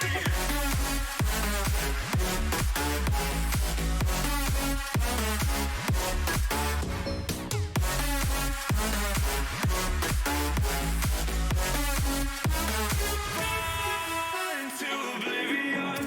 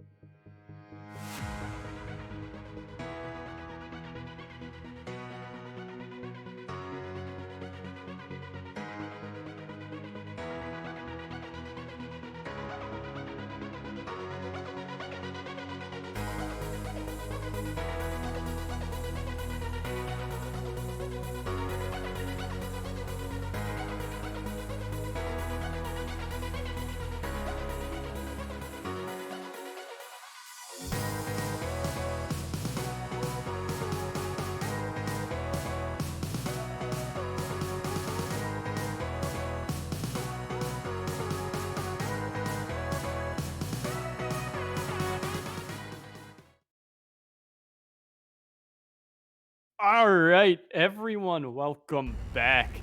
As we're headed now into our first new map of the night. We saw a double clubhouse and a villa as well as a cafe, but now we're seeing Coastline come out between Homeland Academy and HNC. If you weren't here joined with Slay and I for map 1, we just saw HLA pull out a 7-4 victory on Clubhouse.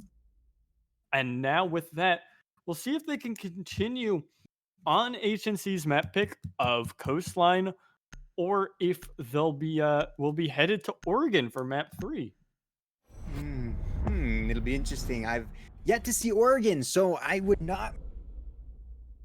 On the night will Coastline, or excuse me, Oregon, but Coastline always a fun little crazy fest to watch. We'll see which team will stand at the final days of the map. But let's look at these bands. We've got Hibana off the board. We've got Monty off the board. We've got Mira off the board. And finally, we've got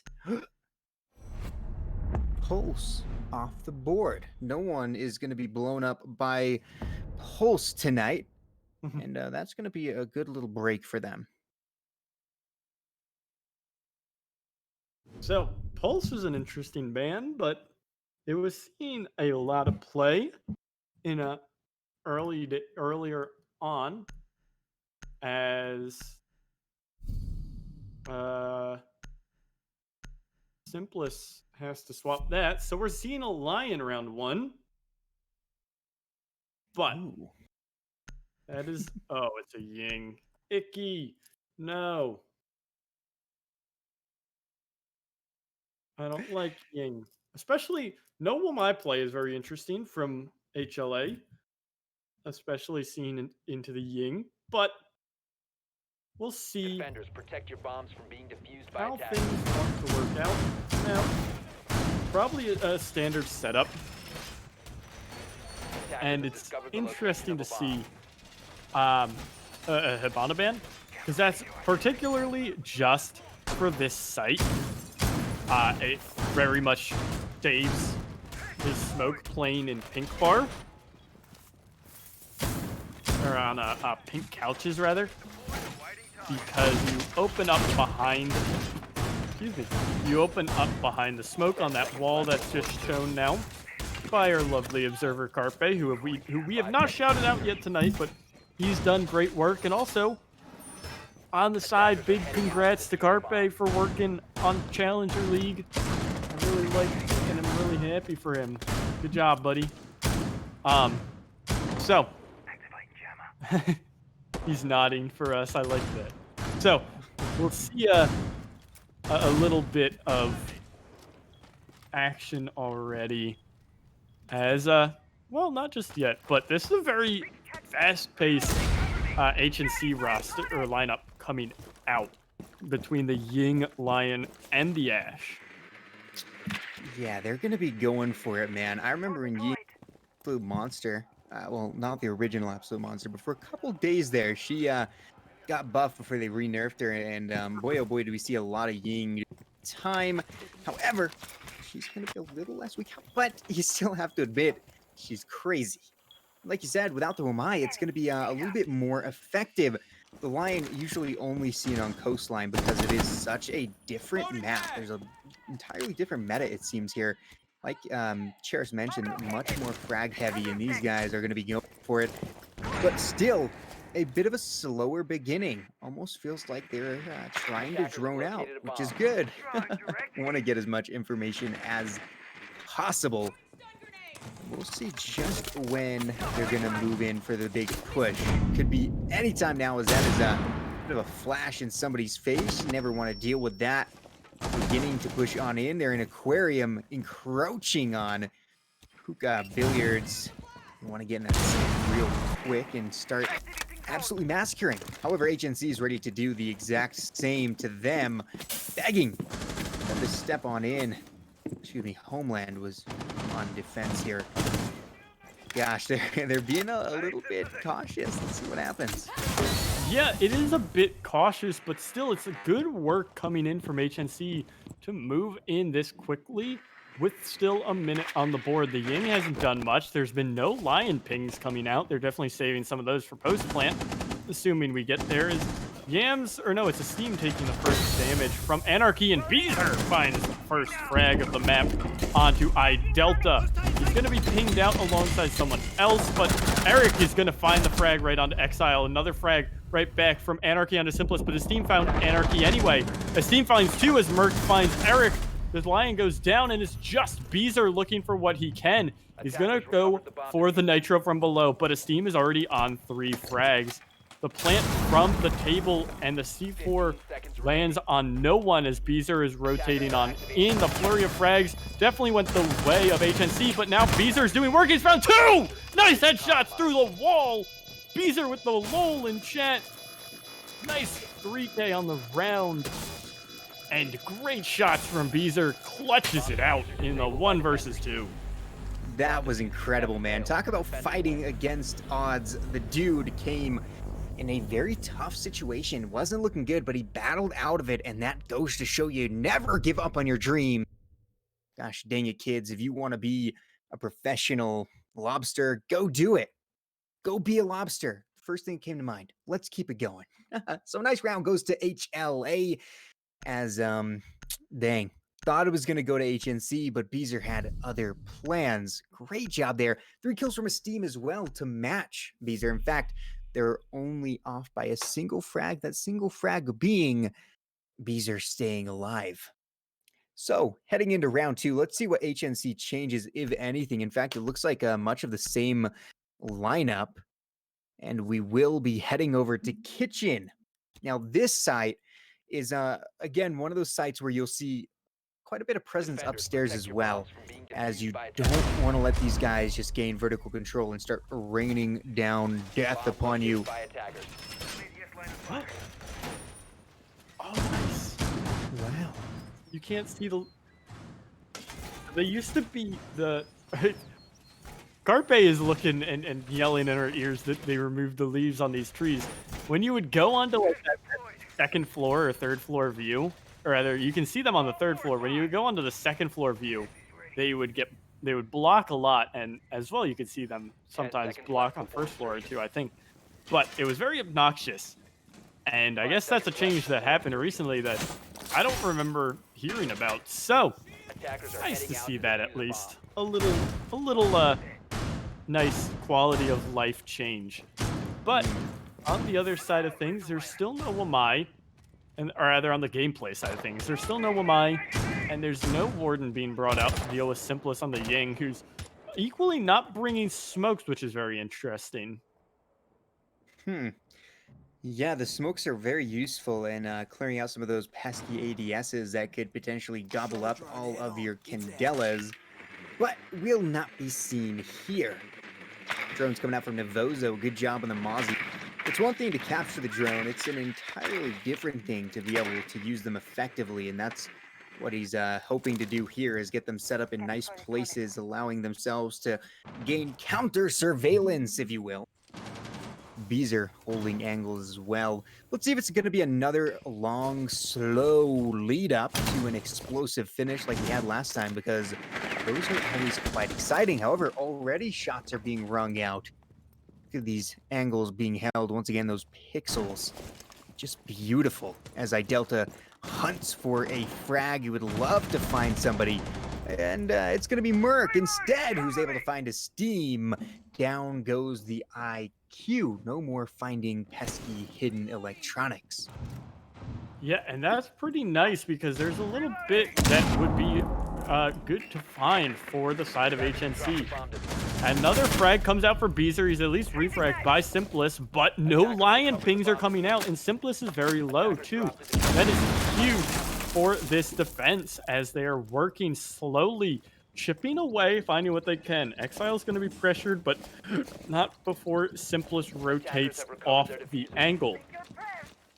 A minute remains now, and there's not much for HNC to say that they have control over. They're going to work together here to try and clear out Pink Bar and work their way into Sunrise, rather.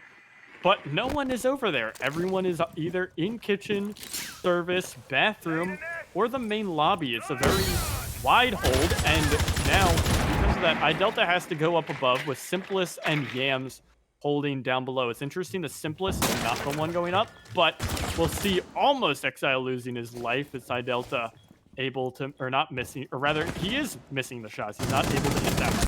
As now it's from Blue Bar. Novozo finds the Yams. He's doing better this game than he was on Clubhouse already. And it's just iDelta as Anarchy finished off Simplest. This is all said and done. iDelta with 10 seconds. No time to do anything. And we'll probably be looking at a Blue and Sunrise defense coming up next. As a 2-0 lead is taken by HLA. Very good job there from Homeland Academy. They are starting off very nicely here, and HNC unfortunately is just not able to gain much headway as of yet on their map pick. They're going to want to do so very quickly, as now it looks like HLA is going to, as you said, take us to double bars.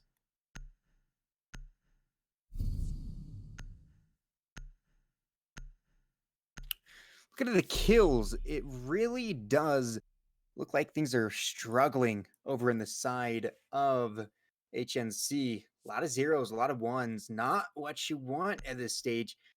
Frags should start to be rolling at this point, and yet they're not. What can they do to change that is up to them to say, but we'll be here watching every step, every little bit of progress until they're able to get something rolling, but perhaps they never will. And their dreams of winning on Coastline will be dashed like sea foam against the great jagged rocks of life.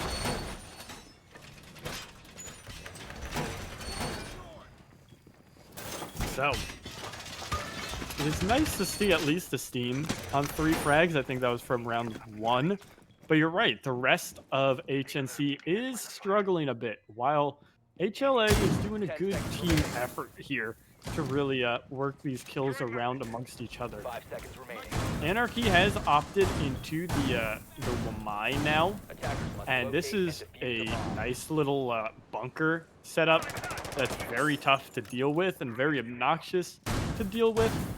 It's interesting that there's no mute to assist him over there, but we'll see how. Oh no, it's gonna be Exile that's playing over there. Still, it's interesting because it helps deny Ash a bit. Now, oh, this drone is right on top of Merc the whole way. That's super annoying. As not going to be taking any damage. Looking for more, but it's Eric to fall first again. The Lion having very little use in this matchup so far. As the Vigil is going to swing, get found by Simplest with a nice headshot.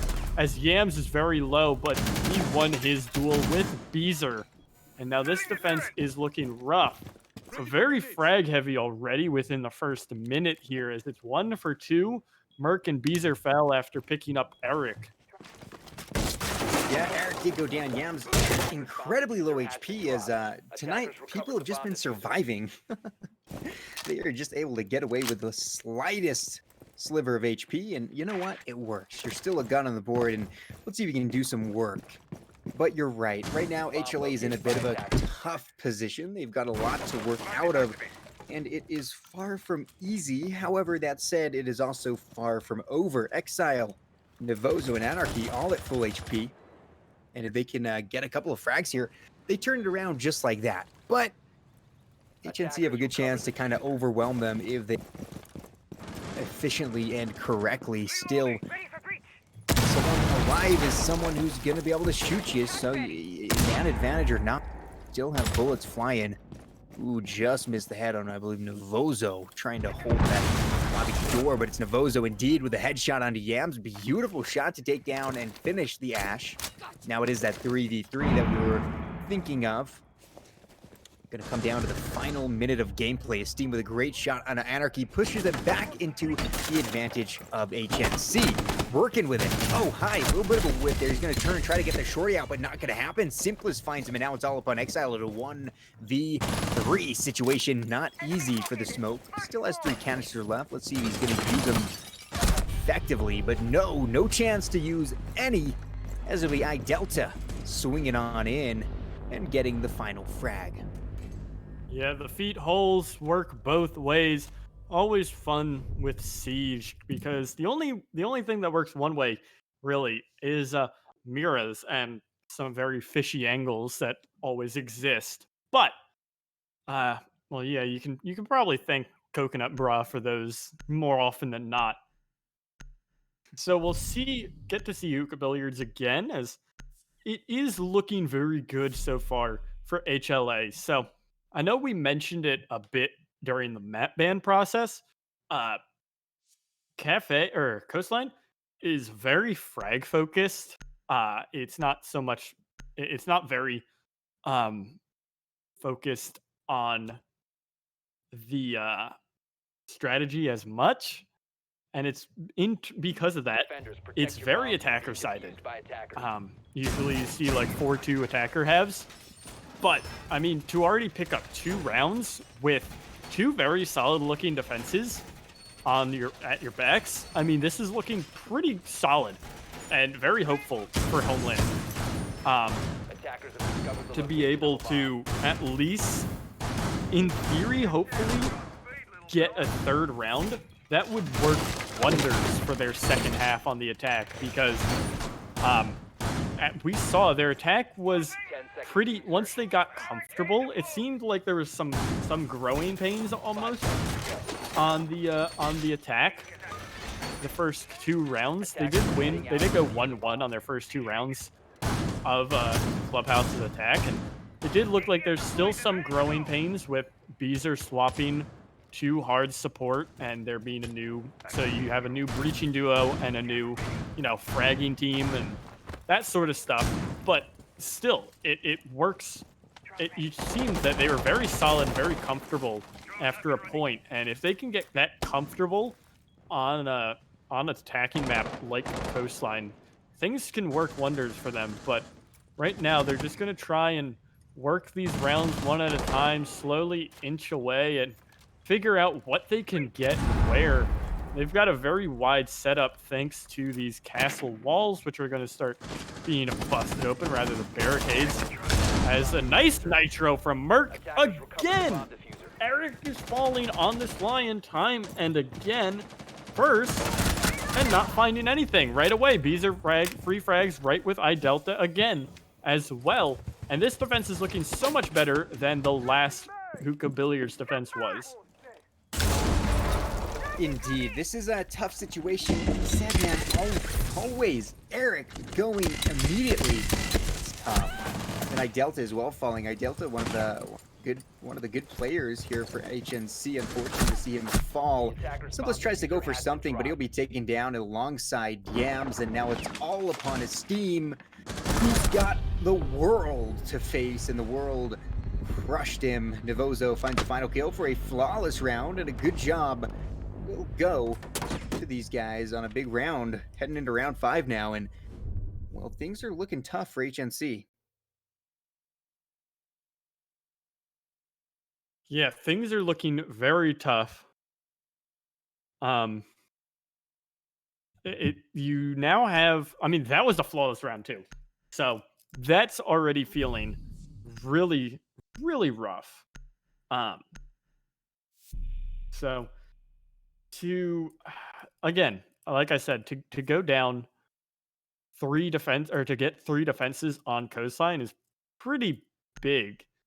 I know we did see the last time Coast was played in Pro League, I can remember from like last week.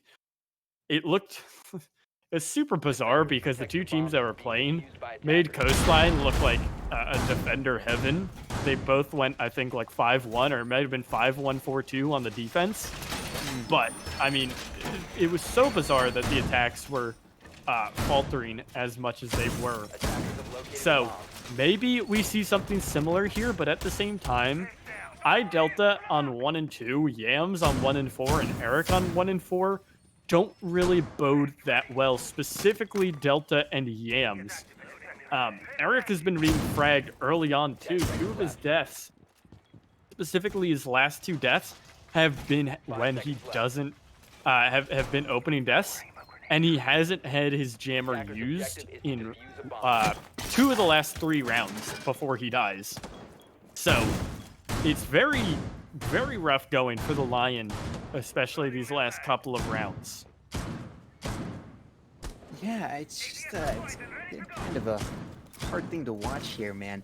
Always tough to see someone almost get bullied as the first kill always happening. You want to give the man a chance to at least get one of those lovely line scans. We'll see what gets to happen this round, or will they continue the just absolute massacre of Lion? They're going Safari, and so far it's been quite successful. Here around round 5, Homeland has a chance to really start to pull away at this point. HNC still not out of it. They could pull back here and bring it a 3-2, which is not too bad at all. And round 6, a potential of a 3-3 could be huge for them, but that's still a lot to ask. It's 2 rounds in a row, which so far has only been done by HLA. So the first Lion ping is going to come out as, oh, here comes Simplest. The scan plus the Ying. This is toxic.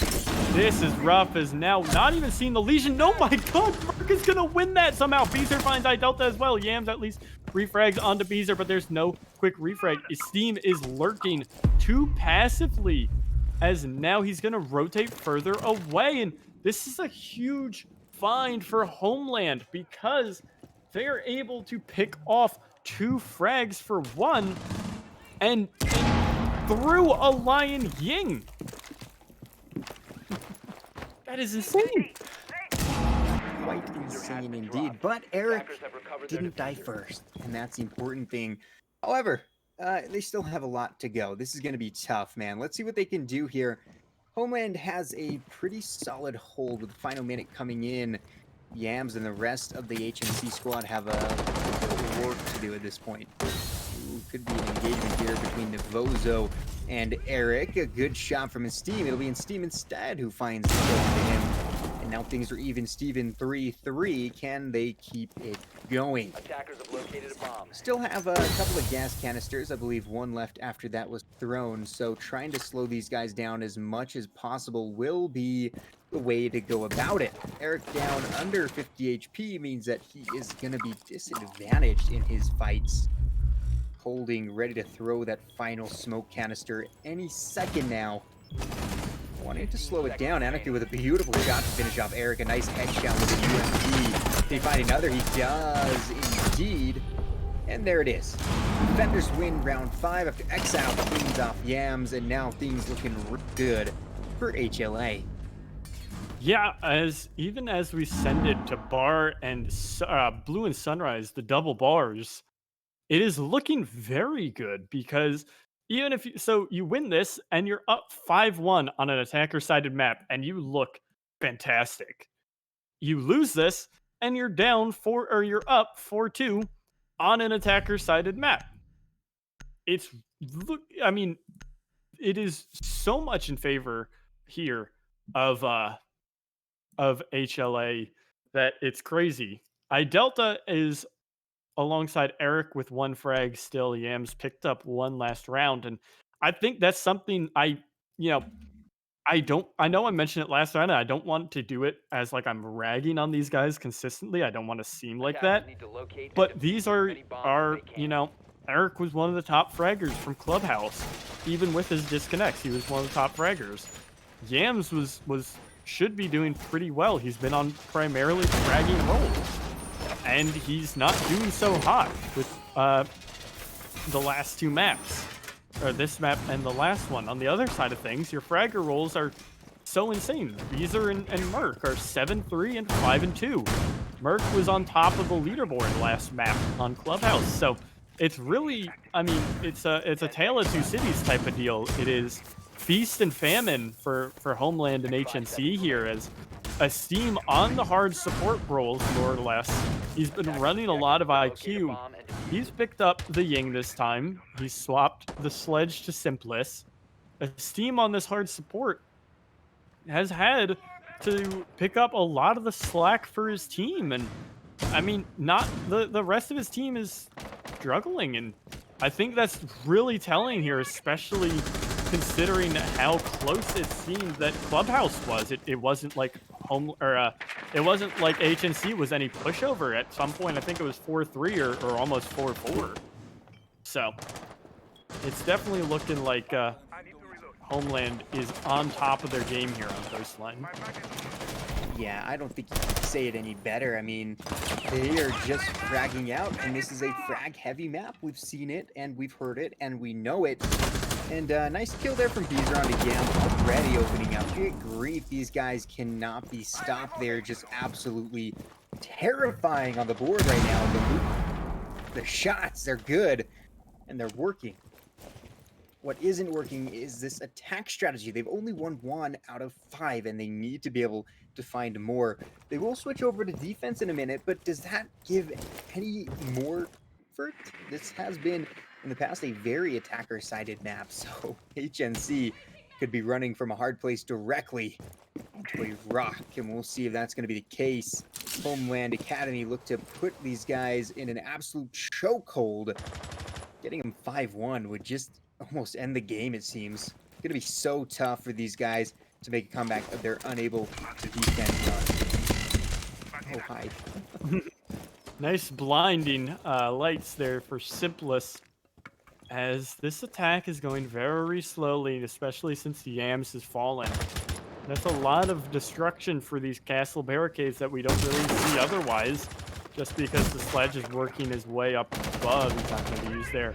Exile is found by Steam, a very good pick for the Ying, as the smoke will fall early on, getting a bit aggressive. Anarchy is going to retake his position here, as Beezer's playing aggressive alongside it, and he's going to fall, getting aggressive. Eric cleans that one up. Good find for HNC, as things are starting to crumble for Homeland and looking very good for HNC. At least as I say that, though, Anarchy finds one, Idelta finds Navozo right back, though. Merc has rotated back, and Anarchy is still on site, holding close. Merc's going to find Eric, and they get quickly refragged by Idelta. It's just up to Anarchy with 15 seconds to go. Diffuser is not really in his position yet, but he knows where it is. Simplest has to go and retrieve it, and he's stuck here because of the Zofia. Simplest is going to be planting behind the bar, and Anarchy has to know that the Zofia is watching from in here in lobby. Nice headshot from Idelta, finishes it off. He's done work from this lobby position, both bar service rounds, or bar sunrise rounds. Blue sunrise, there we go. That was a very nice shot. You like to see that. HNC with a little bit more of a chance, but the sides are switching, and now they're going to have to turn their defense meter up to a 10. Whatever it was before, it needs to go up. Right now, HLA looking real good. 8-6-5-4. The next out kind of struggling with 1 compared to 6-4-3-2-2. Ooh, both teams starting to have a couple guys frag out a little bit, but is it enough for HNC? It's a great question. Tachanka being switched into. Okay, we've got the hard Tachanka. All right. Oh, wait, straight up? Yeah, we've got a Tachanka coming out. Oh, interesting from Simplest. Mm-hmm. Went from orcs to Chankas, so we'll see how this bad boy works out.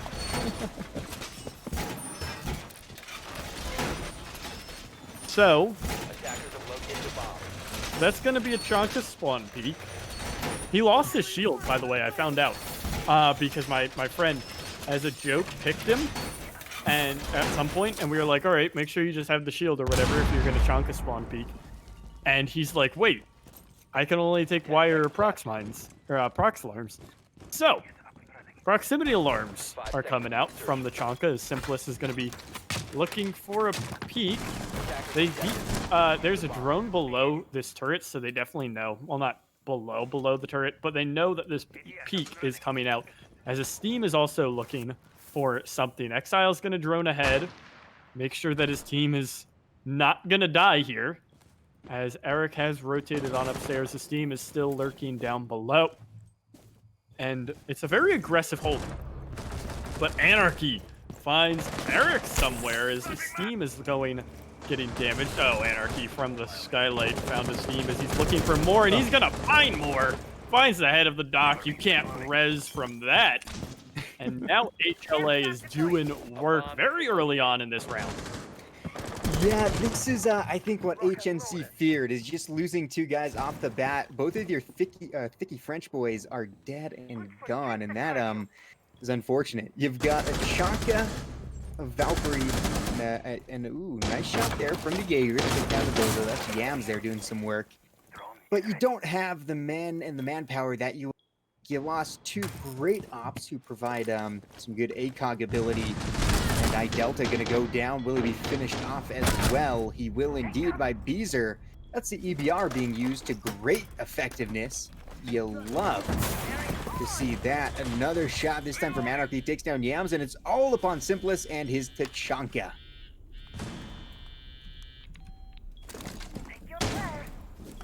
So it is just up to Tachanka. He's getting bucked from below, pressured from everywhere. Probably going to get a phone call in a second from Beezer asking where he's at and to come out already. But, yep, there it is. Hello, Mr. Chanka, where are you at? He's not picking up, though. He's not letting anyone know. The planter is going to be denied, at least. But swinging around, it's Exile.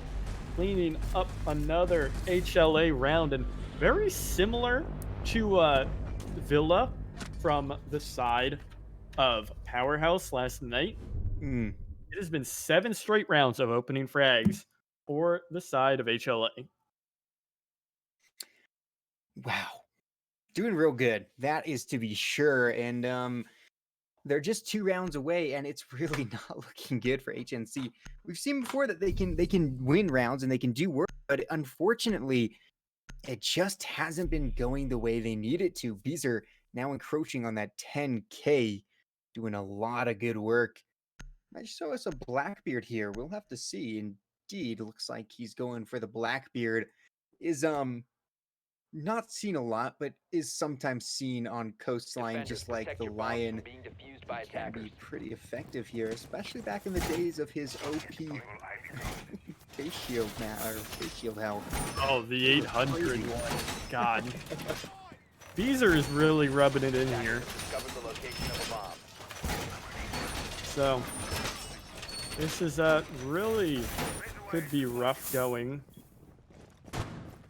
As it's a very frag heavy lineup. This was something I was expecting to.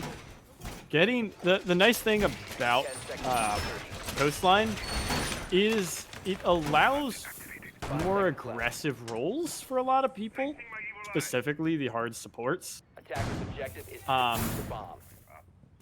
So it is gonna be it's gonna be Beezer on the Blackbeard. I know we were seeing before as Steam picked up IQ and up. Eric, Goodbye. you poor soul. She's not even needed.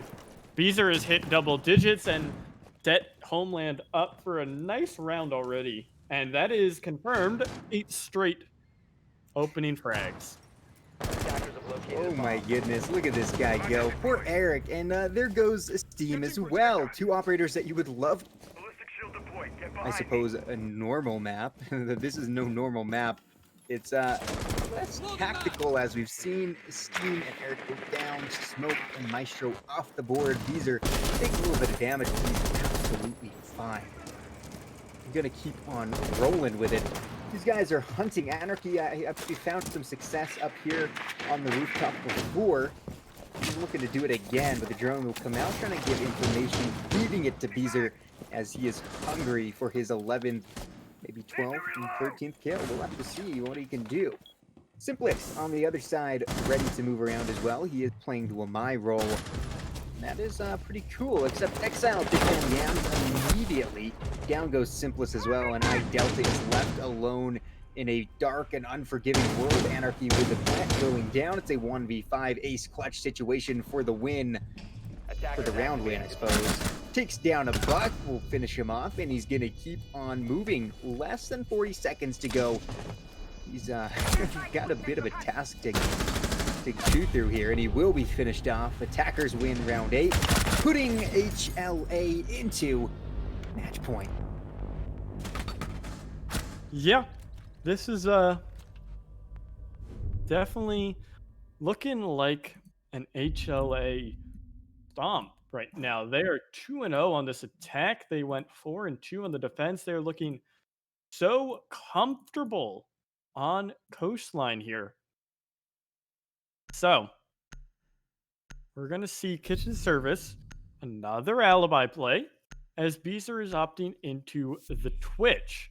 He's got 11 frags for himself and well, it's the Blackbeard again.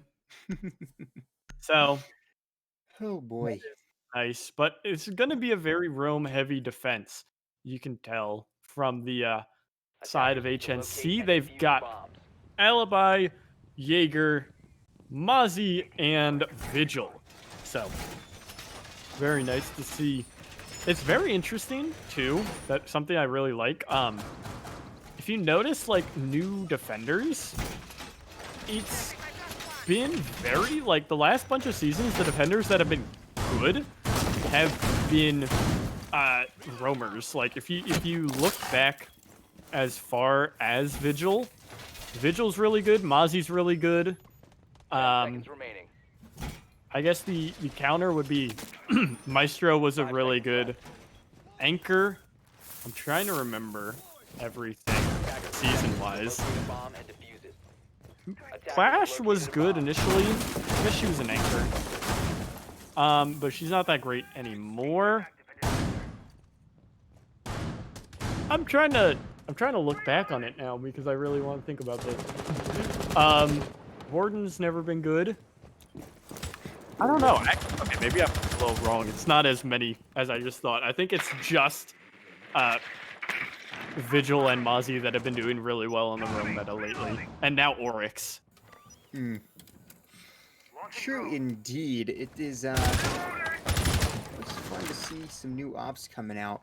We'll have to see how this goes. It's gonna be tough for HNC at this point. They're down quite hard, some would say. Going 6-2 into a match point is not gonna be easy. Already preparing to push on in. And this steam with the first frag means that for the first time, Homeland Academy has not gotten the opening frag. Drop the bomb to However, these guys are going off. Now all of a sudden it's a 2v5. Quite a bit of work to do. Let's see what they can get going. Exile and Navozo are left. They're going to have to frag out quite heavily between the two. Not an easy task, especially when the majority of the enemy team, that being HNC for them, is at full HP.